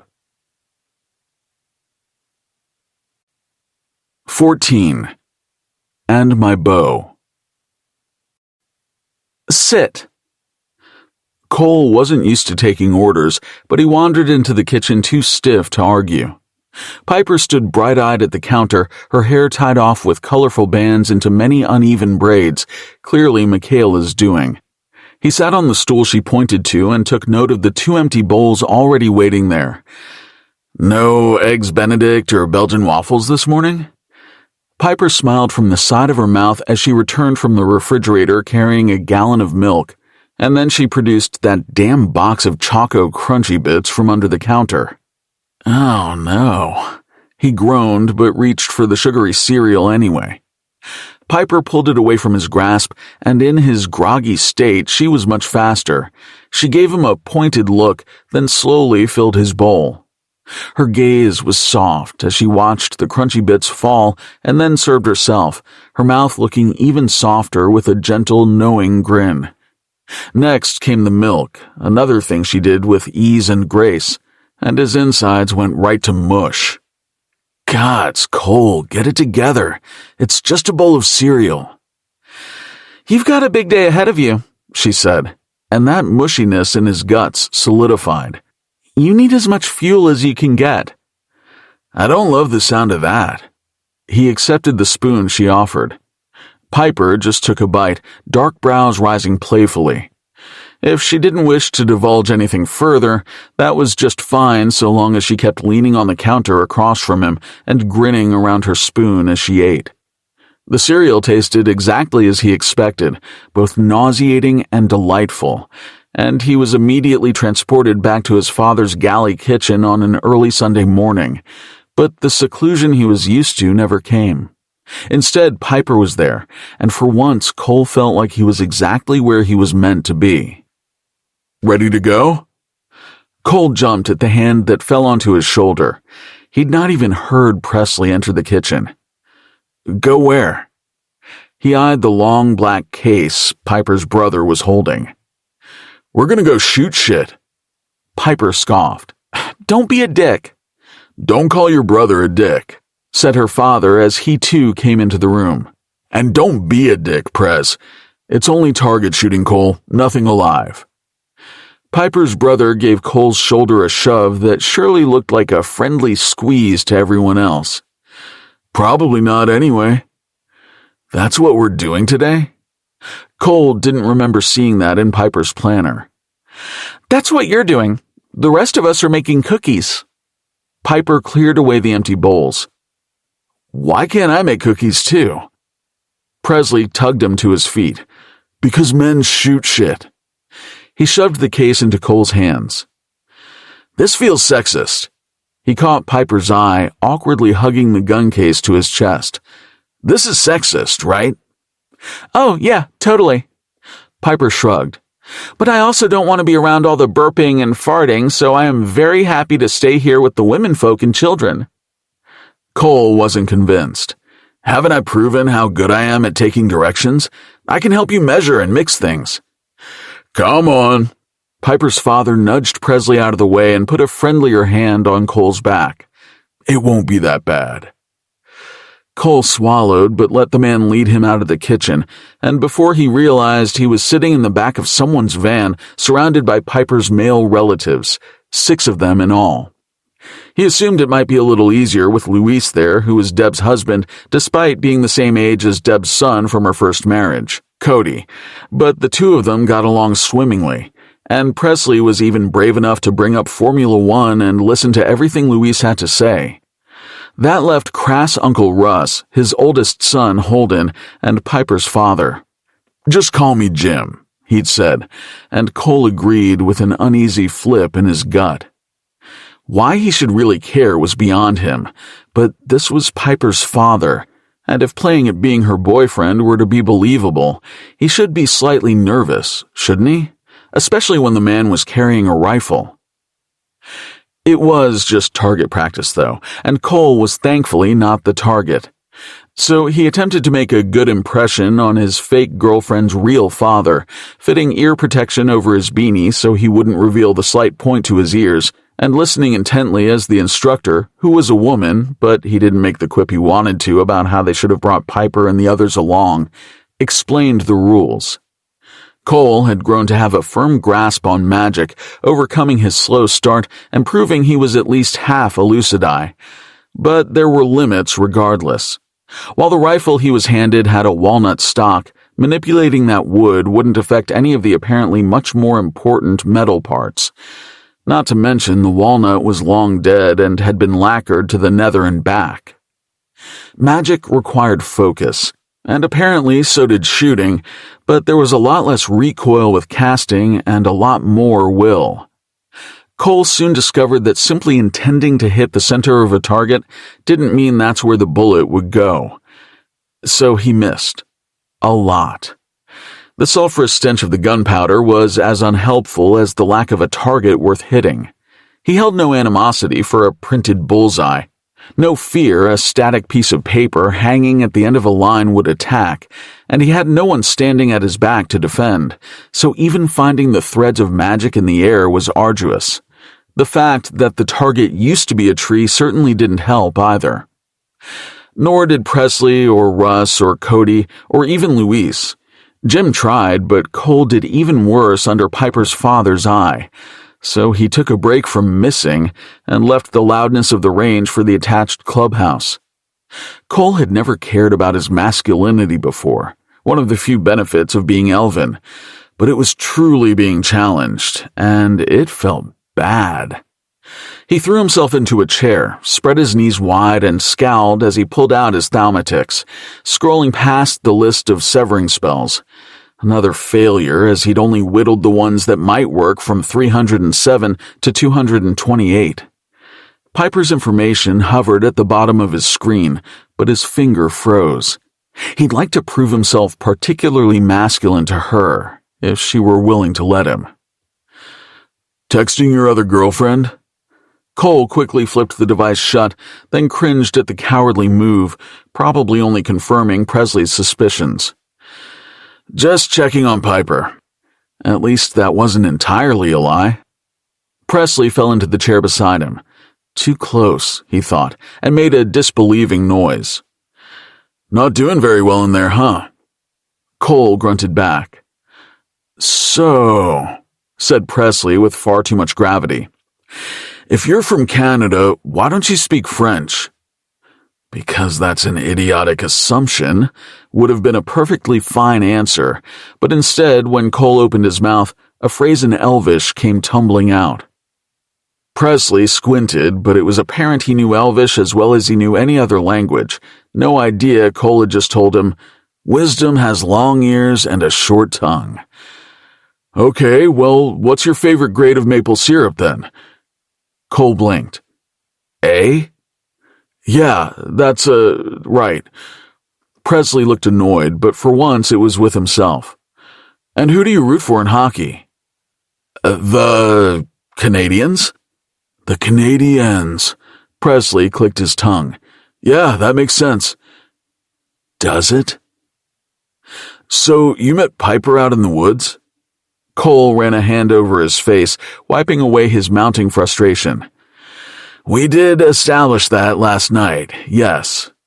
You said a lot of stuff last night." Cole had thought it was all pretty good stuff. "I did." "So, what are you getting Piper for her birthday?" "Whatever she wants." "You know when it is?" "Yeah, do you?" "August?" He dragged out the word, gaze lifting to the ceiling. 28th, Cole spat. Knowing Presley probably couldn't pull any date out of his ass, let alone the right one. Which makes her a Virgo, as if that isn't painfully obvious. And her favorite color is green. She believes every cardinal is a sign. And she likes her coffee with so much hazelnut creamer it's more sugar than bean. But damn if she isn't right about it being good. Presley opened his mouth, but Cole cut right back in. "And she goes to the grocery store on the far side of town to get all of you special tomatoes which none of you even appreciate, but she may as well make the longer trip because that's where parking is better, and she gets Doc's treats and her tampons, which you'd never go pick up for her, would you?" Well, that would shut him up. And it did, for a minute long enough for Cole to wish he actually knew more about Piper, to wish he knew everything. "Okay, well, you might be right about all that. But why the hell hasn't she mentioned you? Maybe she has, said Cole, angrier now more than ever. And you just weren't listening. Presley's jaw tightened and he sat forward. What's that supposed to mean? It means you think you care about her, but you haven't been doing any caring at all until now, and you're still doing a piss-poor job of it. Presley was a big man, his sheer presence intimidating. Look, Piper hasn't brought a guy around since before Mom died, and that was a shit show.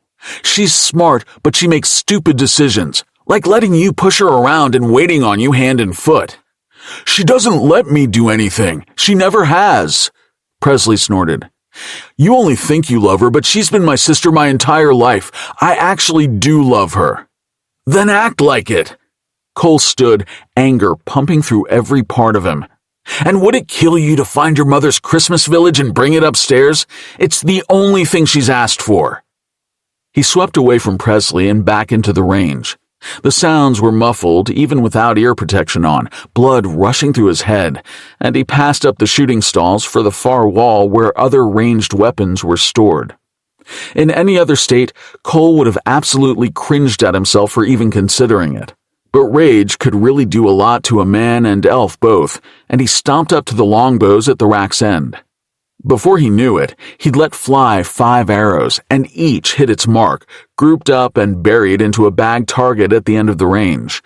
It had been too fast for the others to see the magic he pumped into the wooden bow, and exhausted with the repeated drawing of the string. But he hadn't thought to care. He just needed to flush out the anger, and he did. Why didn't you say you were such a wicked shot, son? Cole's grip on the longbow loosened, vision blurring. Son? Piper's father slapped his back, jostling him, and he was smiling crookedly from ear to ear. Cole mumbled something about his grandfather and then got caught up in Luis asking to be shown how to use the bow. It was difficult to explain a thing that had been drilled into him in early childhood, but he managed, and even Presley came around to watch Cole take another volley of shots. It was late when they finally left the range, led out onto one of the streets in the heart of Hyberhaven. They had to make a long trek back to the van with parking at a minimum, but Cole was glad for it when he spied a familiar shop, making a quick detour inside and then hurrying to catch up. Presley was still shooting him disapproving glares, but Jim was going on about how impressive Cole's skills were, so things had turned out well in the end. By the time the sun was set, he was relieved to be headed back home. To the MacLeans. 15. Much thicker than a candy cane. Ooh, is that one for your boyfriend? Aunt Deb came around the kitchen island, empty wine glass in one hand and a spoonful of chocolate chip cookie batter in the other. Piper bit her lip, grinning down at the shortbread cut out in the shape of a tree. Frosted green, she was just finishing up piping little red hearts all over it. No, it wasn't for Cole, it wasn't for anybody, really, but her heart skipped at the thought of giving it to him. It is! Her aunt bumped her hip against Piper's, her tipsy laugh even shriller than normal, though it grew increasingly endearing as the evening went on. I bet it's good to finally be getting some, huh? Deborah! Aunt Susan snapped, folding hands over Michaela's ears. Piper only laughed. If a couple of kisses counted as some, and with Cole it certainly felt like it, she had to admit, it really was good. Unless you want to spill, Susan's wife interjected, reaching around Deb to grab a piping bag of yellow frosting, because I am all ears. Piper shoved an undecorated cookie into her mouth and shrugged. The women snickered, and Piper went redder than the bowl of M&Ms on the counter. She'd been evading their questions all day, but indulged her aunts and cousins a few times. After all, she had to play the part. Yes, I know, his eyes are gorgeous, aren't they? Which was a safe thing to say because it was just objectively true, and he is supportive, isn't he? Which was also safe because she wasn't the only one who had noticed how helpful Cole always was to her. It was all an act, of course, but with the questions pouring in and the wine Aunt Deb kept pouring into her glass, it felt all too easy to pretend to have someone. And it was especially easy when Cole was that someone. Do you like Cole? She eventually asked Michaela while the two pulled the last tray of cookies from the oven. The girl thought hard, like she did about everything, and then she shrugged. He's okay. He really likes you, though. He gets heart eyes when he looks at you. Piper stifled the giddiness that crawled around in her belly. And what does that mean? You know, like when Sailor Moon sees Tuxedo Mask? Like that. When Doc broke into a barking frenzy and skittered out of the kitchen, Piper knew that the others had returned. She followed the sounds of boots stomping off snow and the exclamations of how good the house smelled into the hall. Cole had his coat shucked off already, boots abandoned, and he was quick to slip around the others and right up to her. "Hi," he said in a low tone, smile crawling up his face. "Hi," she repeated in a half-whisper, and she held out her arms. He stepped into them, embracing her back, and then his lips touched hers before either of them realized what they were doing. Piper had fantasized about kissing Cole all day, how she would surely have to construct some elaborate ruse to get him under the mistletoe again after brushing him off the day before, and yet it wasn't complicated at all. "So, PJs and Charlie Brown?" Piper jolted out of Cole's arms at her father's question.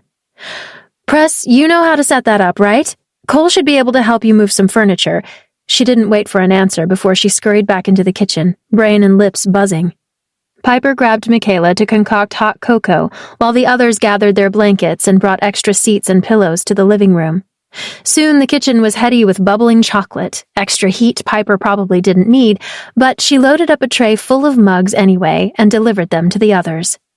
The living room was darkened, the tree's lights gently glowing over sleepy cousins piled atop one another on the sofa and sprawled out on the floor.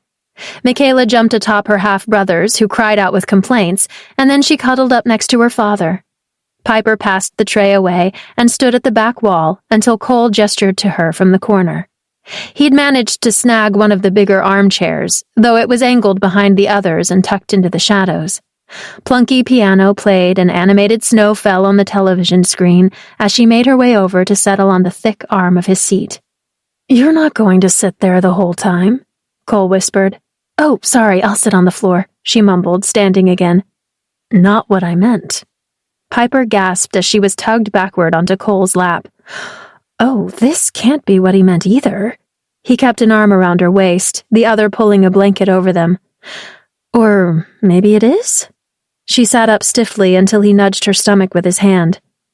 "Relax for once, Pipsqueak," he rumbled into her ear, and both her insides and her spine went right to jelly.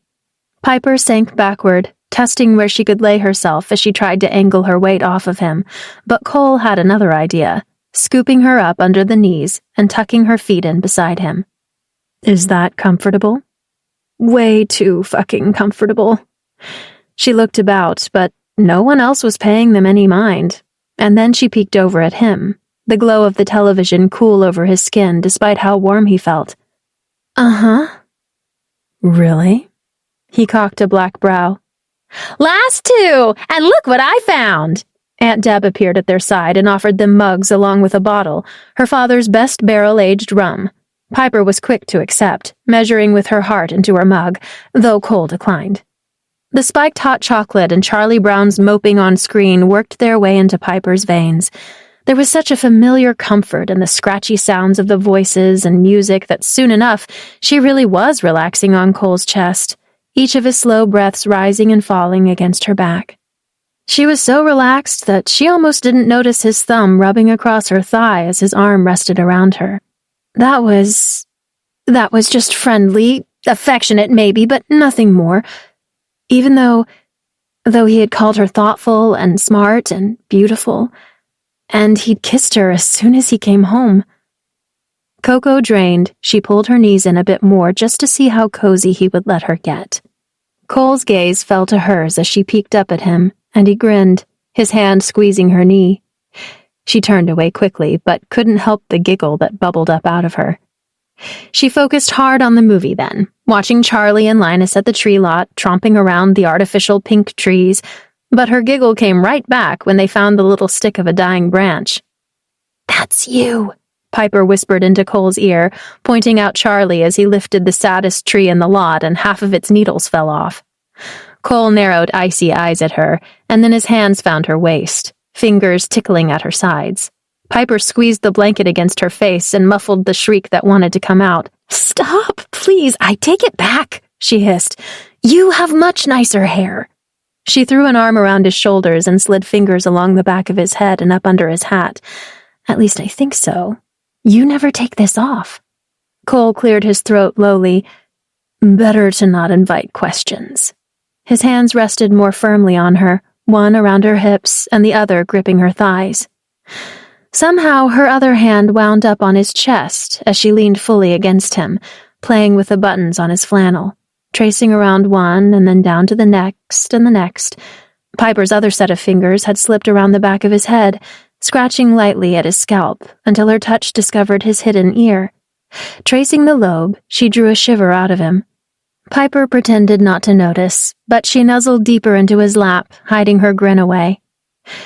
"You don't just touch a man's ears," she remembered him barking at her, but this time there was no threat. He didn't even shy away, his grip only tightened.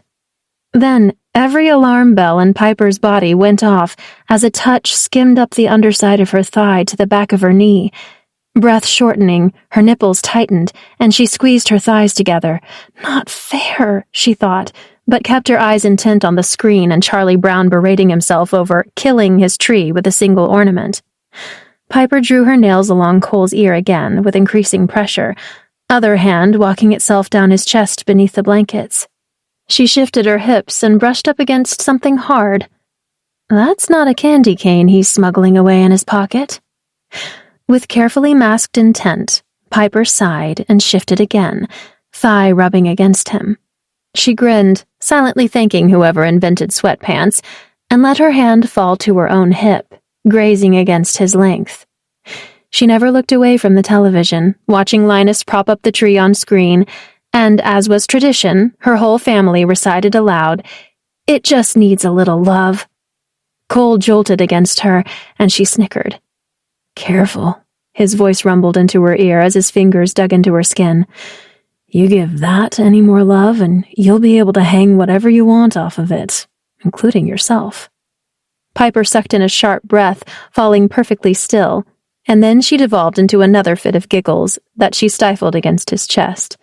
His body shook with more silent laughter as he pressed his mouth to the top of her head. The animated children sang, and the credits finally rolled. "Time for bed!" Piper announced to the room a little louder than she intended and slid herself off Cole's lap, grabbing his hand as she went. She stumbled in the darkness, tugging him along behind her before any of the others could get up, and made it to the stairs. "Watch it, Pipsqueak," Cole cautioned as she missed a step in her mad scramble upward, but she only laughed more, focusing all of her energy on getting to the head of the stairs.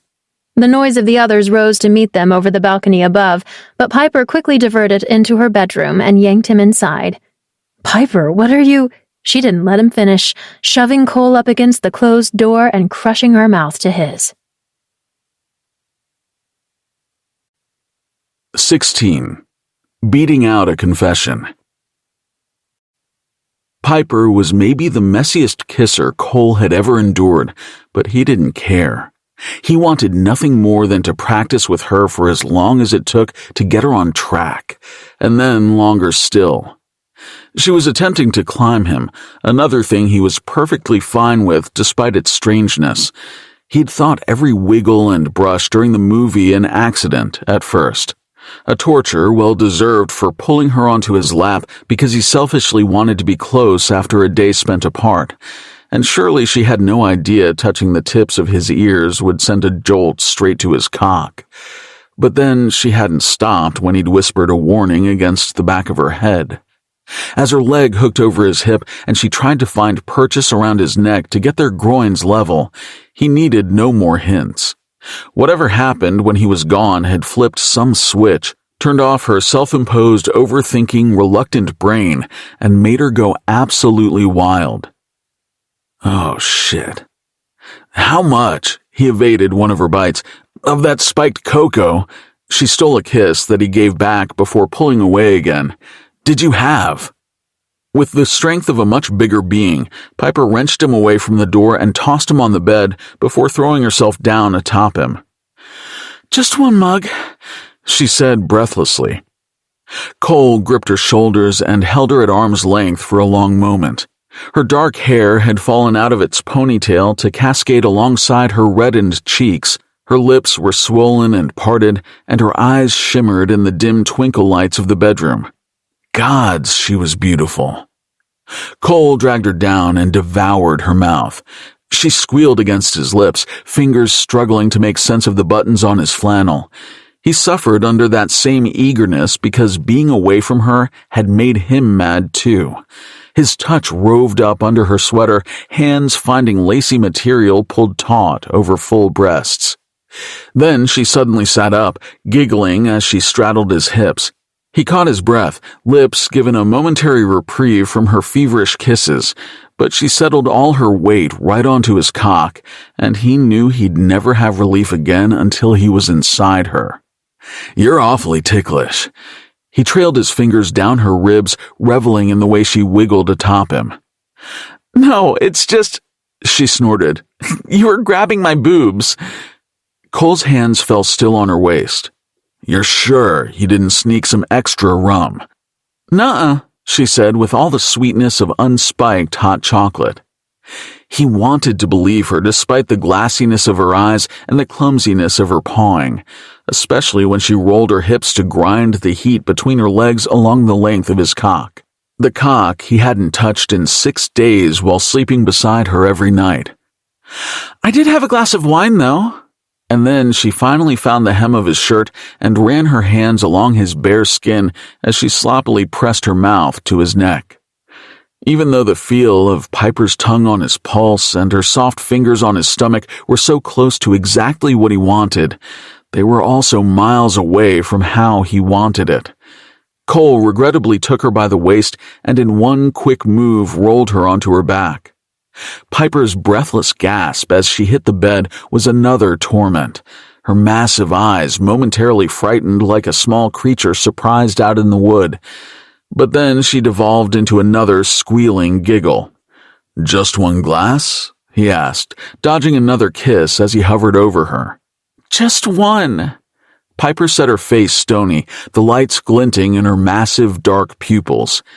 If she was able to hold still, that probably meant she was telling the truth. He waited, and so did she. This wasn't how he'd imagined it. He really thought Piper would need a lot more coaxing to blossom into the writhing, panting version of herself that he suddenly had pinned beneath him. But then absolute devilry flashed in her eyes. She lifted a hand and held up 2 fingers. "Promise it was just one. Scout's honor," she whispered, then lifted a 3rd finger.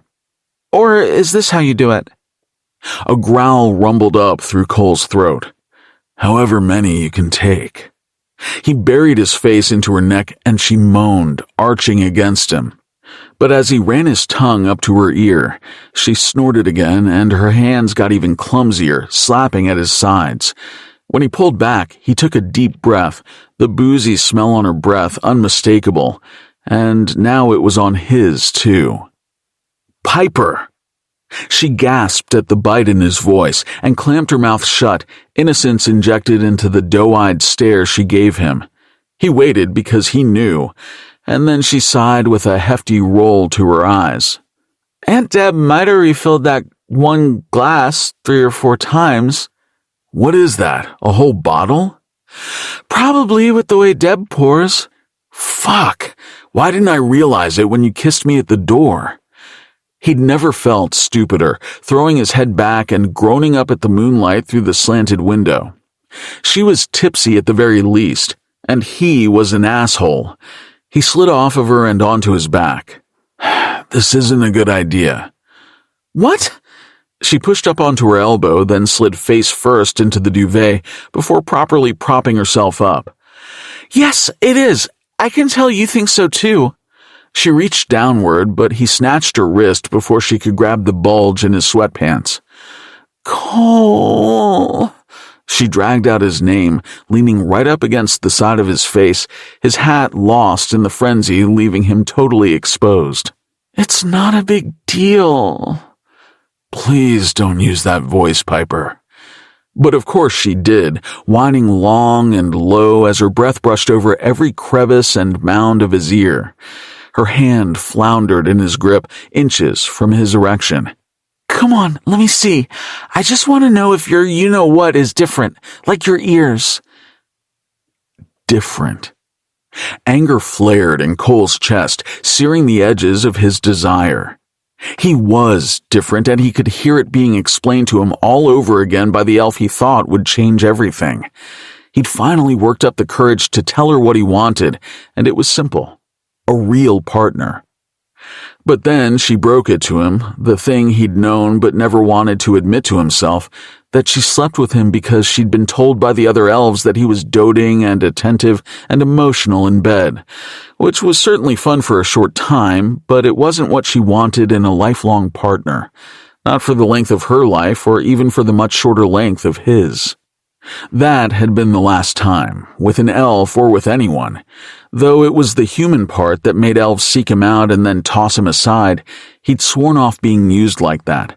And now Piper was straining to grab onto the cock she imagined was different and licking at the funny-looking point to his ear.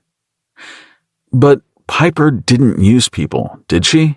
If anything, she was just as worn as he felt. He could see it in her eyes, behind the drunkenness and the lust. She shined with the brightness of a beacon and warmth of a sun, but it was only because she was a star on the verge of burning out. He let Piper slip out of his grasp when he felt her aim shift away from his crotch. "I missed you today," she whispered and tenderly laid her hand on his chest. "I know it's dumb, but I'm used to you being around now. I like it." That same sentiment had burned right where her palm pressed. He couldn't deny the void he'd been carrying all day, the missing piece that came with her presence, whatever it was. But he was utterly bewildered by it too. "I missed you too," he whispered back. She drew a leg over his thighs and nuzzled her head into his shoulder. "It's just easier for me like this," she said, misery running through her words, and then she hiccuped. "I don't get drunk a lot, but when I do, I don't think or worry." Of course, alcohol helped her relax, but as much as he wanted to ease her worries, he didn't want her to not think, and he bet she didn't actually want to not think either. What if she woke up in the morning appalled at what happened, regretting it all, hating him? He sat up, thinking and worrying enough for the both of them. Is calling it my you-know-what a drunk thing or just a you thing? Piper looked boozily thoughtful, eyes squinted, lips pursed. "I can say penis," he scoffed. "Penis?" "Yeah, that."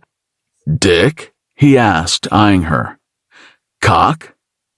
Piper sucked in a deep breath and then covered her face before she started laughing again. "That's it. We're definitely not doing this." He rubbed his forehead and willed the organ in question to stand down. "What? No, that's so unfair," she moaned, and not in the sexy way she'd been doing when his teeth skimmed her jaw. "I never get to do what I want." His cock would never relax if she kept that up, but she didn't relent, making huffy little noises and mumbling about justice. He shifted back to his side and took her by the chin, biting out, "I wish you would tell me what you want when you're sober." When she took advantage of how close he'd brought his mouth and kissed him then, he kissed her back because what else could he do? "Not tonight, Piper," he said up against her mouth. "Please." And because she wasn't an animal like he was, she pulled back with a sad little frown. She let out a breath that smelled like chocolate and wine and sounded like disappointment, falling lax into the pillows. "But I like you." "I have no idea why," he mumbled. She snuggled her head against his arm again and sighed sleepily. "You don't? That's sad. I think you're great. You're funny and you're helpful and you're cute and you make my heart horny. I wish you were my boyfriend for real." Piper yawned and closed her eyes. Cole's blood pumped in his ears, breath held. Her silly words were fueled by alcohol, by exhaustion, by libido, but they weren't true, were they? No one cares about me like you do, and you don't even really know me, she mumbled into his shoulder. I feel like I know you, he said quietly. And when I'm with you, I feel like I know me too. Then we should... Piper's voice petered out, eyes still closed. Her hand trailed down his stomach, coming to rest a pine needle's width away from where he both wanted it and didn't. It was an excruciating amount of time later, which was really only about 2 minutes but felt like 200 to a man whose cock was on the verge of bursting if he shifted a centimeter to the left, that Piper started to snore, and Cole was finally able to slip out of the bed. The house had gone silent, everyone else tucked away and asleep, and Cole sneaked across the hall into Piper's bathroom. Lights left off, he locked himself inside and took himself in hand. It would be unimpressive and quick, Piper's presence enough to push him to the edge, and then her needy voice and her soft breasts and the way he knew now that she could be flooding his senses. Bracing against the door with one hand, Cole pumped at his cock with the other, eyes squeezed shut, Piper's panting face behind his eyelids. She wanted to be fucked, and he wanted to fuck her. But why did she have to go about it like that? He twisted down the length of himself, hand already slick with anticipation. He wished he had her in the bathroom with him, not to touch, just to watch, to see what she did to him, to know he didn't want to refuse her. Cole found her name in his throat as he came. Release jerking through him, he stiffened, hand shaking as he brought himself past the point where it was pleasurable into that torturous moment after. It's just easier for me like this. His forehead found the door as he went limp. He would find another way to make it easier for her, to get her to tell him what she really wanted. He had to, or he would absolutely lose everything trying. 17. Dropped messages and other unfortunate miscommunications. Cole slept surprisingly well after squeezing all the icing out of his piping bag, but it probably had more to do with the limbs wrapped around him. Piper was cuddled into his side, a leg thrown over his hips, and both arms entwined around one of his. He was still dreaming. He had to be. Nothing this wonderful could ever happen. But then he caught a whiff of her breath as she snored up against his face, and he was thrust into full wakefulness. Piper's head lolled to the side, a little puddle of drool on the pillow and messy hair stuck to her forehead. Gods, she really was beautiful, but the line between silent admiration and creepy staring was as thin as tinsel, and he had other things to look at. It was probably an hour or so later when he heard shuffling from the bed and the telltale groan of a hangover. What are you doing? Cole turned over his shoulder and held up the hefty textbook from his lap. You were going to be a doctor like your mom. Piper blinked, sitting up into the sunlight that streamed in on her disheveled form, dust motes dancing around her droopy, adorable face. No, I wasn't. She fell back into the bed with a thump. But these are your perfectly straight highlighter marks and your itty-bitty neat handwriting in the margins. He flipped through another page of clinical pharmacokinetics and pharmacodynamics. And look, after this study where no medicines worked, someone wrote, maybe they should try laughter? If that's not a note that you wrote, I'll eat my hat. Piper groaned long and low as she twisted under the duvet. Not a doctor and definitely not like my mom. People don't have these kinds of books for fun. I might not spend much time in the human world, but I know textbooks cost an ear and a nut. She chuckled groggily. I was going after my undergrad in pharmaceutical science, but I didn't finish. Mom got sick. Cole swallowed back his next exclamation, about to encourage her to go back to school. He'd been flipping through all the books on her shelves, annotated and tabbed with such neatness and care. Besides the medical books, she had a shelf filled with old illustrated field guides from all over the world and another dedicated to fairy tales, old leather-bound copies and newer retellings with pretty pastel covers. No wonder she'd been so good at handling the whole magic is real thing. Her bookshelves didn't tell him everything he wanted to know, but it had been a start. "I'm sorry, Piper," he said as he carefully placed the book back where it belonged. "I know. Everybody is, but don't be. The only good thing that came from her getting sick was the excuse to quit school before I failed out." Cole scoffed. "I bet you've never failed at anything in your—" "I'm awful at math," she admitted with the freedom of a woman who had been keeping it in for far too long. "It doesn't happen with words, but I see numbers backwards and I can barely add without a calculator. I would have killed someone by giving them too many milligrams of floxuridine or something, if I ever even made it to an actual patient, which I definitely wasn't going to." She dug the heels of her palms into her eyes as she flopped fully onto her back, words continuing to tumble out. "Every other subject was so easy, but I spent all of my free time between 12 and 22 just doing equation after equation, struggling to get it right. I don't belong in a school or in a hospital or a pharmacy. I wanted to be good at it, Cole. I really did, and Mom was so proud when I got accepted to her alma mater. But I never loved it as much as she did, and I couldn't do it. I didn't want to do it." He shifted onto his knees and went over to the bed. Guiding her hand away from her face, he offered her a gentle smile. "That's okay, you know." "But she was great, and I'm nothing like her." He felt the scowl before he could stop it from overtaking his face and grabbed a framed photo from the nightstand. A much younger Piper and her mother were squished up against one another in the hollow of a huge tree, both faces dirt-smudged and beaming in the picture. "Don't say you're nothing alike. She clearly loved being outside as much as you do." Piper flopped her arm over the edge of the bed to take the photo. She had circles under her eyes and her cheeks were red, but at least she wasn't crying. A smile made its way back onto her face. "Well, I guess that is true. Mom was as good at identifying mushrooms as she was at identifying tumors, even her own." Piper's heavy words blanketed Cole's shoulders, but she hadn't frowned.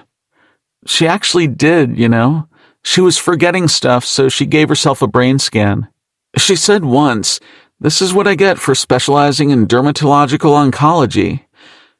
When he hesitated, she clarified for him. "Melanoma has a pretty high survival rate. Brain cancer, not so much."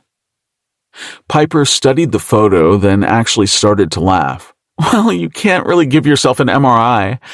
But she swore the radiologist to secrecy, which was very like her. If she had the time to teach herself how to do the surgery, she probably would have tried to remove her own tumor. She always took care of everything on her own all the time." Cole watched her stare sentimentally at the photo for far too long. "That sounds an awful lot like somebody else I know." Eventually, the string of Christmas lights behind Piper's eyes plugged in. Yeah, maybe we have a few things in common."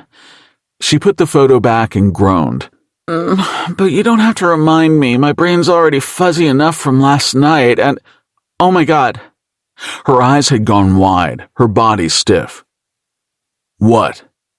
"Nothing," she squeaked and yanked the blankets up over her head. "Just remember last night?" Her groan told him that yes, she did. Santa's village was everything Cole dreaded it would be.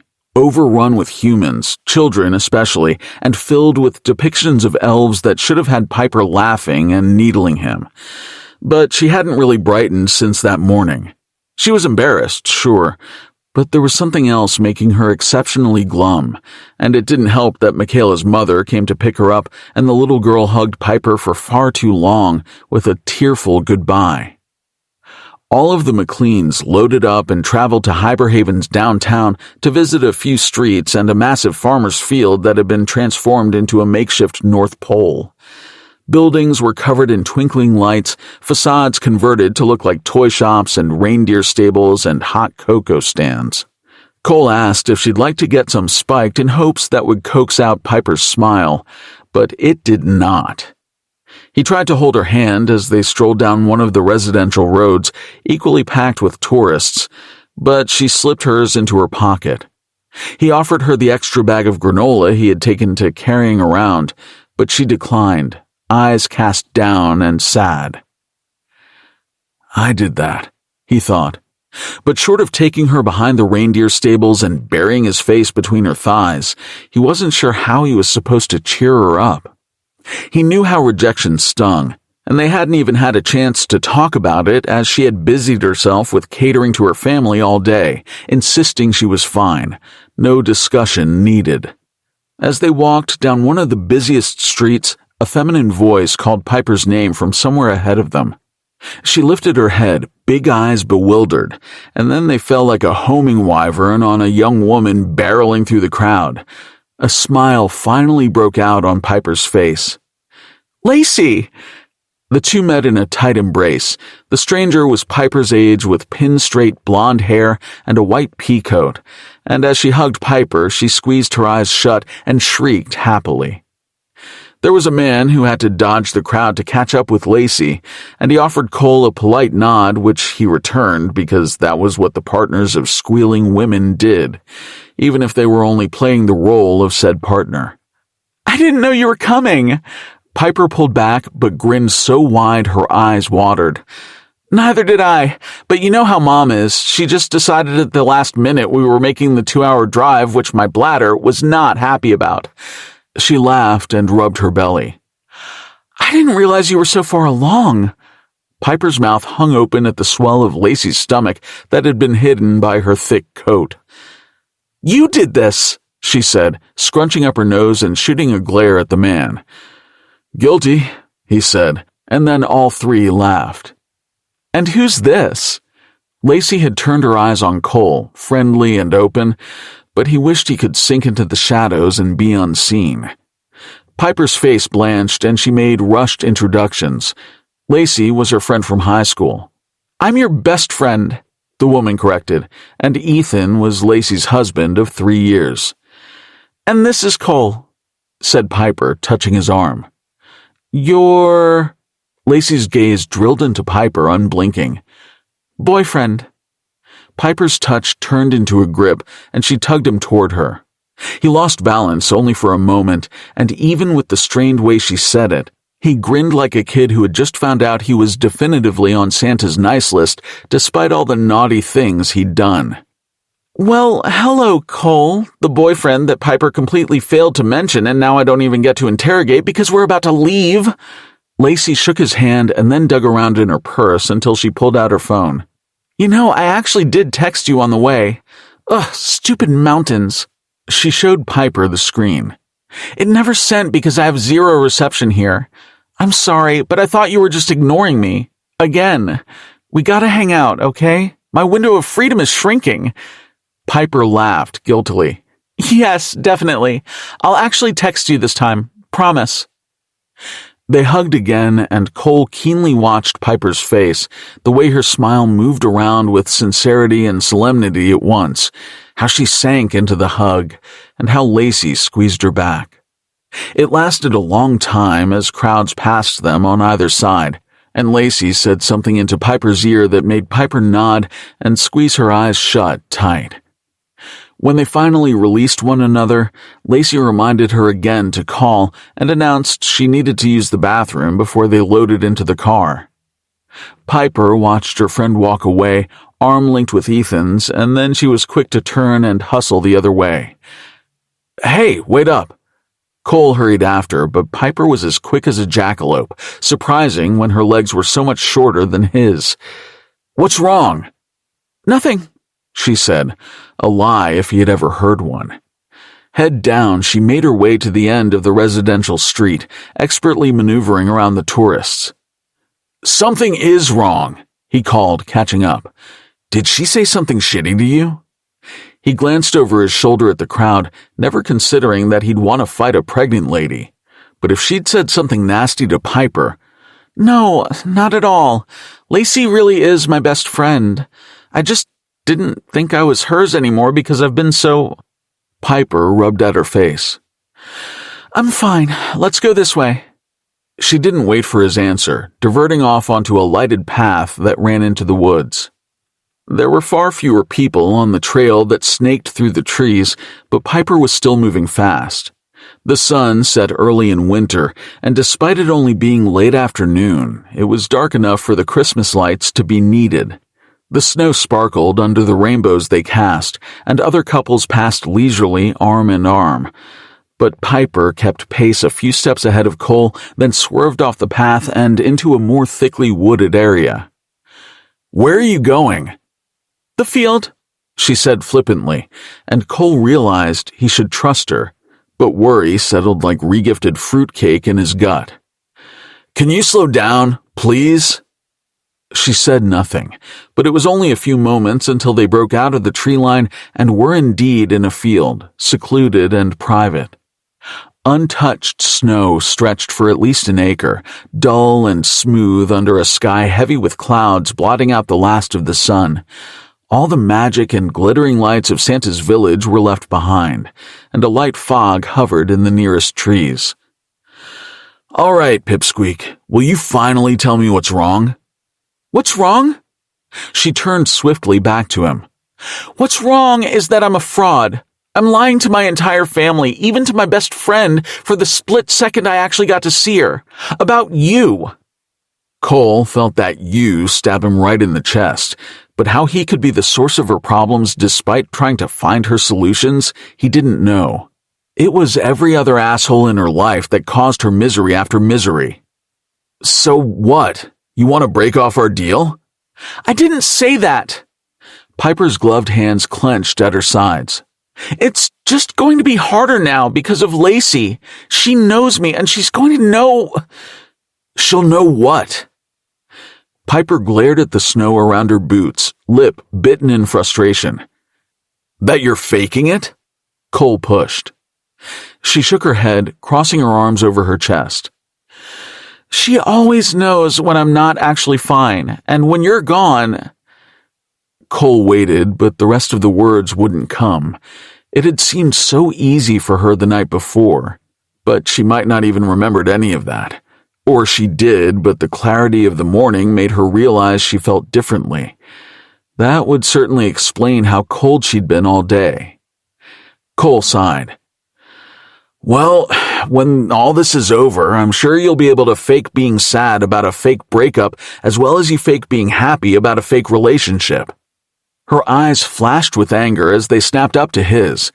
"That's not what I mean. I'm not going to—" He held out his hands. "To what?" "Come on, Piper. Give it to me." "Oh my God, you're so... I'm so what, Pipsqueak?" Piper shrieked the most frustrated noise he'd ever heard, but she did it through a mouth shut tight against itself. She couldn't even allow herself one moment of true catharsis to scream at him, but there she was, squeezing her arms around her middle even tighter, refusing to open up at all. He wasn't going to let her hold it in. Even if it was vicious and she ended up enraged with him, he had to coax out whatever she insisted on holding on to. Cole folded his arms over his chest and gave her his best condescending look. "You probably won't even have to deal with any of this. From the sound of things, you ignore your supposed best friend anyway. I'm sure you'll find some task to finish or someone else to cater to so you can keep avoiding the actual thing you want because you're afraid of actually getting it." "Excuse me?" She stomped a foot into the snow, no pleasant crunch, just a mucky mess on her boot. "I'm not afraid of finally getting what I want." Cole waited, watching her grow more red-faced and angry. Something prickled at the back of his neck, something like magic, but the warning of one's intuition was strikingly similar. "Well?" he finally spat. "What do you want?" "I just want to be normal," she shouted, and there was a flutter of wings from a nearby tree as startled birds took to the sky. That hadn't been exactly what Cole was expecting. I don't want to always feel like this. I don't want to always be so sad or so angry or so damn disappointed that I'm not where I'm supposed to be in life. But I'm so far behind and I don't know if I'll ever catch up. I'm just not the person who I was supposed to be. The person Mom and Dad expected. I didn't get my degree. I don't have a real job or my own place to live. No husband, no baby. The dog isn't even mine. Cole took a breath, heart sinking. You want to have a baby? This was going much farther south than he'd anticipated. No! She dropped her head back. Maybe you're right. Maybe I am a coward. It's just that pretending with you shines a huge spotlight on every one of my failures, including the fact that I'm alone. I'm not pretending, he wanted to say, and you're not alone. But yet again, Cole was struck by his too big feelings. Those were not things he could just lay at her feet and expect to be picked up and taken care of. He breathed in deeply, the cold stinging his lungs. You're not a coward, Piper. But you said I wasn't being fair. Her gaze dropped to the snow and she turned away from him. I'm sorry about last night. I shouldn't have tried to use you like that. If you want to take the tree and go, I'll understand. Her voice was quiet, carried off on the wind as a shadow fell over Cole and a pit formed in his stomach. He didn't want to be right about his darkest thoughts, the ones that proved to him he was only worth the company he could provide in bed. He could be more than that for her if she'd just let him. He had to tell her that, to say she didn't have to be alone, that he would keep up the charade as long as she wanted, forever even, which was completely insane, but he knew in the deepest part of his heart he preferred orbiting her burning star than floating in the void of his own life. He would rather stand on the outside of her family under everyone's suspicion, holding her hand whenever she felt like she needed it, than never see her again. Piper? His voice cracked as he watched her back. He wanted her to turn around so he could see those big eyes of hers to know if he was making yet another mistake or not. There was a pull at his stomach, and then the whole world fell out from under him. 18. One big mama bird. Piper stood in the field and trembled. She was terrified of what Cole might say, the sound of her name on his lips frightening enough, his ensuing silence even worse.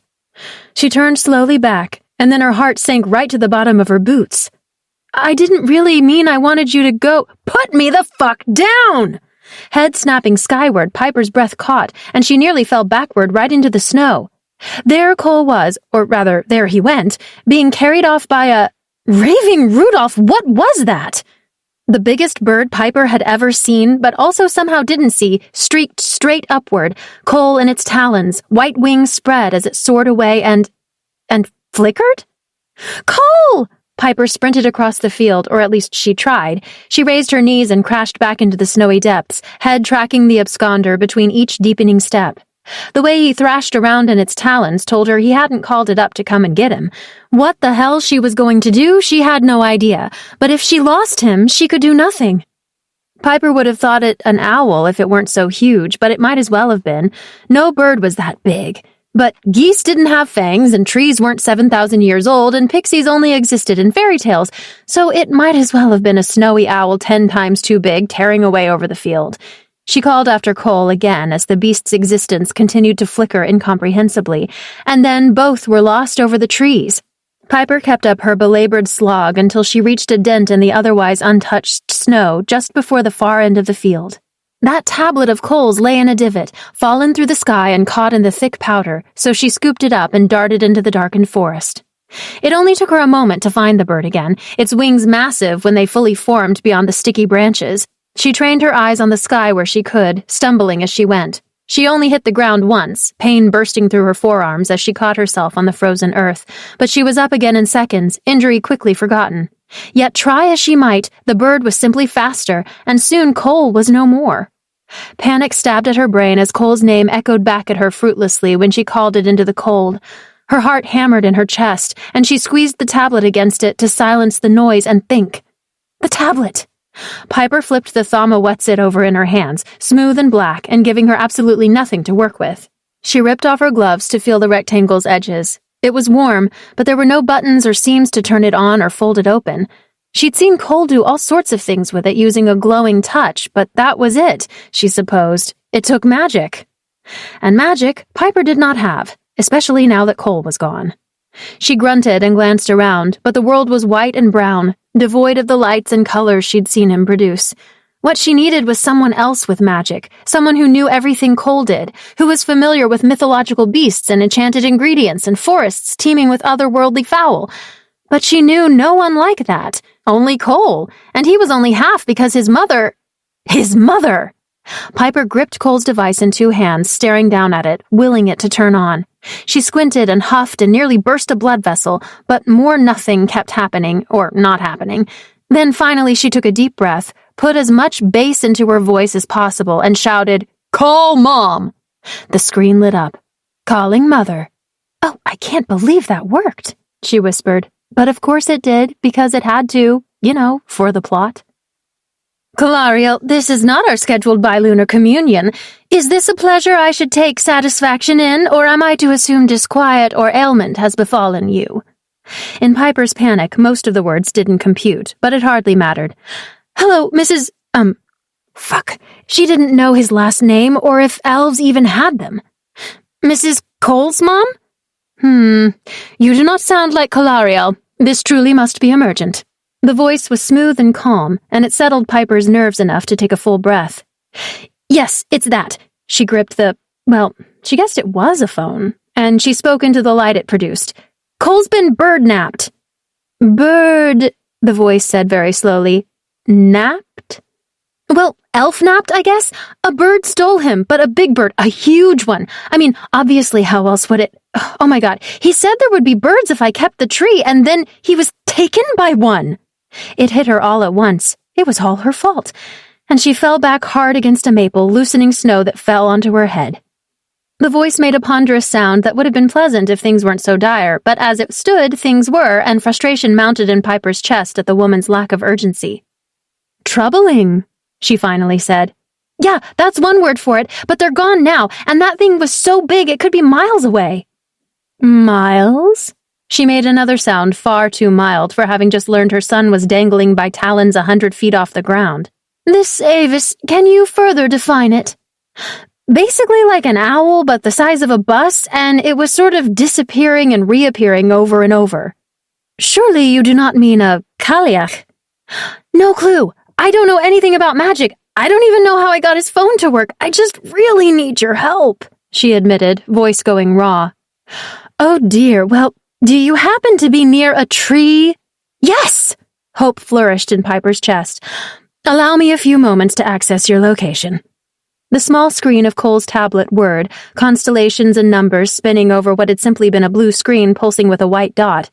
Piper tried to follow the sequences, holding it close to her face, eyes crossing. The light brightened then, blinding her, and she jerked back into the tree. Only there wasn't a tree behind her anymore. There was a woman. Piper shrieked and flailed, jumping away from the sudden arrival in the tree at her back that had opened up, the bark peeled away from its center and leaving a door through which the woman had apparently come. She was like a specter, terrifyingly beautiful with dark arched brows and a smooth, pale face, reddened lips, flowing black hair, and, oh boy, Piper could see where Cole got it from. Except the ears, those were significantly longer, yet elegantly tapered toward the back of her head. But she also looked about 30 years too young to have given birth to Cole. "Oh, how charming." Her small mouth turned up, and her eyes sparkled like they were covered in frost. Piper caught her breath and swallowed hard, heart still rattling inside her ribs like a trapped moth. "You're Cole's mom?" She nodded slowly, grin slipping away. "And you are?" "He'll be pecked to death before I can possibly explain." Kaliach tend to favor their talons, though they are also known for swallowing their prey whole. Piper's blood went cold as she took in the woman's placid face, and then she threw her hands into the air. "I don't see how that's better. He'll be dead either way unless we do something." Her throat went raw as she shouted, tears pricking at her eyes.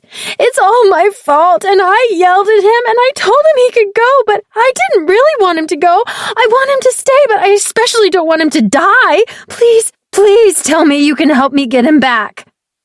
The woman stepped forward, closing the space between them, and Piper truly felt small. Taller than Cole, the not-humanness of the elf finally fell on Piper as fully as the hands that cupped her face. She wore no gloves, but her fingers were warm, and Piper could feel the heat spread through her whole body, like being injected with a sedative. "We will find him, youngling," she said, and then her brow knit ever so slightly. "You are entirely human?" Piper nodded, a calming daze settling into her bones. "So full of love. How could you not be?" She released Piper's face and straightened. "Come. We will deliver my son from his troubles." Piper's hand was taken by the elf's long, slender fingers, and she stepped toward the still open tree. "Wait, I can't—" Except Piper could. She could do anything with an Elucidai elf holding her hand because pure Elucidai magic was a thing to behold. Unfortunately, Piper wasn't really in a position to behold anything, not when her brain was being pulled out of her belly button and her mouth had been stuffed with mushrooms and fresh-cut grass. Piper was walking and falling and jumping, and the world was also moving around her all so quickly she could make zero sense of it, which was probably for the best, since tree walking wasn't meant to be comprehensible to humans. Elves hardly understood it themselves, not that they would ever admit it. Tree walking was also extremely fast, and before Piper really could process that she was moving through bark and roots, the darkness around her cleared, and she was somewhere else. She was walked forward, hand held like she were in a dream, and a knot in the nearest maple unfurled. They stepped into another tree, and Piper's kneecaps were in her eyeballs, the sound of exactly 142 earthworms wiggling in the dirt that filled her ears. When the bark cleared once again, the altitude hit her so fast she began to faint, but the elf kept her aloft just long enough to step into yet another tree. Piper's appendix went to Brazil, her lungs to Jakarta, and her gallbladder appeared for a brief but disturbing moment in a china cabinet in Middlebury, Ohio, before cobbling back together normally, or as normal as anyone can ever be after tree walking. "Ah, there is my firstborn," the elf sounded as pleased as she had been about everything else. Beside her, Piper openly wept, overcome with gladness both to have her innards in place and to have found him. A surprisingly strong hand pressed into her back, reminding her there was more to be done. Piper wiped at her eyes and gazed skyward. High above them, a copse of white pines had coalesced, twisting around one another and forming a massive hollow. It could have been called a nest if it were smaller, but the twigs were made of entire trees, white birches bent and twisted around narrow aspens, and it just couldn't be real. But there was that bird perched at its edge, massive and white. Its head twisted around on a neck that just shouldn't be able to do that, and yellow eyes peered down at them. "Good evening," called the elf, and though she hadn't really raised her voice, the sound traveled. "We do not mean to intrude on your meeting, but we have come to offer assistance." The giant's bird's feathers ruffled, and there was movement in the nest-like hollow. Cole appeared, peeking over the edge of the gnarled branches. He wasn't being ripped to shreds, wasn't fighting off talons or a beak, yet his face was still twisted up as if he were in excruciating pain. "You called my mother?" Ah, so excruciating pain it was. Piper looked to the elven woman for help, but she only wore that placid grin of hers. Cupping hands to her mouth, she called back, "I didn't know what else to do!" "Literally anything else." "What, like let you die?" "Yes!" He pushed off the edge of the nest and disappeared back into the darkness of the hollow. The elf didn't appear to be offended in the least. She simply folded her hands over one another and watched, sounds emanating from on high, but none of them particularly discernible. "It is not going well," she finally said. "How can you tell?" Piper tipped her head to the side. "You cannot?" Piper shrugged. The woman made a sound with a meaning Piper couldn't place. "Well, that is also very human, I suppose." Before Piper could too heavily feel the weight of offense, there was a screeching sound from above that made her heart leap into her throat. "No, not good at all," the elf called again in her not shouting yet carried voice. "Calariel, perhaps a favor from the Illora Sindai would please our Kailiach friend?" It was quiet for a long moment, during which Cole's mother leaned slightly toward Piper and whispered, "He will offer this, and we will be done." Another forever long moment passed before the bird shifted to the side, wingspan unfurling like sails, then finally took off. A moment later, Cole appeared at the edge again, standing this time. Hands on his hips, he peered down at the two and sighed. "Can somebody please get me down?" 19. Not so immaculate conception. Piper sat with hands clasped tight in her lap, eyes pinging around the diner until they landed on the elven woman sitting across the booth. She couldn't possibly take Cole's mother to Sunny's because, well, it was Sunny's, but now she was second-guessing the Hyberhaven's diner's neon-glowing signs, its sticky linoleum floors, and the sugar packet-leveled tables. It was supposed to be charming in a rustic sort of way, but now she could see every bit of peeling pleather and was inundated with the smell of burnt coffee and bacon grease. But the woman, who she was instructed to call Eve, because her name was much too long and fancy-sounding for Piper to pronounce, simply stared back with a placid grin, long-fingered hands folded atop her laminated menu and tapered, pointed ears sticking out, somehow just as stunningly beautiful as the rest of her, despite being so weird. "Mother!" hissed Cole from Piper's side, gesturing to his own head, apparently having close to the same thought. Eve's perfectly arched black brows raised slightly in acknowledgement, and she brought a hand to the wavy fall of her silky hair, tucking both ears away. "I can't believe it," Piper blurted then, looking quickly from one face, serene yet unreadable, to the other, utterly indignant. "You two could be siblings." They made simultaneous noises, though starkly different in nature. "Are you all like this? Is every elf as smoking hot as your mom?" Cole groaned, eyes closing. "I don't know how to answer that." "Well, she's definitely the most beautiful person I've ever seen." Eve's placid smile quirked up. "Thank you, and you are an adequate-looking human." Piper swallowed back her excitability. "Oh, thanks?" "That is a compliment, believe it or not," Cole muttered. "And yes, full-blooded elves are almost all like this, and they stay this way for almost 1,000 years, but, you also walked through trees today and saw the guardian of the heartwood. Aren't those things a little more impressive?" Piper pressed a hand to her still queasy stomach. "Oh, don't remind me."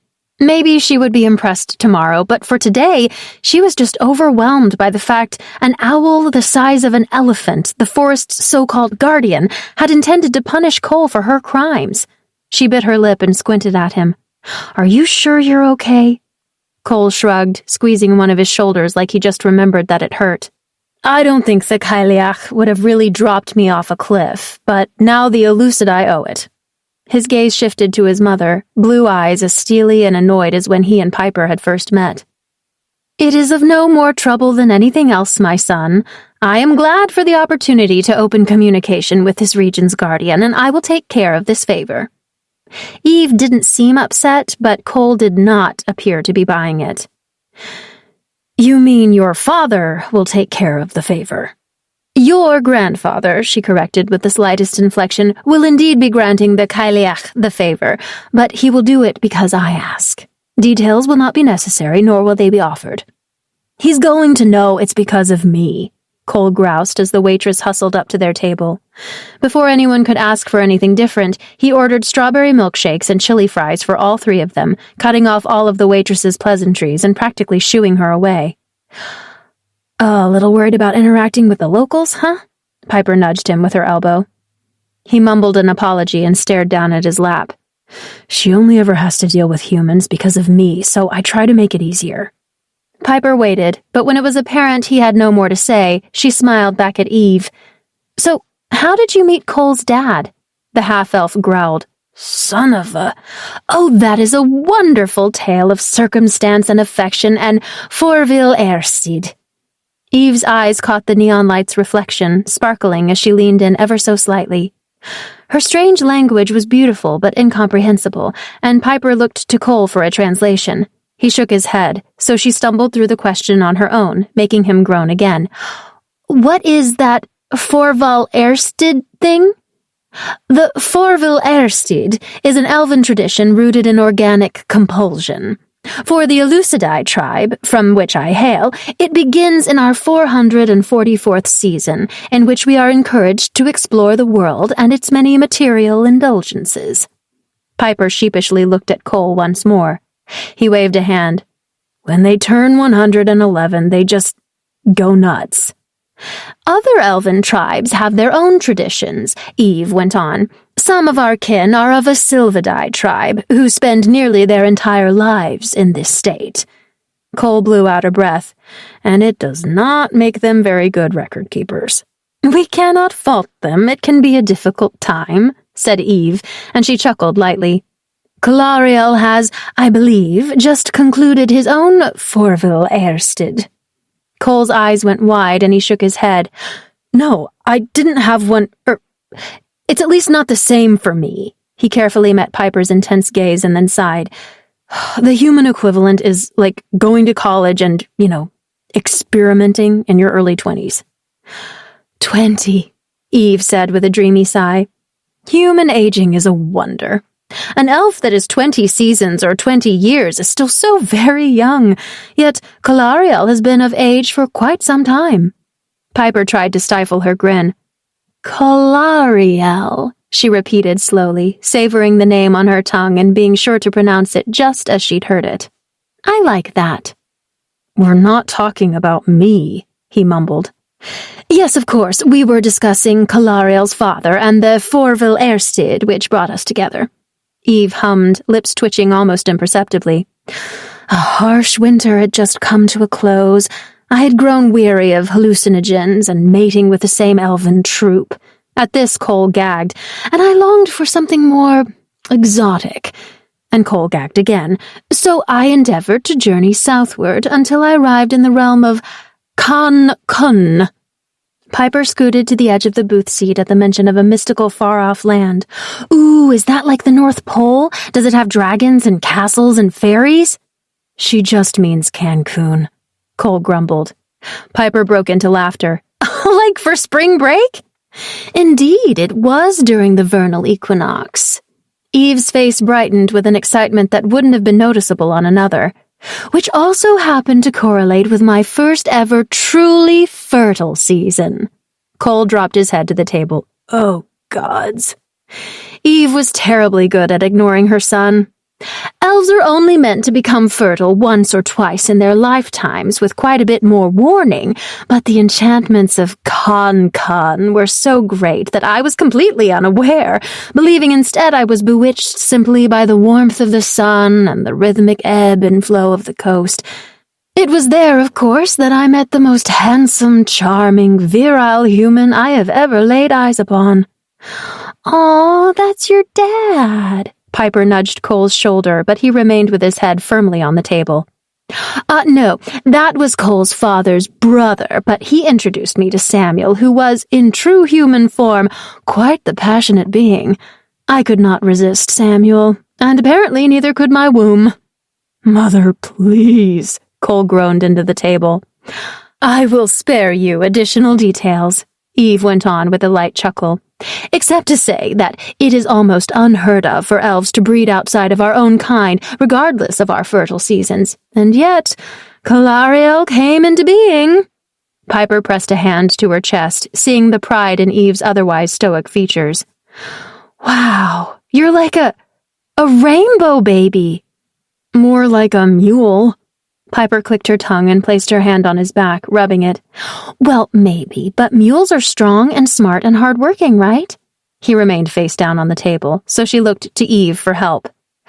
Calariel's spark was insistent, and so he is here in exactly the way the plains meant for him to be.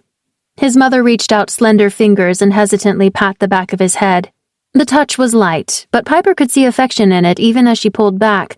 So strange to have not learned after hundreds of years, but she supposed Cole had only been in Eve's life for a tiny fraction of its entire time. Cole finally lifted his head. And here I am, making promises to forest guardians I can't keep and losing track of trees that should be rooted in the ground. The plains are really brilliant, aren't they? This is true, she stressed, eyes narrowing. How else might one explain two beings originating from disparate worlds and fated for such divergent lives finding one another? Cole shrugged. Tequila? Calariel, she said with the tiniest thread of frustration. The circumstances under which your father and I met were extraordinary. Two beings engaged in temporary recreation rather than their typical lives, intoxicated by a lack of responsibility? I know you are displeased with our choices, but our incongruities were not exactly a recipe for eternal happiness. Their food was delivered, breaking through the awkward moment, and Eve's eyes changed when a heaping and messy plate was placed before her. Very carefully, she took up a fork and, with a grace Piper could barely conceive of, began to eat the sloppy fried food as if it were some otherworldly delicacy. They ate in silence for a few moments until Eve patted the corners of her mouth with a paper napkin to remove bits of food that weren't even there.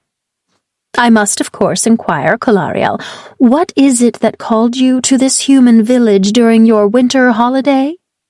Cole stuffed a forkful of fries into his mouth and chewed, and both women waited. Tree, he finally said.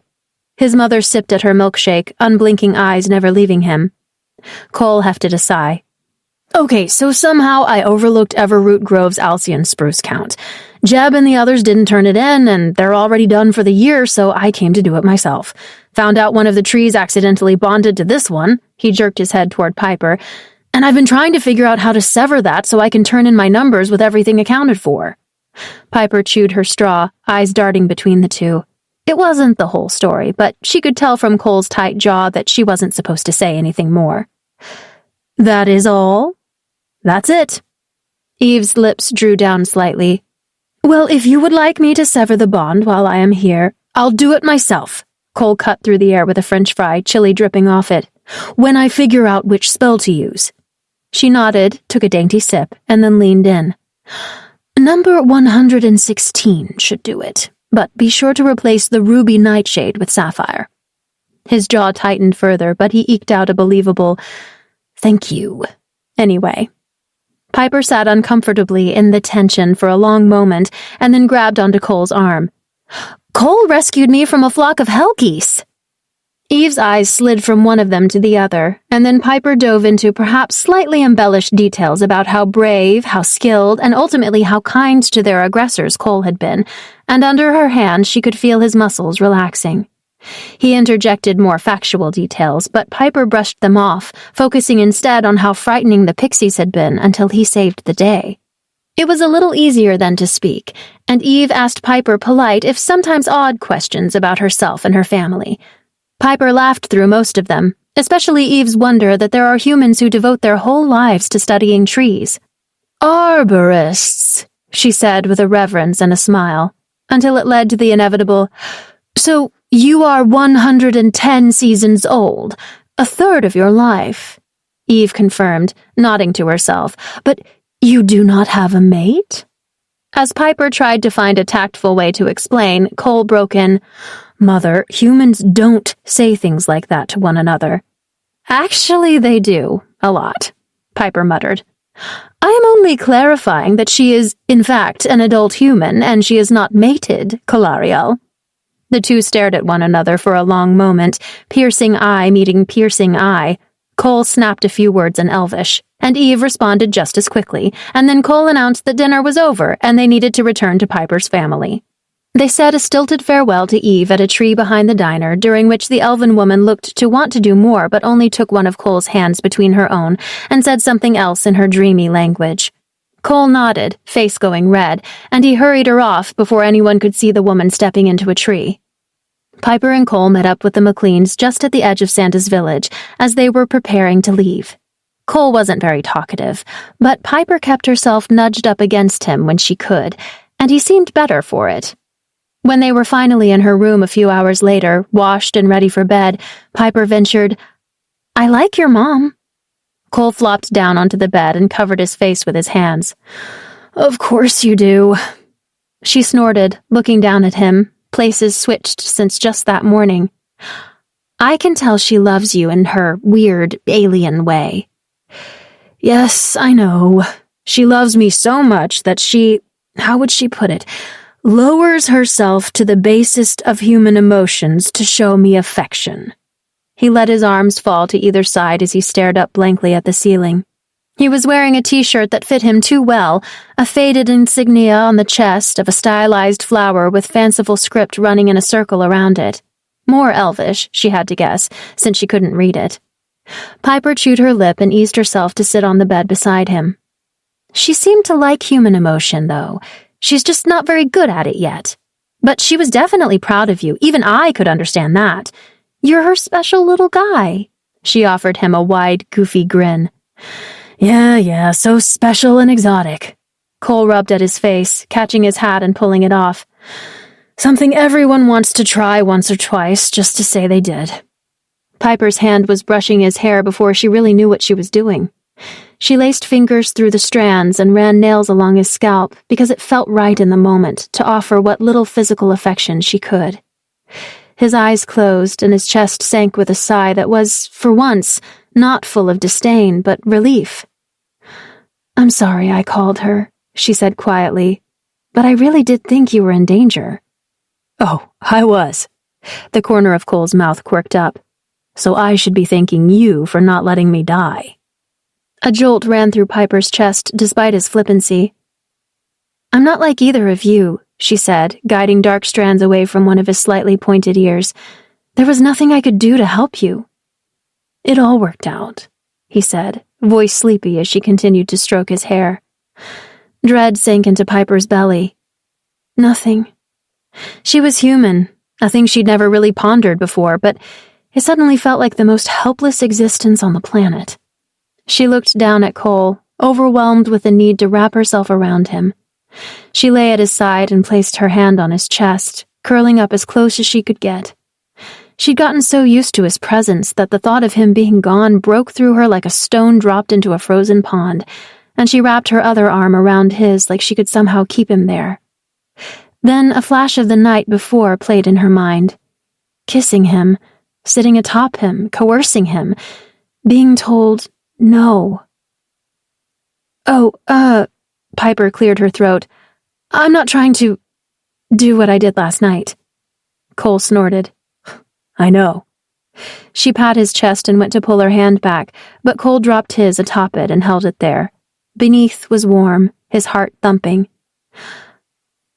I hope it's okay with you if I don't take the tree yet, he said carefully. I know you offered to end our deal, but I don't think I can. Because of the severing spell, or because he didn't want to go? I want you to stay, she admitted, closing her eyes. Good, because I want to stay too. Piper's lips ticked up into a smile she hid against his shoulder. But then Eve's words rang in her mind. Our incongruities were not exactly a recipe for eternal happiness. Eternal happiness probably meant something else to an elf, but Piper understood the sentiment. Cole's mother and father had come from vastly different worlds and met on vacation. As good as things seemed, they weren't meant to last. Hey, Cole said into the quiet, his voice heavy with sleepiness. Don't forget to call your friend. Piper lifted her head slightly. Oh, Lacey? Yeah. You want to see her, don't you? I do. All right, then. I'll remind you tomorrow. He yawned, eyes closed. And the next day, and the next day, until you do. Piper squeezed him a little tighter, chuckling as she fell asleep. 20. Kids get over stuff quickly, right? Cole stood before the Alcyon spruce with his thaumatix in hand. The 116th severing spell on the EPA's approved list was surprisingly simple, and his mother had even sent him the ingredients needed. He would just have to fetch them from the cabin in the Everroot Grove. It all could wait, though, as the tree was doing well enough, and, of course, there was Piper. He looked over his shoulder to see her, still in pajamas and an oversized sweatshirt. He could feel his mother's hands clasping his again and hear her voice before she left through the tree telling him in Elvish, I approve. Thank the Fey ancestors Piper hadn't asked him to translate that. She was asking her uncle if he'd remembered to pack something nice for each of his kids to wear. Russ scratched his head, unsure, and then all three of his sons went rushing past, knocking into Piper. "Come on, say excuse me," Russ called after them with very little conviction.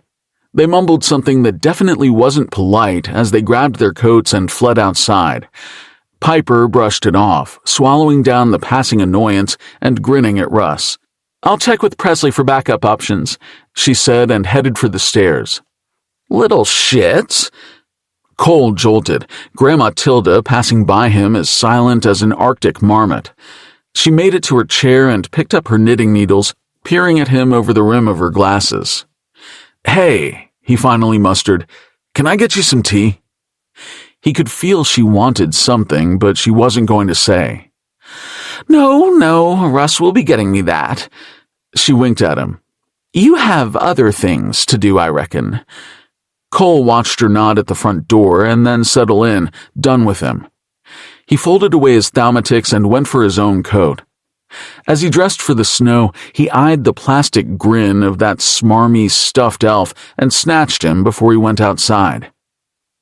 Russ's boys were fucking around in the snow, shoving one another and using the kind of language they only would if they didn't think an adult was around.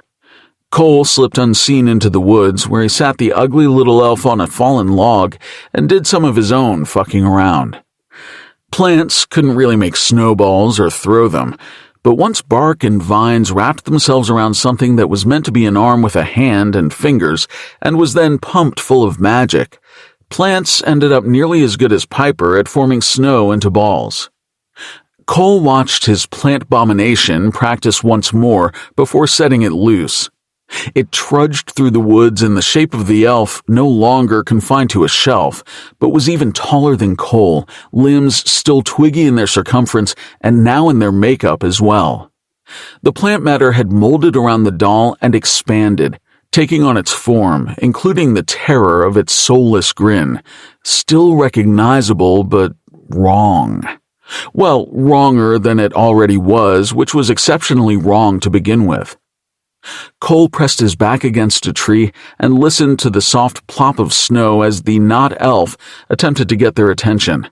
Eventually there was a voice and then another, not that Cole could tell them apart, and finally the crunching of 3 sets of boots as they ventured into the forest to find the origin of the snowballs being thrown at them. He knew when they spied the demonic seedling from the strangled sounds they made, and then slammed a hand into the dirt to activate the branch trap he'd set. He peeked around his tree to see them turn to run, but come up against a wall, hemmed in by impenetrable earth and roots.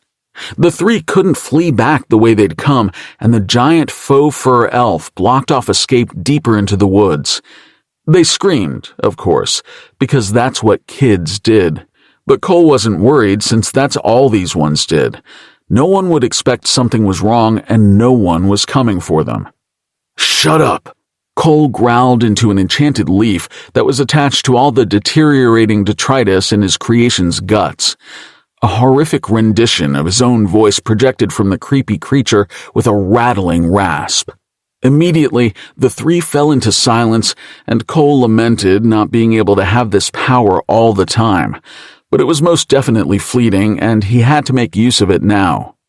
"You call me buddy," he said, and the plant puppet creaked as it leaned over the 3, knobby arms looming to either side, ready to snatch if any of them bolted. "But I am not here for companionship." The 3 of them huddled close to one another, incapable of looking away.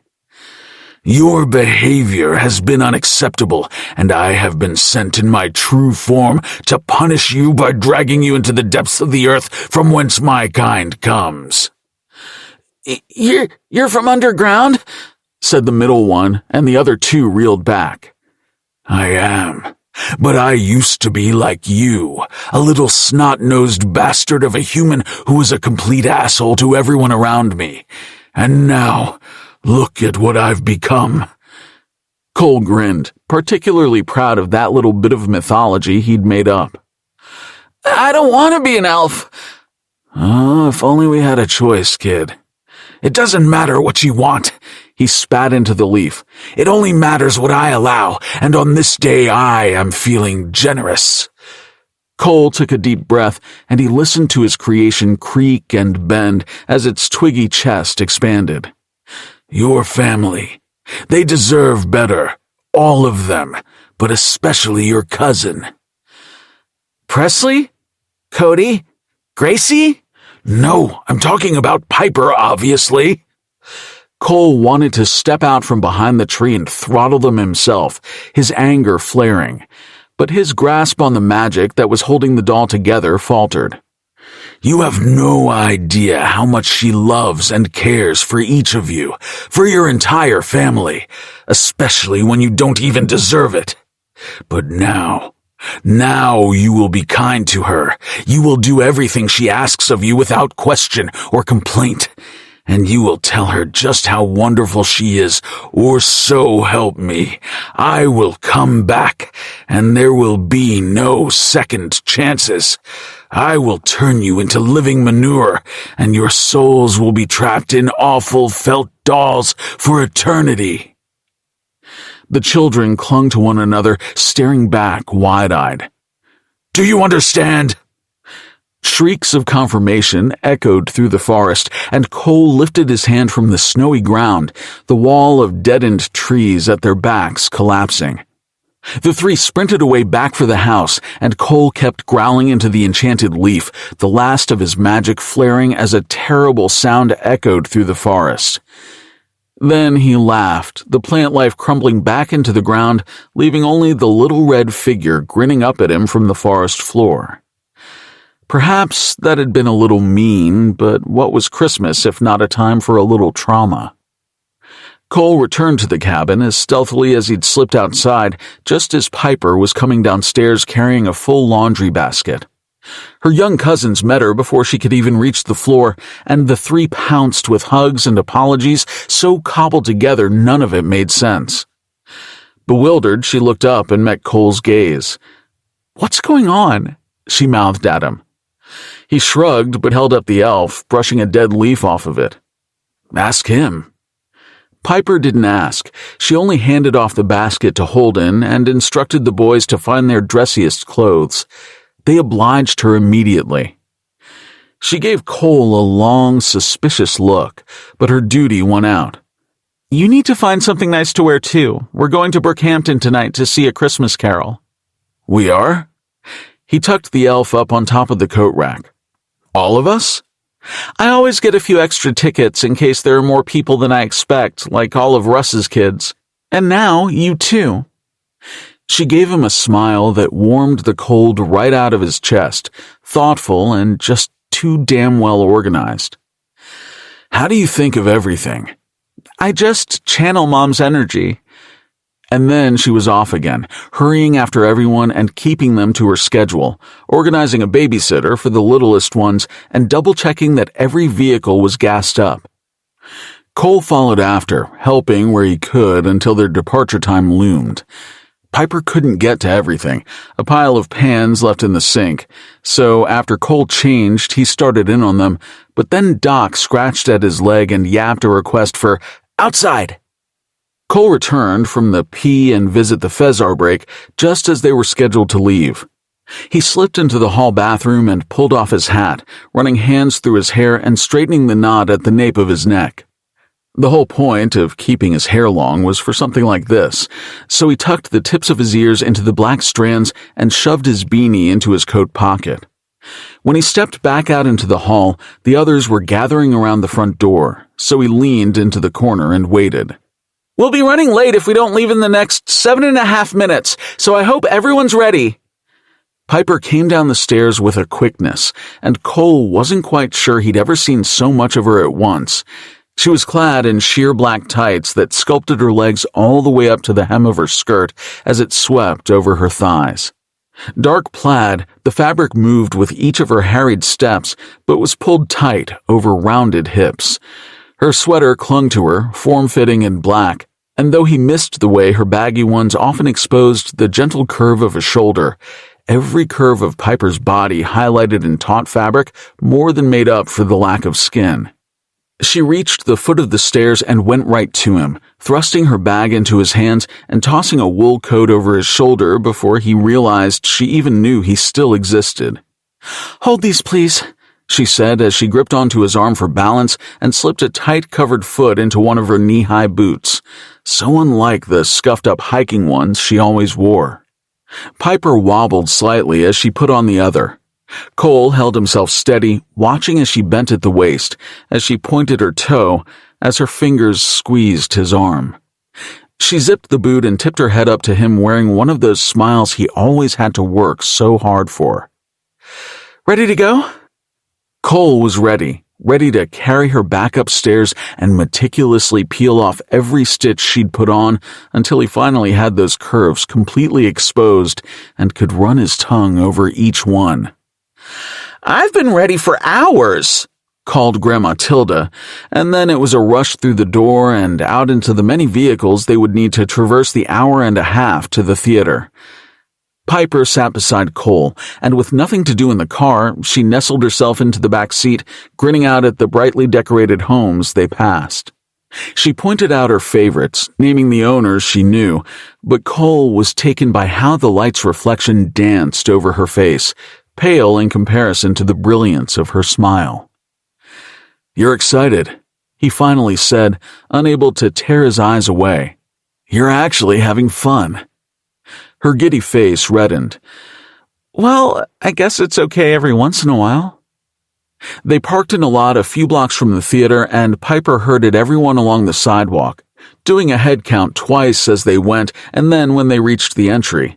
She walked down the row of MacLeans and handed out the tickets from one of the pockets of her planner. You get to sit by me, she said when she reached him at the end of the line and handed over his ticket. Cole expected that, but an odd feeling still welled up inside him, heart thumping as if he had never really felt it beat before. It was so mundane, but he looked forward to sitting beside her in the dark and watching a show, indulging in something she cherished at her side. You're going to love this theater. Piper fit herself against him as she shoved her hands in her coat pockets and scrunched up her shoulders. It was frigid with the sun down and wind whipping along the road, but she was still grinning ear to ear. The seats are red velvet and the walls are covered in these gilded designs, and there's this giant crystal chandelier. The whole thing will be decorated for Christmas, too. So it'll smell like cinnamon, and there will be garlands and these vintage angels, and it's just so gorgeous. Cole slid his hand around her waist. Hey, Piper! Presley poked his head out of the line and waved at her. There's a problem. She rolled her eyes. I bet he lost his ticket already. Good thing I have backups on my phone. 21. Guilt, the gift that keeps on giving. No. Piper shook her head, heart thumping wildly in her chest. No, that's not... That can't be right. I know I double-checked, triple-checked. Despite the briskness in the air, her body was growing warmer by the second as she flipped through the tickets she'd printed. But they were all the same. December 12th. Not a single one read the 21st. Voices rose from the line behind her, and another freezing gust blew down the road. Okay, this is fine. Piper scrambled around in her purse to pull out her debit card. I'll just get new ones for tonight. The ticket taker shook their head and pointed to the sign in the window. Sold out. The freezing wind was blocked, a hand pressing into her back as Cole appeared at her side. What's going on? I have them, Piper whispered, throat tight. All the tickets, they're here, but the date. Tears welled in her eyes as the sounds around her were muffled by the wind. Hot embarrassment pumped through her veins, and she stared unblinking at the ticket taker. There has to be something I can do, suddenly burst out of her as she grabbed the counter's edge. How do I fix it? But there was no fixing the tremendous fuck-up that was slowly and painfully dawning on Piper. Her vision went blurry, voice caught behind the lump in her throat, and then she wasn't standing in front of the window anymore. In fact, she was walking back the way they'd come, being guided by an arm around her waist. But the show, she said, half bewildered as she turned to look over her shoulder at others streaming into the theater. Uncle Russ's voice rose from the grumbles around her as the facts were shared over and over. Their tickets were for the wrong date. The wrong fucking date. You mean we gotta spend another hour and a half in the car? For nothing? The babysitter will get to go home early at least, murmured her cousin. Ugh, and so do we. What a waste. I didn't mean for this to happen, Piper heard herself saying. It's all right. Cole's voice was in her ear, blocking the others out as he squeezed her up against him. I'm not going back with Jim, called her aunt. His driving gets worse every year. Good luck finding someone to put up with you fiddling with the temperature all the way home, her father called back. Maybe we can just stay in the city tonight, said someone else. Maybe for the rest of vacation, another family member grumbled. Piper's breathing went shallow and her lip trembled. I'm sorry, she whispered. Oh shit, you transposed the numbers. Presley appeared at her side, laughing with a joviality that was probably meant to make her feel better. Damn, that was dumb, sis. He dropped a hand on top of her head and mussed her hair. It's an honest mistake, Cole growled, tugging her out of her brother's reach. Maybe if anyone else did anything, it wouldn't have... Piper pressed a firm hand to his chest as they entered the parking lot, and he bit back the rest of what he wanted to say. As each car door slammed around her, she winced. Oh my God, she finally said, the breath all pulled out of her. I can't believe I fucked up so bad. Hey, Cole took her face in his hands and turned it up to him. It doesn't matter. But it's Mom's favorite show. She couldn't bear to be under that forgiving look of his, tearing her eyes away and back to the road, the lights blurring with her tears. The ride back was almost entirely silent, save for the cacophony shouting in Piper's brain. First, it was a replay of her family's voices, the sting of their words, meant for her or not, and then an imaginary extrapolation of what they would continue to say in their cars. Then there was her own voice, so much worse as it berated her for fucking up, for wasting everyone's time, for making Graham stand out in the cold. Anger bubbled under her skin and made her twitch, begging for a release. But there was nothing to do in the back seat except allow Cole to hold her hand until that was too much too. She pulled out of his grip, ashamed to be so pathetic as to find comfort in his mock gesture, and crossed her arms, pinching her knees together and trying to control her desperate anger. Of course she had to go embarrass herself in front of him and show him how worthless she really was. Being organized was the only thing she was good at, a human thing, but something she took pride in nonetheless, and she fucked it all up. They returned to the cabin through heavy traffic nearly 4 hours after they'd left with nothing to show for it but multiple vehicles of very grumpy MacLeans. Indeed, some hadn't returned at all, and those that did were bickering. Even her father was angry, complaining about his sister's latest text message and stomping off to his bedroom. The rest were quick to shuck off their boots and hats by the door and sequester themselves in bedrooms because no one wanted to be near anyone else after all that. Piper said nothing, pressing herself into the corner until it was quiet. In the silence of the entryway, she closed her eyes and willed the tears away, then flinched when there was a touch at her shoulder. Cole was there, gently tugging at her coat. She let him take it off and hang it up, then watched as he knelt before her and unzipped her boots. It was like she was in some dream as he guided one foot and then the other onto the floor, a hand on her calf to steady her. The feel of his fingers was real, she knew that, but she still questioned what they were doing there and why was he helping? She didn't deserve anyone's help. Piper took a step, and freezing cold blossomed under her foot, shucked off snow melting and bleeding into her tights, and that's all it took to wake her from her daze. Everyone's boots were in a wet heap, none of them making it onto the mat meant for melting snow, so she set herself to organizing them. Piper, don't worry about that. She shrugged off the feel of Cole's hand, finishing up and then quickly headed for the kitchen.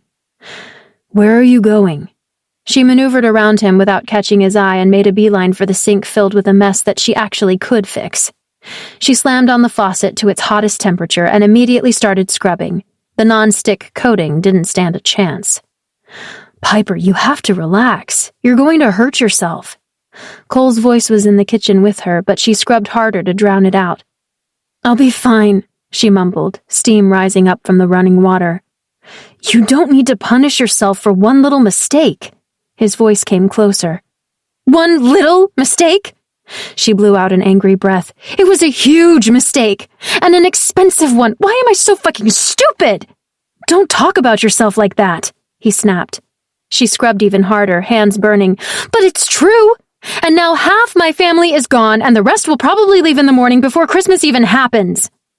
If they really think that's the appropriate reaction to this, then good riddance. Piper slapped the pan with her sponge, splattering hot soapy water up her sleeves. Don't you get it, Cole? I'm letting her down! The truth broke out of her with an angry, ugly sound that made her clamp her mouth shut. Cole reached around her and turned the water off. In the new silence filling up the kitchen, Piper's heartbeat pumped in her ears, and her breaths were shallow and too loud. And then Cole's voice broke in, patient and quiet. You're not letting your mother down. Piper grabbed the edge of the sink, knuckles red and flesh burning. Yes, I am. She was so good at this, at keeping everyone together no matter what, and she made everyone happy. They loved her so much, Cole. She wasn't even their blood, and they loved her. She wiped at her face, eyeliner smudging on her fingertips. She took such good care of everybody, and I know it's because she lost her family so young, but she made a new one, and now I'm ruining all the hard work she did. I'm ruining everything. Cole's arms came around her waist and squeezed her back against his chest. Her knees buckled, and she would have fallen had he not been there. You aren't ruining a thing, he said softly into the back of her head. Everything is better when you're around. She snorted, but it was weak. Hardly. There's only so much one person can do, and somehow you do even more. Your father and aunt would have strangled one another if not for you. The poor dog would have probably been eaten by a bear without you watching him, and that shitty little cousin of yours would have poisoned himself with peanuts if you didn't inspect every piece of food that comes into this house. Not that that would be a great loss.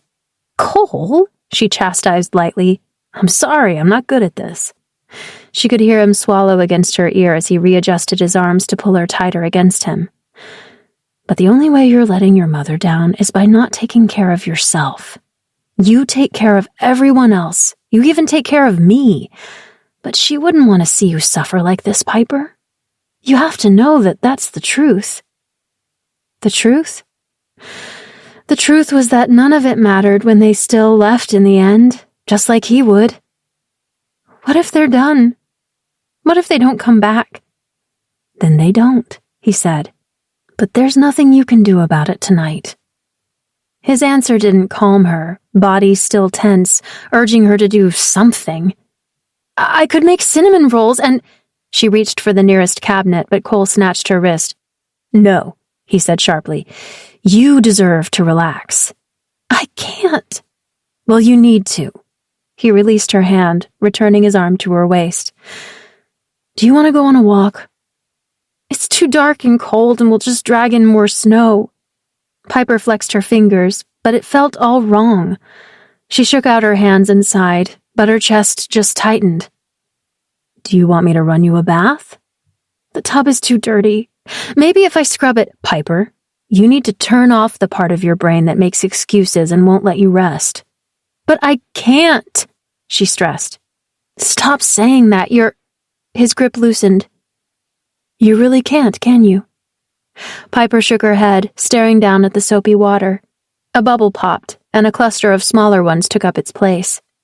There were hundreds of bubbles, and each held her warped reflection like 100 things she could be getting done. Cole cleared his throat.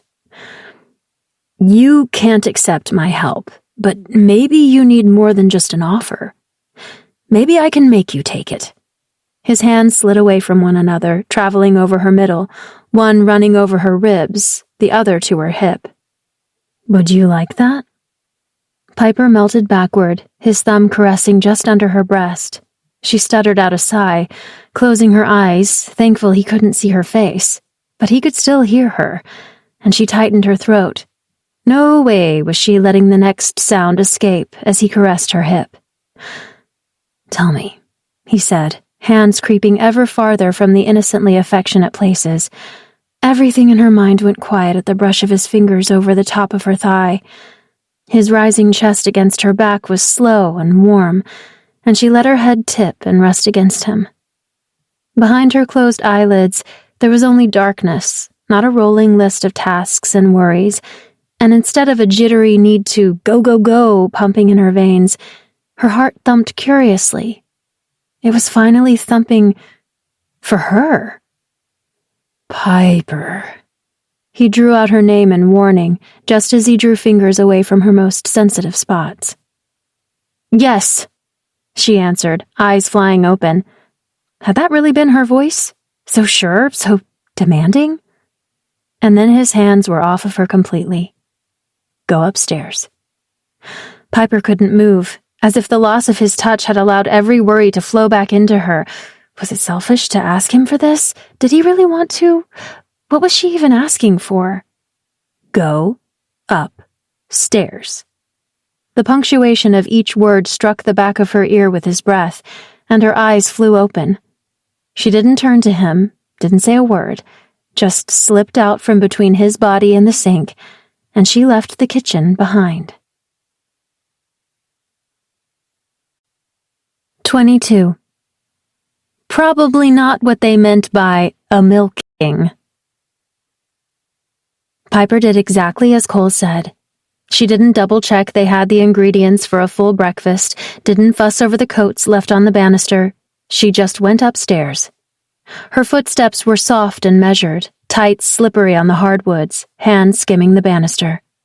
She was aware of Cole behind her, following close enough to feel but not to touch. The hall upstairs was quiet, and her bedroom even quieter. She stood in its middle, softening her gaze and taking a deep breath. The door clicked shut behind her, and Piper jerked out of the trance she'd begun to settle into, her feet tapping, hands flexing.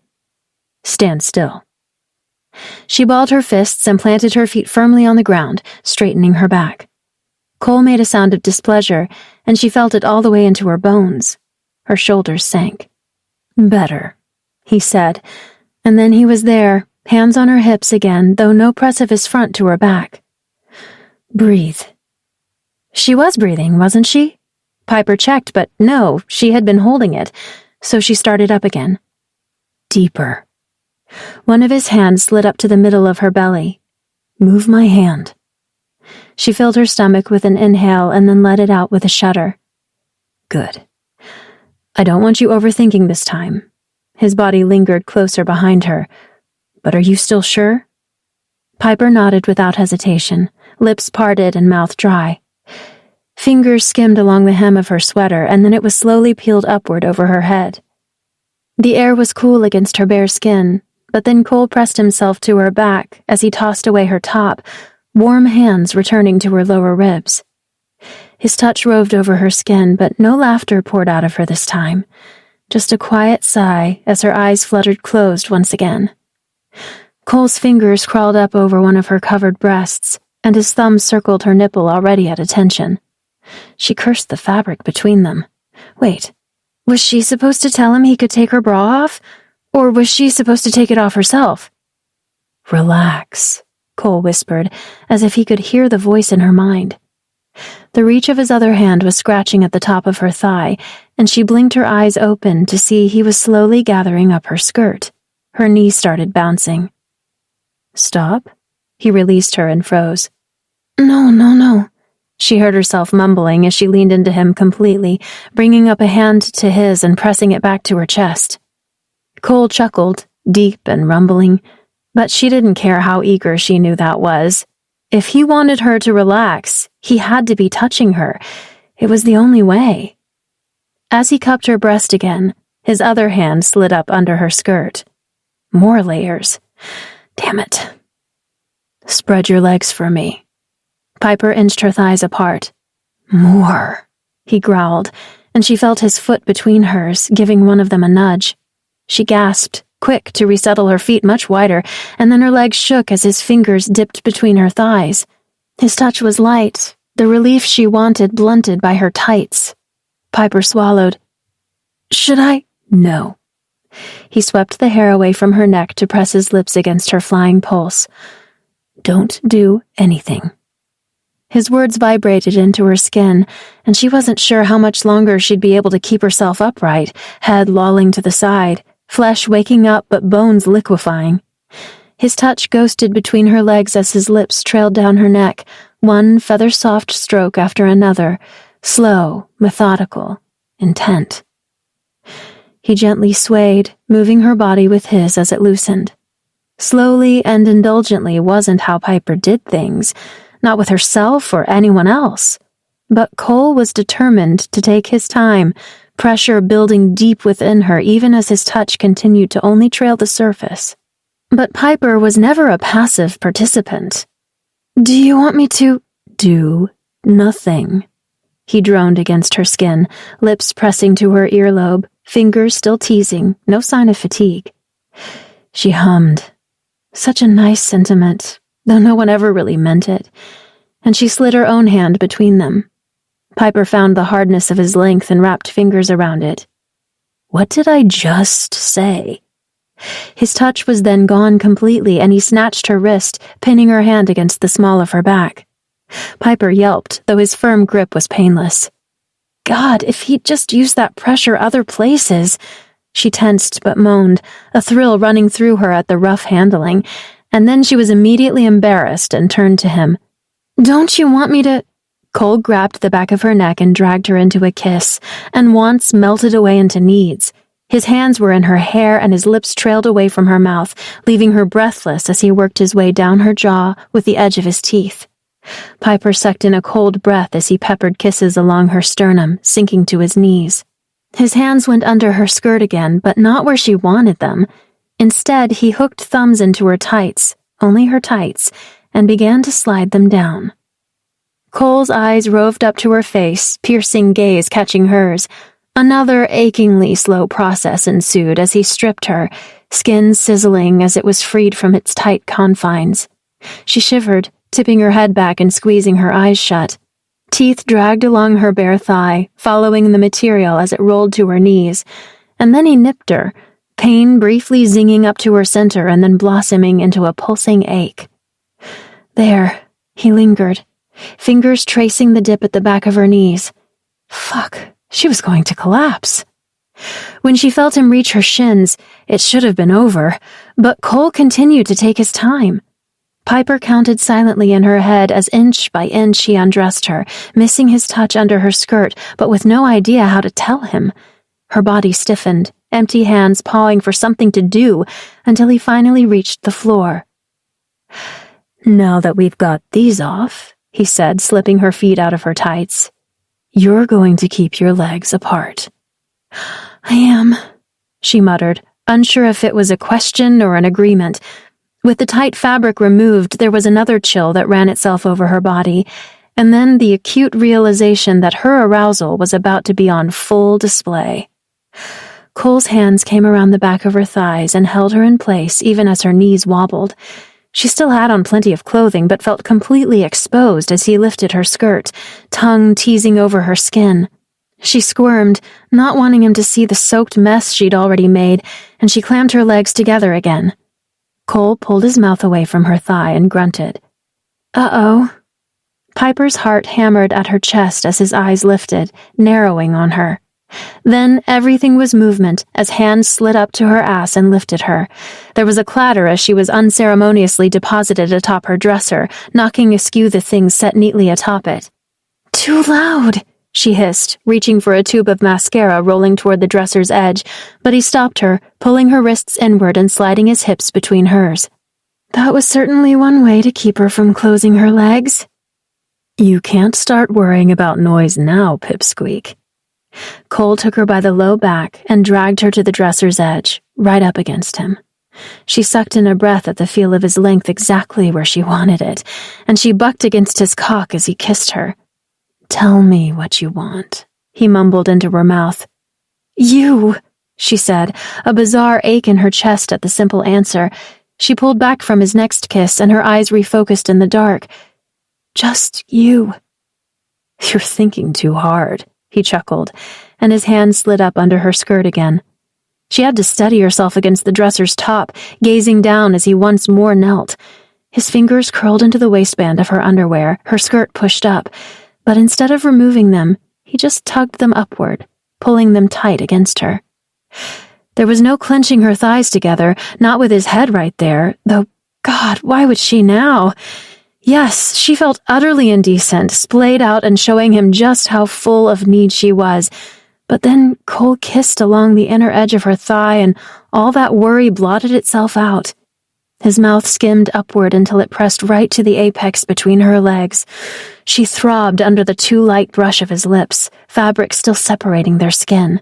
His thumb followed through, stroking over her with the slightest bit more pressure, long and lazy, as he kept her pinned to the dresser. So much pleasure, and yet not enough, not at all enough. "Can you come for me like this?" He pressed his mouth to her again, and she groaned at the tension of a painfully light kiss, barely moving and then taking away what little he gave her. Piper shook her head, eyes squeezing shut, hands slippery with sweat. "No?" He stroked her again, this time harder, and all she could do was wiggle beneath his hold. More kisses and nibbles trailed down her other thigh as his thumb gently but consistently pet her, and Piper held her breath, biting her lip. "Seems you're enjoying it well enough." "Please let me take them off," she finally said with a last push of air from her lungs. "Let you?" Cole's lips vibrated against her most sensitive spot. "It's not up to me." "Do it," she demanded, startling even herself. "I want your tongue on me." "That's my girl." Piper's underwear was yanked to her knees, and Cole's tongue slid over her so quickly she didn't have time to register what was happening. One of his hands snaked up under her skirt to grab her ass, the other assisting his tongue and spreading her wide so she couldn't possibly hide away. A sound broke out of Piper, a lusty moan and a surprised cry all in one. Her head fell back against the wall, and she bit down hard on her lip, the pain stealing from the pleasure of his mouth as he lapped at her. It was good, too good, and it struck her suddenly how long it had been since she'd finished with someone else. If she had ever finished with someone else. She'd gotten close, especially if she had a drink or two, but getting over that edge never felt as satisfying as when she was all alone. "Am I taking too long?" she wondered, breathing harder. "Is he getting anything out of this? Do I look okay?" No, don't slip away."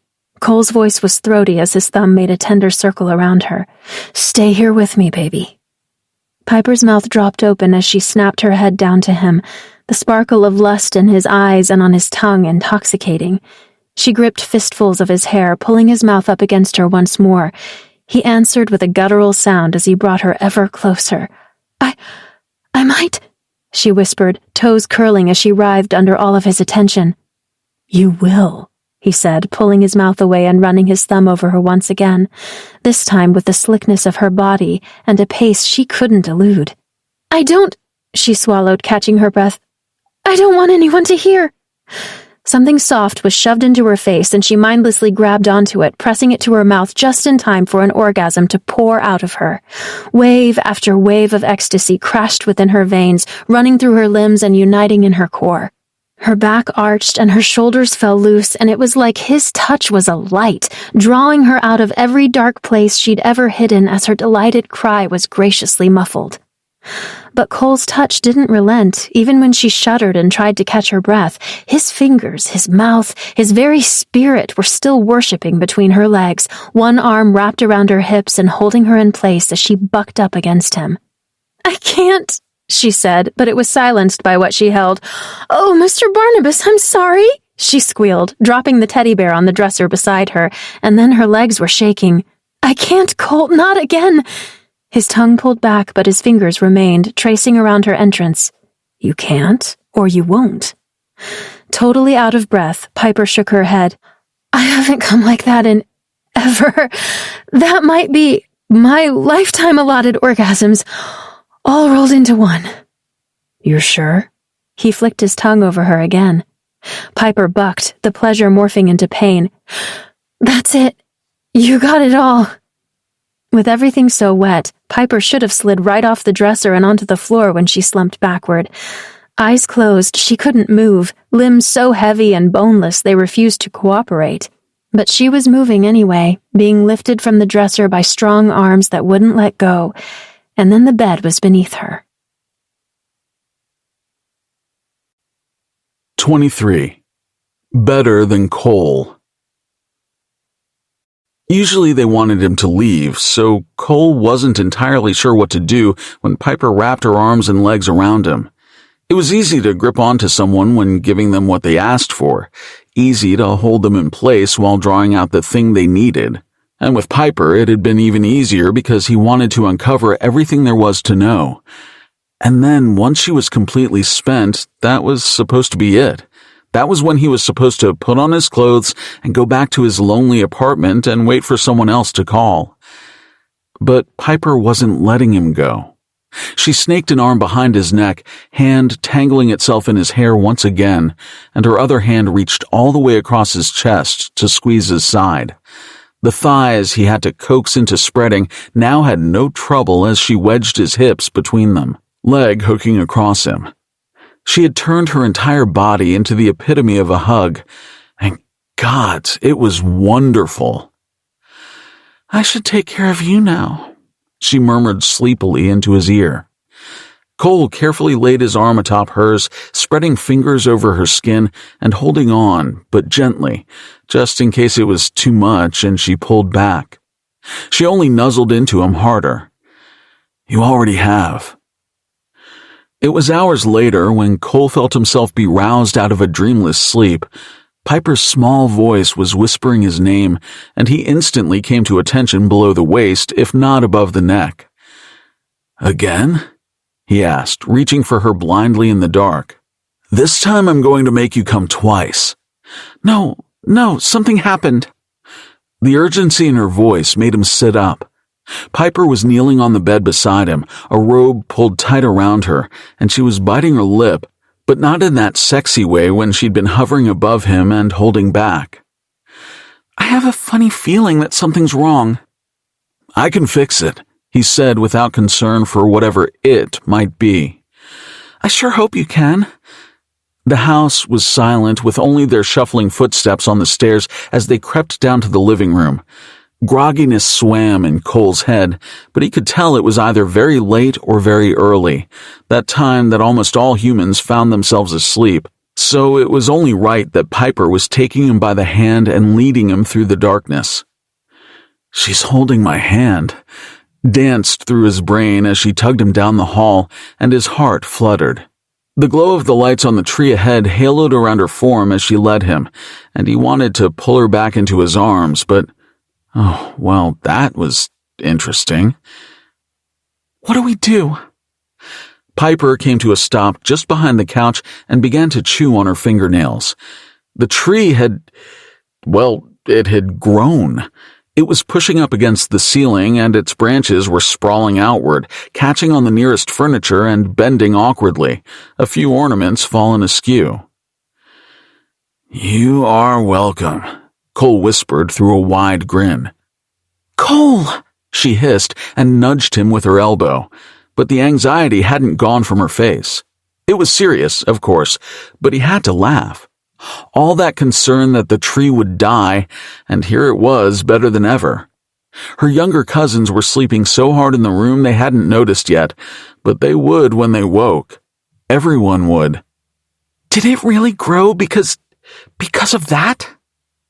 He tipped his head and scratched his chin, shrugging. "It's better than a deluge of pine cones, at least." Even in the dark, Piper turned bright red and crossed her arms tightly over her chest. Cole waggled his brows at her as he passed to inspect the spruce closer. It was impressive, but it really shouldn't have been a surprise.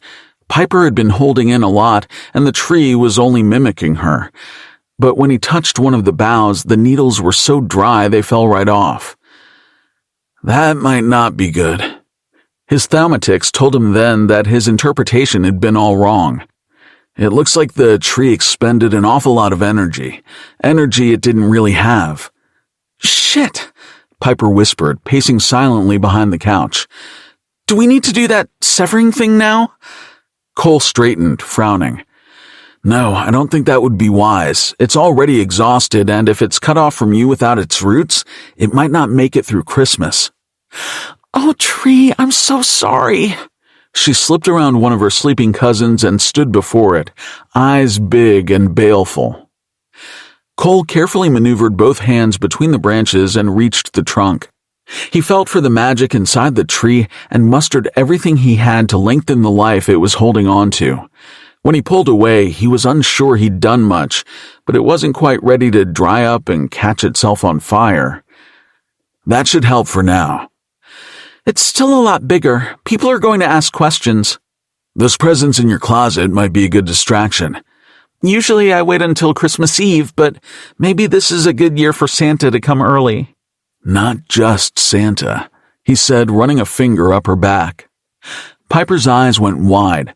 Stop that, or the branches are going to break through the windows. When the MacLeans, who hadn't come back to the cabin the night before, finally arrived the next day, they were another useful distraction besides all the gifts that Cole and Piper stacked around the bigger boughs, and no one really asked after what happened to the tree. The awfulness of the evening prior was forgotten, Grandma Tilda joking that she only had so many hours left to live as is and was glad she didn't have to spend 3 of them watching that play again, and Piper had her family back on schedule. The day was filled with games, ones Piper actually took part in for once and convinced Cole to play along as well. One in particular required a row of tea-light candles to be lit on the counter, and each family member took turns blowing out as many as possible from a spot at the row's end. Little prizes were lined up beside each candle, and everyone won a different, simple gift as they goaded or cheered one another on. Even when Cole took his turn, aunts and uncles and cousins encouraged him, celebrating when he earned a candy bar he hadn't had since he was a child. Maybe this was the point, he thought, watching Piper grip the counter and take a deep breath, chest swelling up and cheeks filling with air.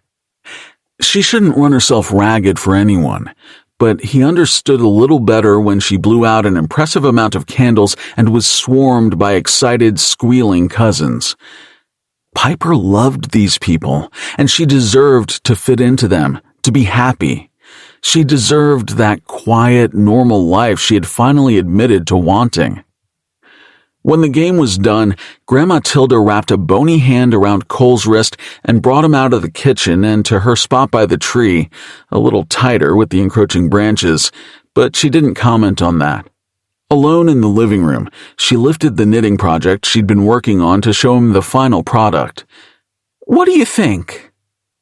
The stocking was just like the others pinned to the wall, red and green striped with snowflakes peppered throughout, and around the band at the top was his name, Calariel. His breath caught, and he had to laugh to start up again. You spelled it right? Was all he could say. Course I did. I'm a genius. Come on now, we're going to hang it up. Oh, you don't have to. I mean, it's nice. It's really nice. He pressed a hand to his chest to dull the sudden ache there as he followed her across the room. But I'm not exactly one of you. I don't belong on your family wall. You're here, aren't you? And Piper likes you, which is good enough for me. Grandma Tilda slipped the stocking over a nail that was helpfully already hanging beside Piper's. The colors were a little more brilliant than the others, but it fit in all the same. There, I think it looks nice, don't you? Cole nodded, because saying something then was too much of a risk, reflex tears being what they were. And if you're good, said Grandma Tilda, there just might be something inside it on Christmas morning. Cole wasn't sure about that, but he grinned at her and rejoined the festivities where Piper was quick to latch onto his arm and not let go. It seemed he was already getting the best gift he could hope for. Later, after dinner, Piper plopped herself on the couch and then sat right back up, digging something out of the cushions. She held up a wadded piece of paper, greasy to the touch, and when she unfolded it, discovered the Sonny's logo in its center. Cole watched her hesitate, but then she stood. Hey, guys? She presented the wrapper to the room. This isn't cool. Some of the others mumbled, blaming one another, and Piper shrugged, wadding it back up. Cole stuck his foot under the couch and discovered another wrapper, clearing his throat until she saw. Piper gasped, then squinted at her family. Okay, new game. This one is called Clean Up the Living Room Before Piper Goes Off the Deep End and Burns the House Down. The MacLeans looked at one another in silent astonishment. Ready? She said with feigned sweetness, dropping the wrapper she'd found onto the floor. Go! Cole was prepared to help, but Piper tugged at his arm. Not you, she said. We're going to bed. When they escaped the others behind Piper's bedroom door, she immediately attacked him, only this time he knew she was sober. Where did that come from? He asked between kisses, lifting her and pressing her back to the wall. No idea. She nipped at his lip and giggled, wrapping her legs around his waist. Cole took her face in his hands and held her still, pinning her to the wall with his hips. Is it weird to say I'm proud of you? She blushed deeply, eyes darting away from his. Maybe, but I would still like it if you did. I'm proud of you, Piper MacLean. The light strung up around the room reflected back in the brilliant brown of her eyes as she looked back at him. There was no excuse needed this time when she kissed him, no intoxication and no mistletoe, just a deep yearning they both gave into. Her soft lips were deliberate and gentle, their fervor tucked away as tenderness took over. Cole wasn't sure he'd ever been kissed like that before, and when Piper pulled back, he knew he never would be again. I don't want to disappoint you, he said, letting her slip back down and plant her feet on the floor. But I'm not sure the tree will survive another night like last night, unless you want to sneak off into the woods. Piper's eyes went wide, and then she broke into a fit of laughter. What's in the woods? It doesn't seem to bother the tree when something happens to you far away from it. Cole grinned. I know it's cold outside, but I can find a way to keep you warm. Do I seem that desperately horny? She ran a finger down his front, catching on the waist of his pants. You know, you aren't connected to the tree. Cole chuckled both from her touch and the look in her eye. Very funny, he thought, but he'd never gotten without giving before. You can't trick me, he said, backing away from her and sitting on the bed. You'll barely brush against it, and next thing we both know, I'll have you bent over and drooling into the pillows. Oh my God! She looked aghast, but it didn't last, climbing onto his lap and pushing him backward. I'm talking about repaying the favor. Piper licked her lips and rolled her hips against the hardening length beneath her. Everything I've learned about you tells me you'll probably get off even more doing that. She made a little sound of indignation, but fell in beside him. Well, that's okay. We can just cuddle instead. She was all arms and legs again, wrapping every limb around his body and dragging him close. Cole prepared himself for her roving hands, seeking out his cock, but they didn't come. Instead, Piper just hugged him and clung on, nuzzling her head under his arm and burying her cheek against his chest with a sigh. Oh, unless... She pulled her head back and looked up at him, her grasp loosening. If you don't want to, that's okay too. Fuck, yes, I want to. Cole struggled against the sudden stiffness that had overtaken him, as absurd as it was. He wanted nothing more than to be wrapped up by her, finally managing to bend his arm and bring it around her body. No, that sounds nice. His voice was strained, and he cringed. You're sure? He mumbled affirmations into her hair, pulling her into him. Her body was easy to move, despite that she was curling away. God, of course he screwed up cuddling, the one thing he'd been craving for so long. He set his chin against the top of her head and reorganized her limbs so they were as before. Sorry if my feet are cold. she whispered when they finally fell still. "Don't apologize for anything," he whispered back. 24. Baby, it's cold outside. Piper woke because something was wrong. It was similar to the night before when, slippery and still in a delightful daze, she'd roused because a tickle in her chest told her to check the tree for something much worse than sugar-plum fairies or purple-faced pixies. That same tickle was irritating her insides, but this time it felt urgent in the most dreadful way. So she woke Cole for the second night in a row, and again he was eager to put his mouth all over her. She contemplated it for only a moment, but alarm beat out arousal. The tree was drooping. That was the nicest word for it. Its extra tall top had flopped over, and its branches looked to be melting under a sun that wasn't yet out. Doc chased after one of the fallen ornaments, others scattered on the floor like leaves in autumn after a terrible storm.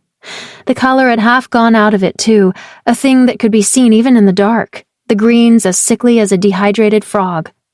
Cole collected a few needles from the ground, but he didn't bother to pull out his device. Definitely not good. "It's my fault," she choked out. "You told me, but I wouldn't let you take it, and now a 7,000-year-old tree is going to die because of me. Can you take it now?" "I think it's acclimated to the warmth in here. It's way too weak to move." "Okay, well," she shook his arm. "Do that glowy thing you do?" Cole spread out his fingers, unglowing.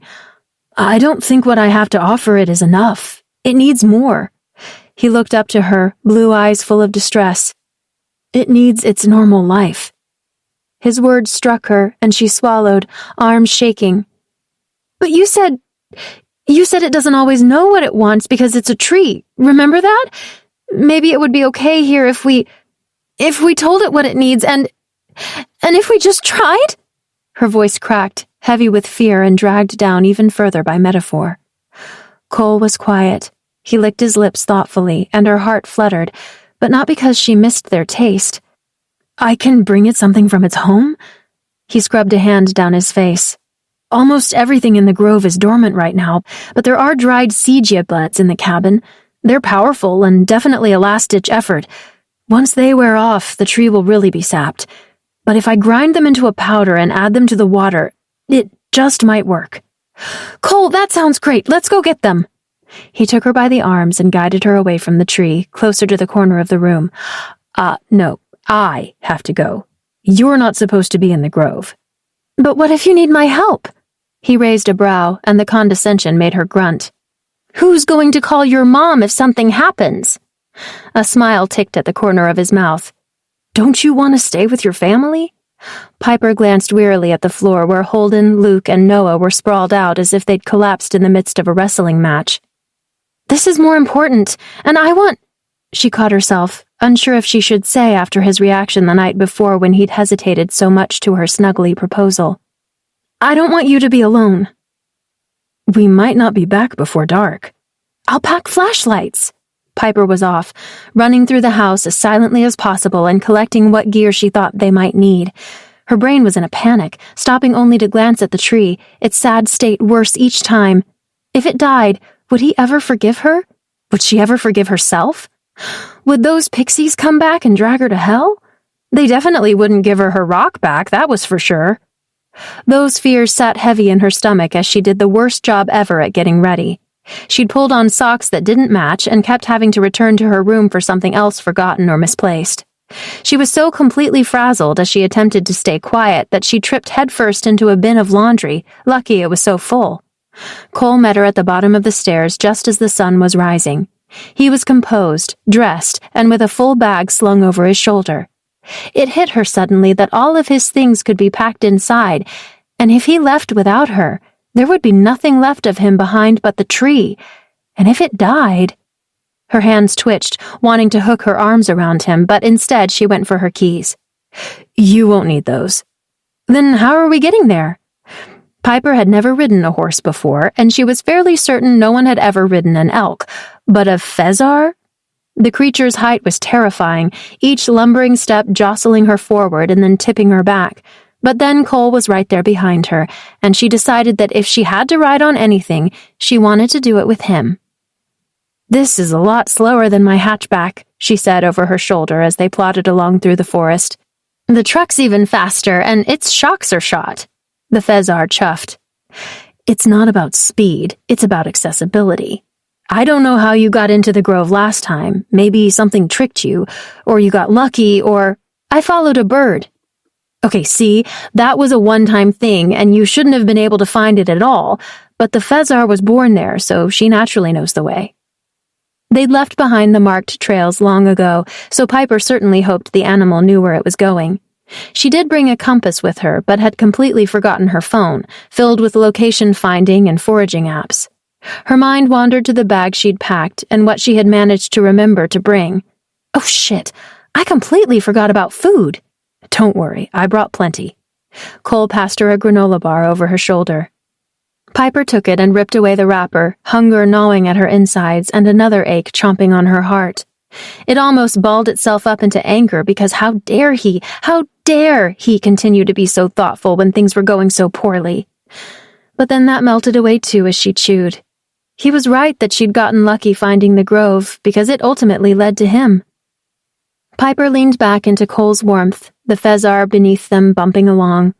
She thought maybe she should ask first, but she didn't want a replay of the night before, of that awkward moment when she wasn't sure if she was wanted or not. It had occurred to her when she cuddled into him that it was always her initiating. Did he think this was all just part of their deal? Was he only trying to keep her happy so the tree would remain alive? Her mind began to spiral, but then she took a deep breath of the cold winter air and tipped her head back to stare at the branches waving in the breeze above. Piper hadn't expected to get another chance to tromp deep into the woods and just exist until after the holidays.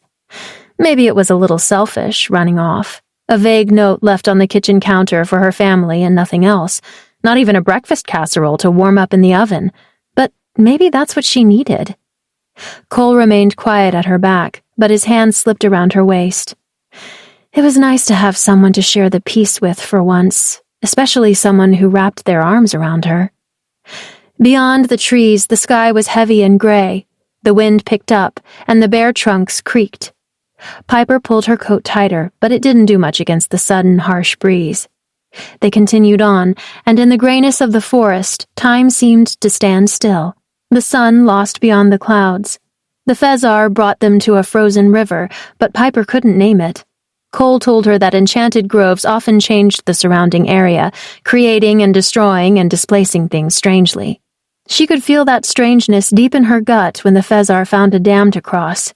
It twisted up inside her and made her want to run, but then they were on the river's other side, and Piper's whole chest lit up. The Everroot Grove was beautiful. That was all she could say, repeating it over and over in a breathy whisper, unable to blink for fear of missing it. Like seeing the tree again and again, each stood more perfectly than the last.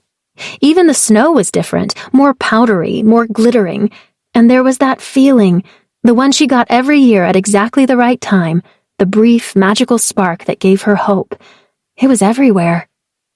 And then so was snow. It fell gently at first, delicate and white as it landed on the Fezar's coat and Piper's gloves, but then it came harder and faster, and a whipping wind blew it into their faces. "Oh, of course," Cole grumbled, arms coming around her as he leaned forward. "The cabin's not too much farther ahead." It probably was short, but it felt much longer, and by the time they made it to the small building, Piper's eyelashes were crusty, and her whole body shivered uncontrollably.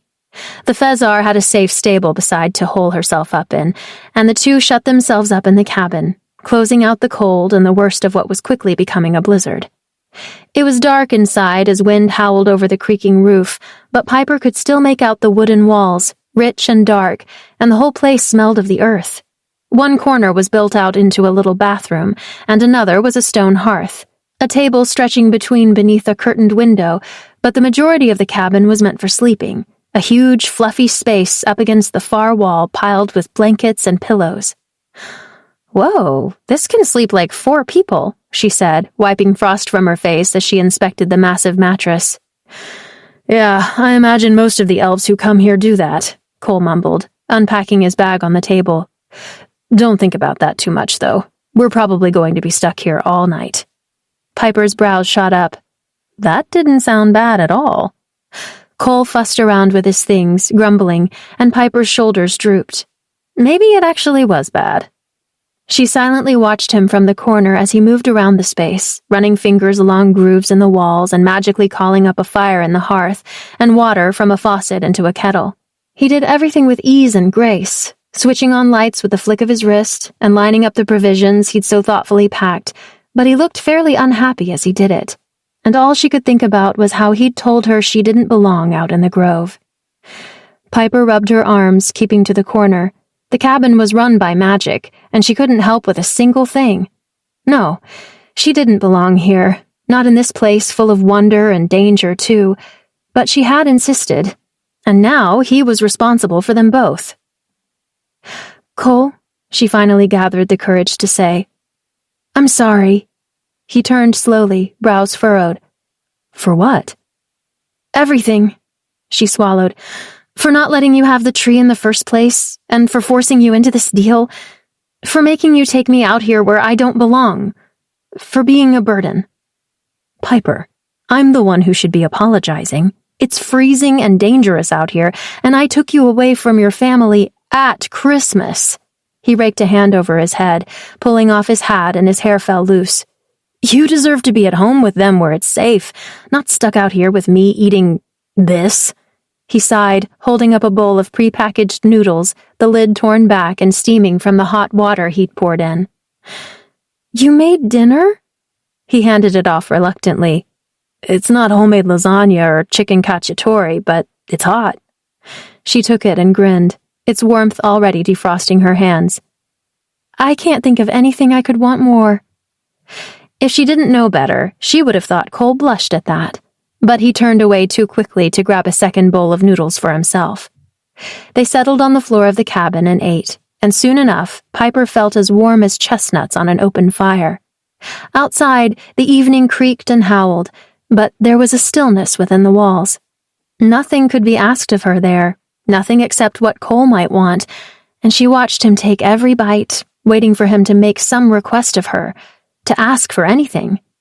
But he didn't. He just told her he was glad she'd been so persistent about buying all that junk at the grocery store because that made up half of the pack he'd brought. And then he explained how the sigils in the walls worked and how the cabin was old but sturdy. And he gave her long looks that devolved into charming grins that made her feel like maybe it was okay that a human had come out to the grove after all. "These are the siege buds," he told her when their styrofoam cups were drained. He plucked 2 dried bundles from the ceiling and put them in his bag. "They only bloom under the full moon in the spring, so they're potent stuff. They should pep the tree up long enough to make it. Hopefully until the 26th, but they're a band-aid, not a cure."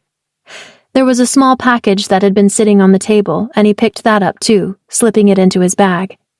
"What's that?" "From my mother." He cleared his throat. "These are the ingredients I need to sever you from the tree." "Oh." Piper's chest sank at the thought. It would be a relief to know the spruce was safe, but that also meant their deal would be over. "Cole, I have a question." "Ask away," he said, leaning back against the table. How far are we from home out here?" "Oh, well," he scrunched his face up in thought. "Liminal spaces aren't really anywhere, so we're not just far. We're basically outside of space and time in regard to your house." She gazed up at him as innocently as she could from the cabin's floor.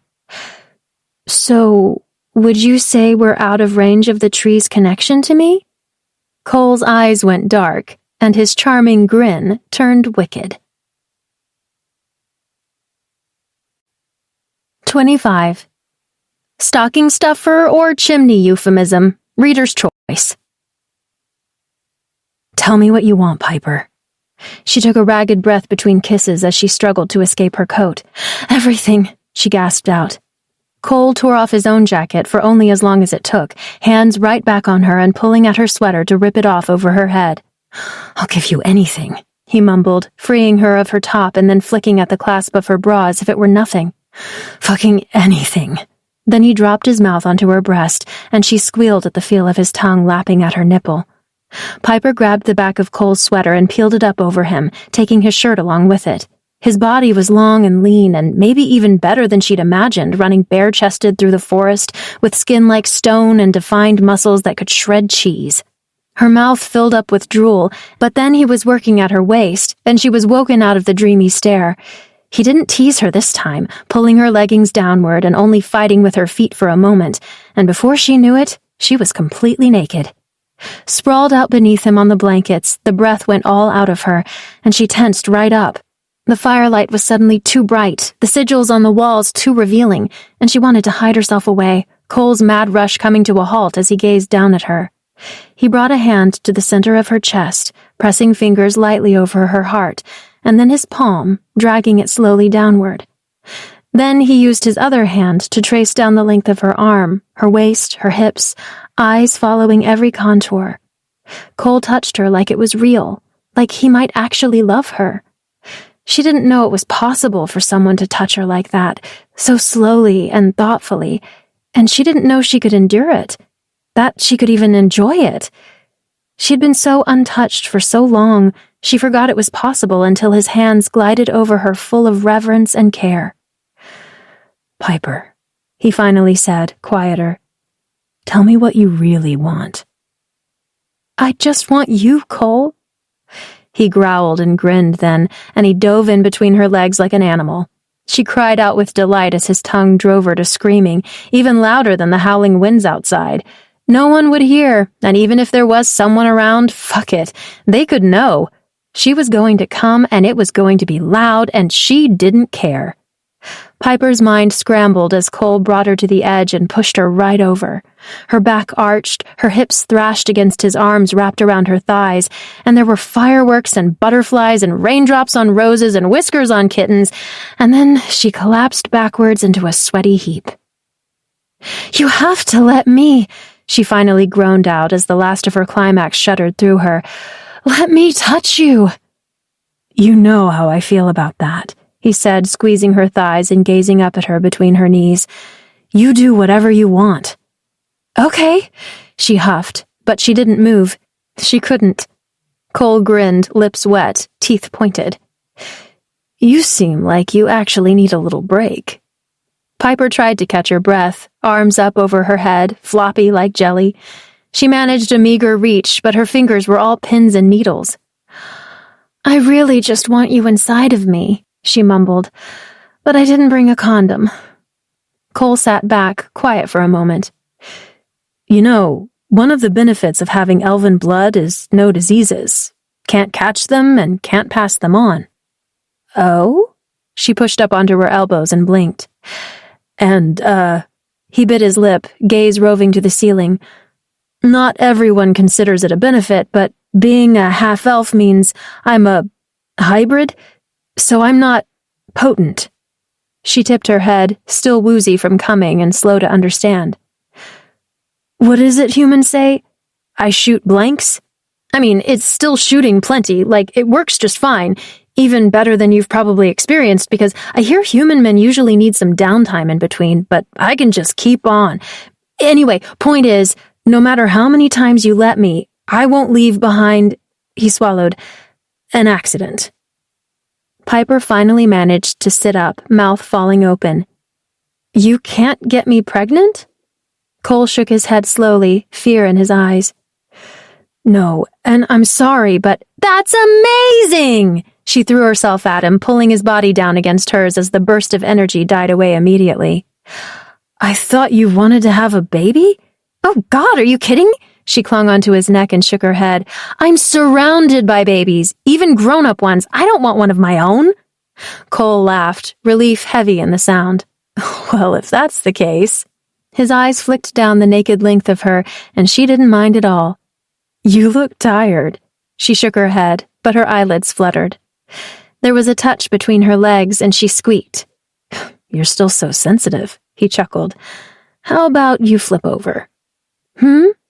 "Get on your knees, Piper." The command ran straight through her, sparking just enough energy to do as he said. She turned over and scrambled up onto all fours, and then Cole's hands were on her hips, pulling her back against him.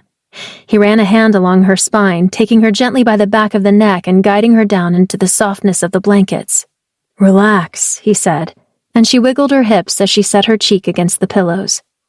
With a hand hooked around her hip to keep her back half aloft, his knees came between hers, and he pressed slowly into her opening, slick and eager.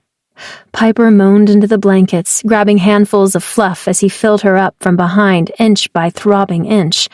She pressed back, but there was very little room to move, and she savored being held onto so snugly, the ridge of his head knocking against newly sensitive spots as it slid deeper. Fingers massaged at her neck, another hand sliding away from her hip and caressing her breast. She could feel the drool pooling around her face as she rocked her head sideways to glance over her shoulder. Cole notched himself all the way inside her, and she sucked in the deepest breath. His eyes were closed, lip bitten, hair falling in his face. "Fuck me," she finally demanded, and she pressed back against him hard. Cole drew backward and plunged in, and Piper shrieked with delight at the electricity that sizzled through her. He persisted, and she met his rhythm, and she never wanted to stop.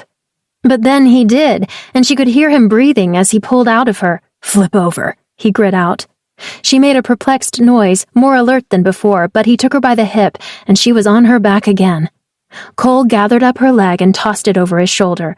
"I want to see your face when you come," he huffed, sliding himself inside her once again, and Piper nearly did then, toes curling as his fingers found the spot that would take her all the way. "Tell me when you're close, baby." "Oh, God, now!" she cried, matching his speed, and the two collapsed together in a panting, satisfied mess. "Happy Christmas Eve," Piper hummed against Cole's cheek when they finally settled into one another's arms. She was so drained, she didn't notice that there was no hesitation in his desire to hold her. "Christmas Eve," he repeated with a chuckle. "Is that a thing?" She shrugged. "It is now." "Oh shit," he sat up. "It's the 23rd. You missed ice skating." Piper pressed her hand to his cheek and pulled him back down. "That was a lot better than ice skating." He groaned, but fell in next to her, and they lay there together, listening to the wind howl. After a bit, Piper worked up a little courage and asked, "Okay, Cole, please tell me why you don't have a girlfriend." "What do you mean?" "I need to know what's actually wrong with—" "Oh God, wait, do you have a girlfriend? A real one, I mean?" Cole's chest rumbled with laughter. No, I don't." "You're sure? There isn't a gorgeous leggy elf who would get very angry if she heard you say that?" She squeezed onto him. "Someone with scary tree powers that would turn me into an elm for touching you?" "Elves are actually a lot better at sharing than you'd expect, but no, there is no one who cares enough about me to do anything like that to you, and there never has been." She looked at him dubiously. "There have been girls, or elves, a lot of them actually, but I'm only appealing to them in one very specific way, which means I'm good for a good time, but only for a short time. Elves don't explore too far outside their own kind, so when they want something adventurous, they come to me. But not when they want a mate, you know? Actually mate, I mean long term. Obviously I can't give them children. I can't even give them longer than, maybe a tenth of their life?" Piper traced circles on his chest, frowning. "You told me there are all sorts of beings where you come from, but you never tried to date anyone who isn't an elf?" "That would just ostracize me more. My mother has a hard enough time cleaning up after me." Cole tightened his grip on her, despite his words feeling like they were pushing her away. "I don't want anyone to have to clean up after me." Piper nodded, appreciating that, but her chest still filled up with melancholy. "Well, what are you going to do then?" she asked quietly. Cole hummed, and he rested his head on hers. "I'm going to fall asleep beside you for a little bit, and then I'm probably going to wake you up in an hour and beg you to fuck me again."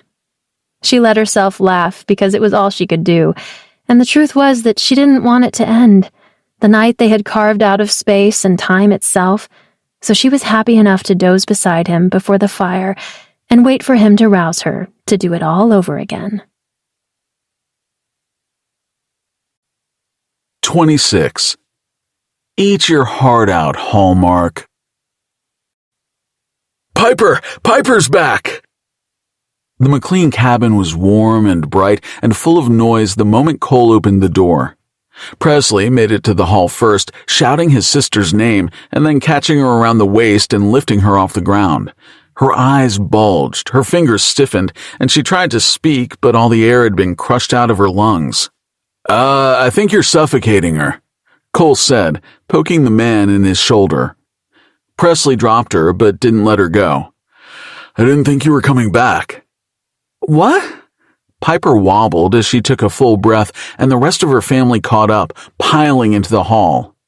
"Pippi, honey?" Her father pushed through the others and pulled her into a gentler hug.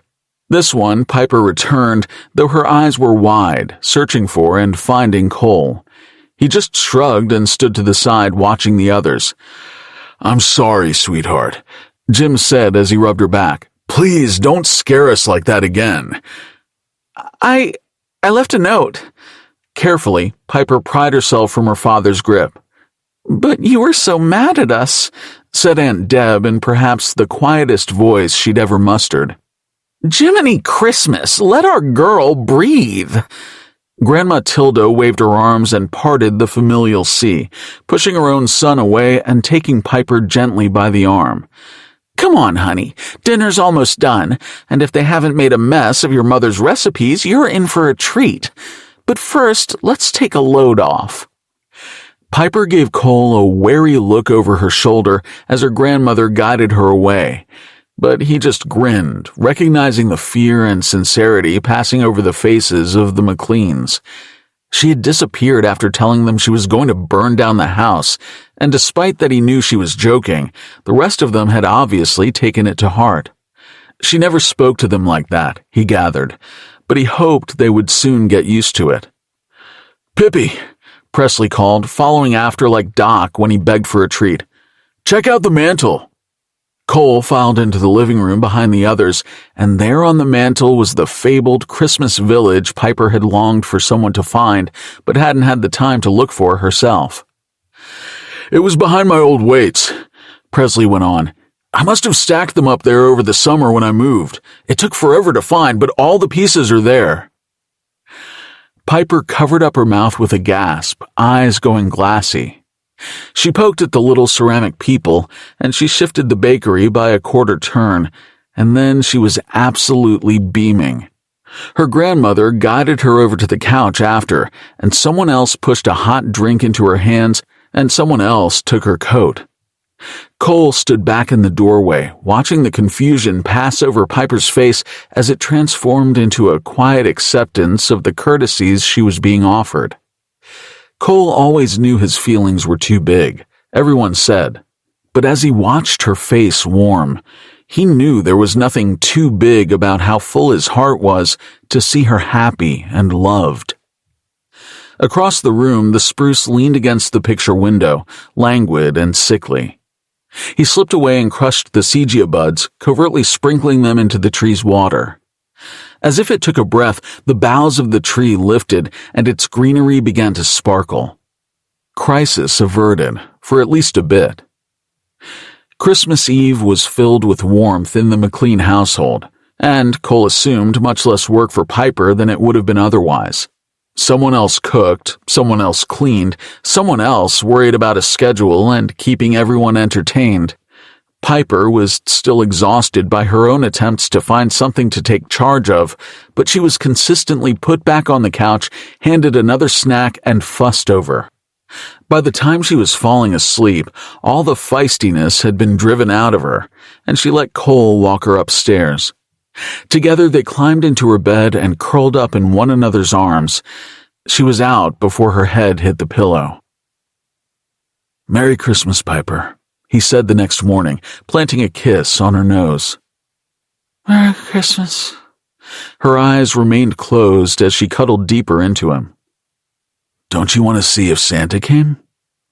Piper yawned, her fingers clawing at his collar and tugging him closer. "Nuh-uh," she mumbled and then gasped. "Oh no, the presents." She flew upward, nearly falling out of the bed. "Whoa, chill out, Pipsqueak." Cole caught her by the hips and dragged her back. We brought everything downstairs nights ago, remember? Piper slapped a hand to her chest, settling backward into his lap. Oh, well, does that mean we have a little extra time? He rubbed against her and kissed her cheek. You tell me, schedule keeper. Half an hour later, they climbed down the stairs, groggy and in their pajamas, but they hadn't missed a thing. Everyone else was just waking up, and Russ's boys were sitting patiently on the couch, no small thanks to Buddy, Cole assumed. But once everyone was gathered, it was a mad dash, wrapping paper flying through the air and happy declarations from everyone as gratitude and hugs were traded. You should go get your stocking, Piper said into Cole's ear through his beanie. He retrieved Grandma Tilda's knitting, and inside was indeed an intricately wrapped gift complete with a perfect bow. When did you do this? Piper's smile was taut, anxiety in her eyes. Well, I got it a while ago, and then I wrapped it when you were showering, and then I hid it in my nightstand until Grams put up your stocking, and then I sneaked it in there this morning when you were getting me coffee. Cole squished the soft packaging, watching Piper's eyes as they filled with more worry. He flipped it over and hummed, and he thought she might rip into it herself just before he finally decided to unwrap it. With precision, he unfolded her neat creases, listening to her whine until there was no care left to take, and he let the paper fall away. Inside was a pair of socks, pale blue with white moose hand-stitched all over them, and a tag reading, Made in Hyberhaven.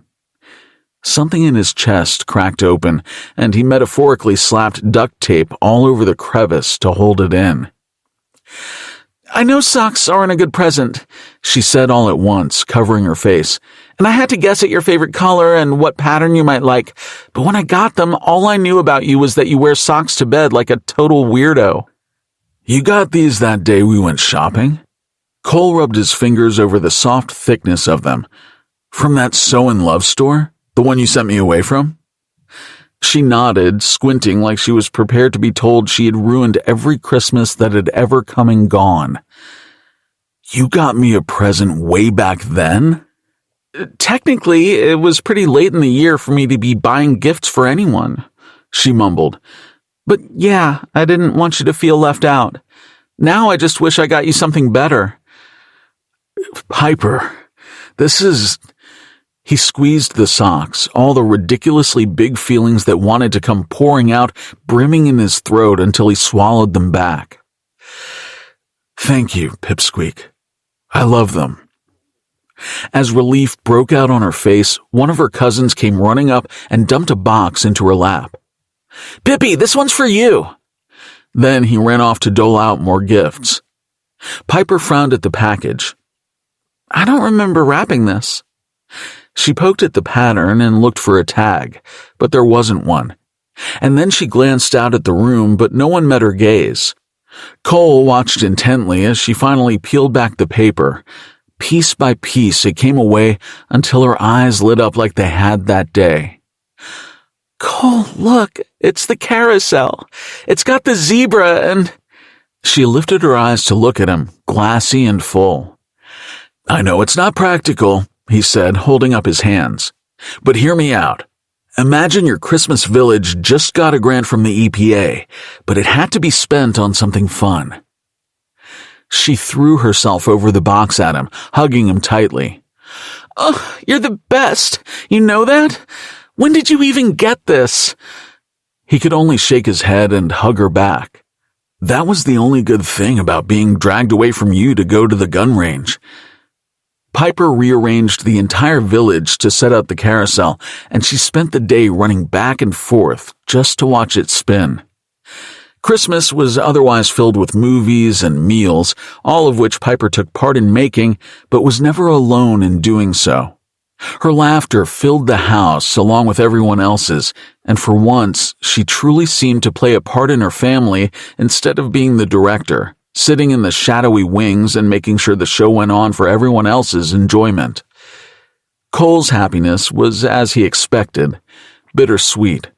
She was getting what she wanted, what she deserved, but he fit into that about as much as the dying tree did. He said nothing until it was much later and most of her family shuffled off to bed, but it was time to point out that the spruce was sagging again, their makeshift plan to give it a little extra life, a good one, but not long-lasting. Oh, it really needs some help, doesn't it? Piper wandered up to the floppy branches and then gathered her young cousins around before they fell asleep for the last time in the rubble of their couch-cushioned fort. Boys, I need your help. Can you take all the ornaments and lights off the tree and put them in this big tub? Without question, Holden, Noah, and Luke did as she asked, quietly and carefully filling up one of the storage bins. Piper removed the cardinal ornament herself, but placed it up on the mantel beside the carousel, then turned to Cole. They're busy, she said in a whisper, and he knew what she was suggesting. Cole pulled the sachet filled with the ground-up ingredients his mother had left him from his pocket. It's simple, he said, grabbing the glass she'd been sipping eggnog out of all evening. He poured in the dust and swirled the cup around. You just have to drink this, and the tree will let you go. Piper took the cup when he offered it, brow furrowed with that crease again, the one he stopped being afraid of sticking days ago. That's it? She asked. You don't have to chant in a dead language or cut my hand open or anything? Am I at least going to get stomach cramps? I hope not. She frowned into the mug, the firelight falling over her as she raised it. Cole clenched his fists before he could stop her. It would be ludicrous to leave them connected. That would ruin his numbers. It would make a mess of his reports, upend his job, his entire life. And, of course, it would kill the tree. Only one of those things wasn't worth doing, but it was an important one. As he watched her tip the mug back, he chewed at his lip, glad for every feeling he'd ever swallowed down, because this was what he'd been preparing for. When it would be too hard to say the things he wanted, because that would only introduce new complication into the life of someone who deserved so much more. She was on the right track now. She had learned to speak up for herself, and soon she would figure out what she truly wanted. Piper swallowed and looked around the room as if waiting for something magical to happen. Cole joined her, having never really severed anyone from an enchanted plant before, but there was only the smallest tug, like the flipping off of a switch, and Piper pressed a hand to her chest with a quiet, "Oh," and that was it. The thing neither of them realized was that magic had already done its job. It would just take a few more chapters for them to understand. They're finished, she said, gesturing to the tree. It regained some of its color from the Segia buds, and without the weight of the decorations or the mottled rainbow lights, it stood a bit taller, but it was clear it had very little time left. Let's go to bed. Cole took Piper's hand, and together they went upstairs. He knew she wouldn't feel it when, in a few hours, the spruce began to die in earnest, and for that he was thankful. She would feel him slide out of the bed, though, because of how tightly he would wrap himself around her. She would mumble a questioning sound, and he would kiss her and tell her he would be back, and she wouldn't know it was a lie until the next morning, when she woke up alone. 27. Christmas magic? More like Mom's unpaid labor. Relief didn't come on December 26th. Unlike every year before, Piper opened her eyes and turned off her alarm, darkness staring back at her through the skylight above. She understood, really she did, and he didn't need to explicitly tell her. In fact, it was better like this, to wake up and go on like it hadn't even happened, because that was what life was like after Christmas anyway. Back to normal. And normal was, well, it was reliable. Doc nosed his way into her room and bound up onto the bed, snuffling under the duvet and only finding her. "Yeah," she said, voice cracking. "It's just me." The terrier popped his head out and licked her cheek. "Well, the deal's done, and we got the perfect tree up until the end," she swallowed. "I got a lot more than a tree, really." Doc flopped his head down on her chest, fluffy black fur twitching over big round eyes. "I know, I miss him too. But we don't have time to be sad. We have a trip to the airport to make, and that's a 2-hour drive." Aunt Susan and Aunt Mindy were already bustling downstairs, carrying luggage to the door and trying to dress their daughter. Russ's boys were still asleep, and the rest of the house was quiet, but Grams was in the kitchen with 2 mugs of tea waiting at the little table in the corner. "Come sit with me for a few minutes, honey." Piper dragged herself over and dropped into the chair beside her grandmother. In the table's middle sat her planner, and Piper fiddled with the cover, surprised she left it out.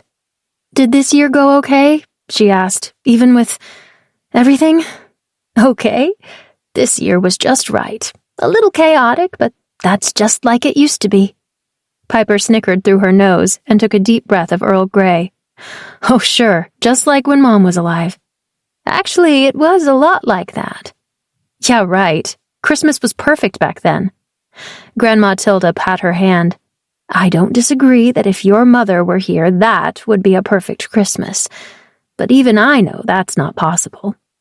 Piper nodded, that tearful feeling overcoming her but more easily bitten back than times before, almost like it was okay. She really was perfect. Then Grandma Tilda laughed, sharp and high, and made Piper jolt upright. "Oh, honey, your mom wasn't perfect. Don't get me wrong, she was an amazing woman, but she was as fallible as the rest of us. Don't you remember the year she wanted to make prime rib and forgot to turn the oven on?"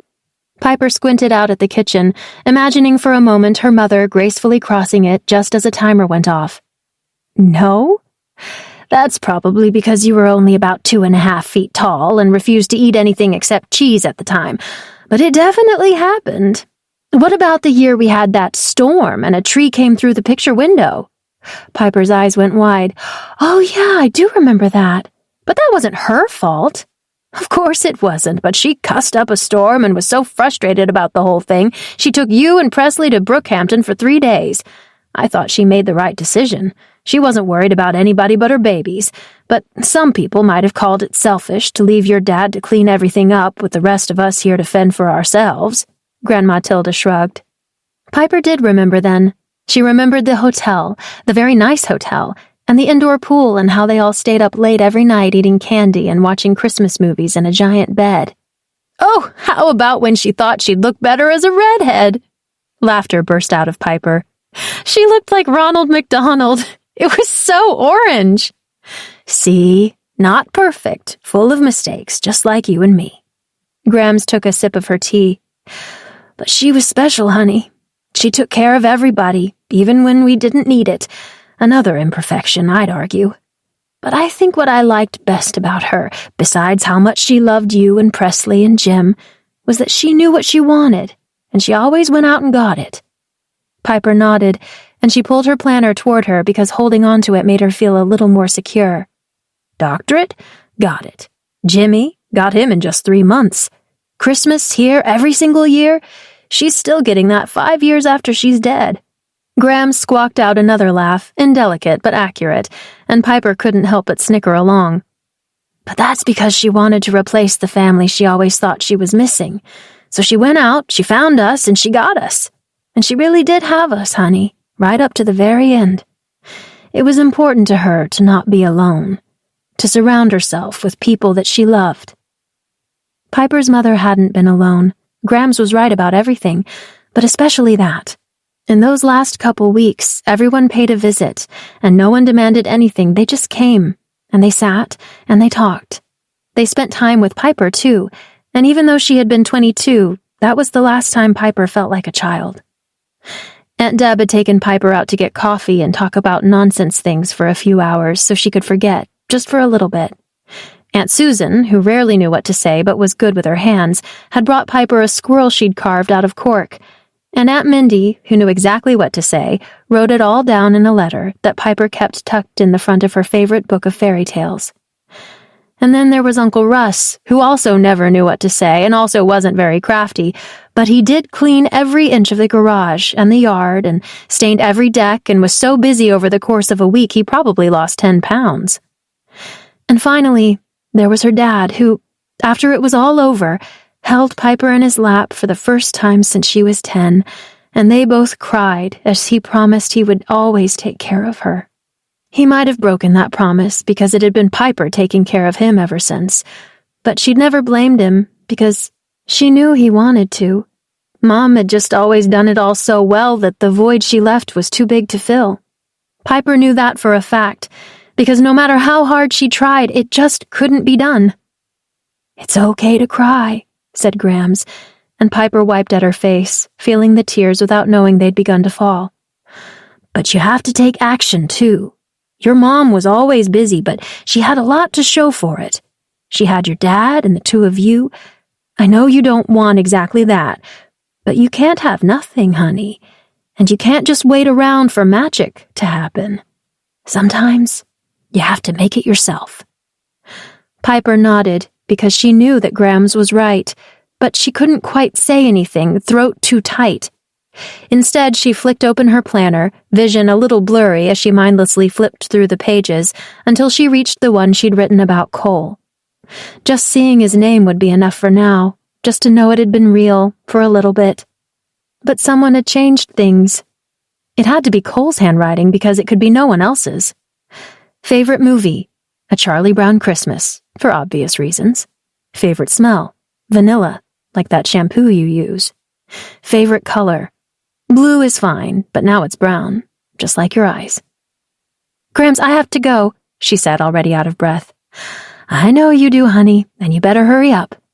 Piper jumped to her feet and raised her voice so that the whole house could hear. "Presley, wake up and get down here!" Doc started howling, Grams broke into more laughter, and there were multiple thunks throughout the house. Piper ignored it all, running to the front hall and gathering as many layers as she could find. "I'm here!" her brother finally shouted back as he tripped halfway down the stairs, totally bewildered. "What's wrong? Who died?" Piper snorted. "You have to take Grams and everyone to the airport." "I do? I thought you were. They need to be there in 2 hours and 23 minutes, Terminal B. Just put it in your GPS until you get to the off-ramp and then follow the signs." "My truck doesn't have enough seats." She threw her keys at him. "You can take my hatchback."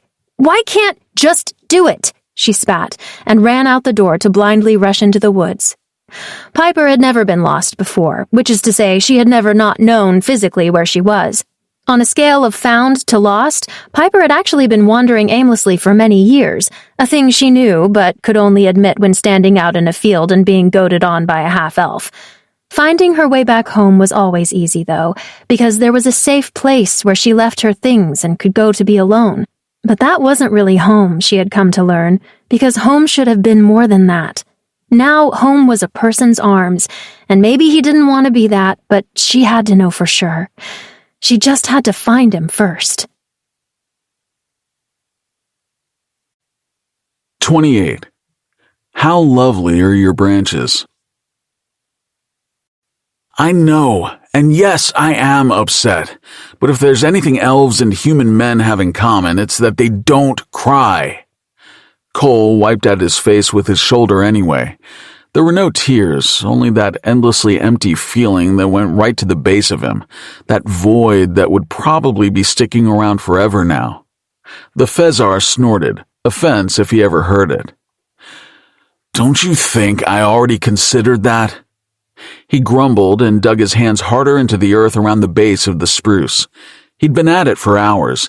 He'd seen the sun rise and felt the temperature drop, but the tree was finally beginning to look hopeful. I'm still considering it, all right? The Fezar had settled behind him, propping up his back as he sat in the snow.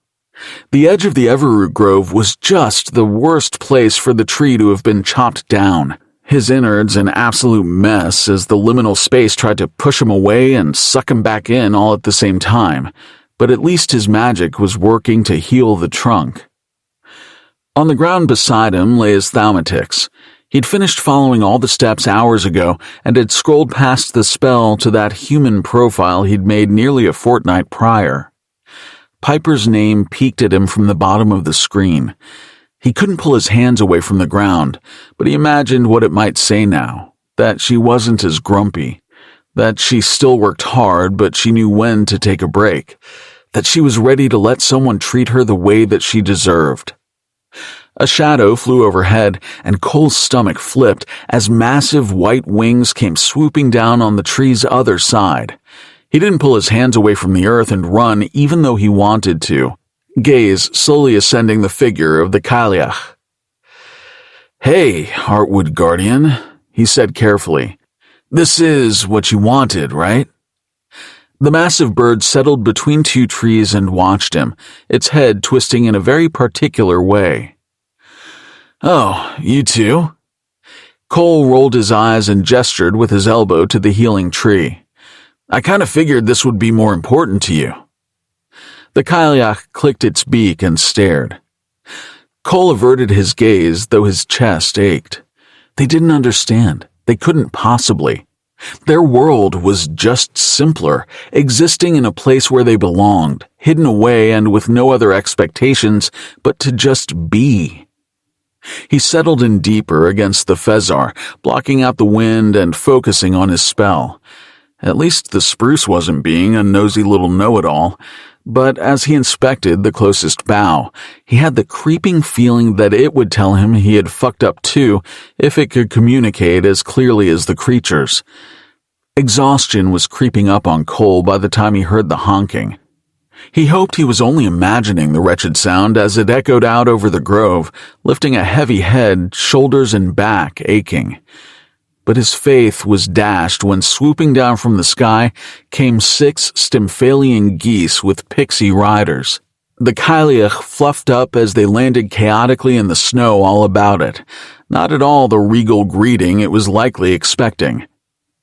Cole hefted a sigh, an expert at that now. "Look, I put it back, just like I said I would." One of the pixies dismounted, but his feet never touched the snow. Instead, he zipped over to Cole on iridescent wings and stopped short just at his nose. With a snap, a glittery paw swirled before his face, invading his senses with itchy magic until something materialized from the mist. The object dropped out of the air, falling onto the back of Cole's hand and bouncing off. Ow?" Cole glared at the pixie, then leaned down to inspect what had fallen. A polished stone with striations running over it, every shade of earthy brown, lay in the snow between his hands, and for just a moment, Cole felt he was looking into Piper's eyes again. "Oh, gods damn it! You too?" The pixie shrieked at him and threw out its spindly arms. The others joined in with more nonsensical blabbering, and the geese started in too. Cole groaned and fell back against the Fezar, glancing up the length of the tree, and to his utter relief, the top of it was standing straight once again. Fine a fucking Lee. Free of the spell and confident the grove had accepted the spruce once again, he wiped off his hands and snatched up the stone. Clearly the work of a human, he turned it over and felt its smoothness, chest aching. He pushed himself up to his feet, body tired, and the Fezar stood behind him, chuffing. "I'm thinking about it," he grumbled. The Kyliak hooted lowly. "But what if it's a mistake?" The geese hissed. "It's a lot more complicated than that." There was a flash of red just before his face, and Cole stood stark still as a cardinal landed in the tree.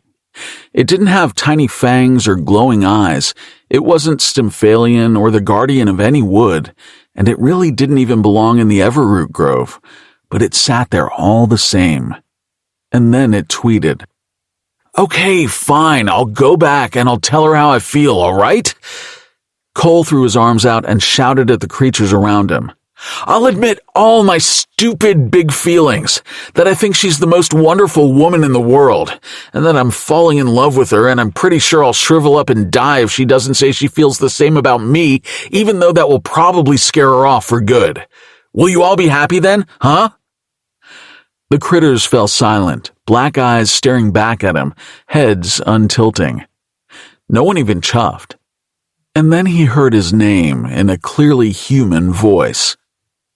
Piper stood behind him in a sweater 2 sizes too big, hands tucked up under her arms. Snow dusted the top of her head, and her face was as red as a gift bow. "What in the nether are you doing out here?" He closed the gap between them and caught her just as she wobbled in place. Her teeth chattered as she fell fully against his chest. "How did you even find this place?" Her shoulders lifted briefly, and she huffed out a single word. "Bird." He opened his coat and pulled her against him. Utterly bewildered at how she was there, he could only look back at the cardinal for an answer, but it was gone.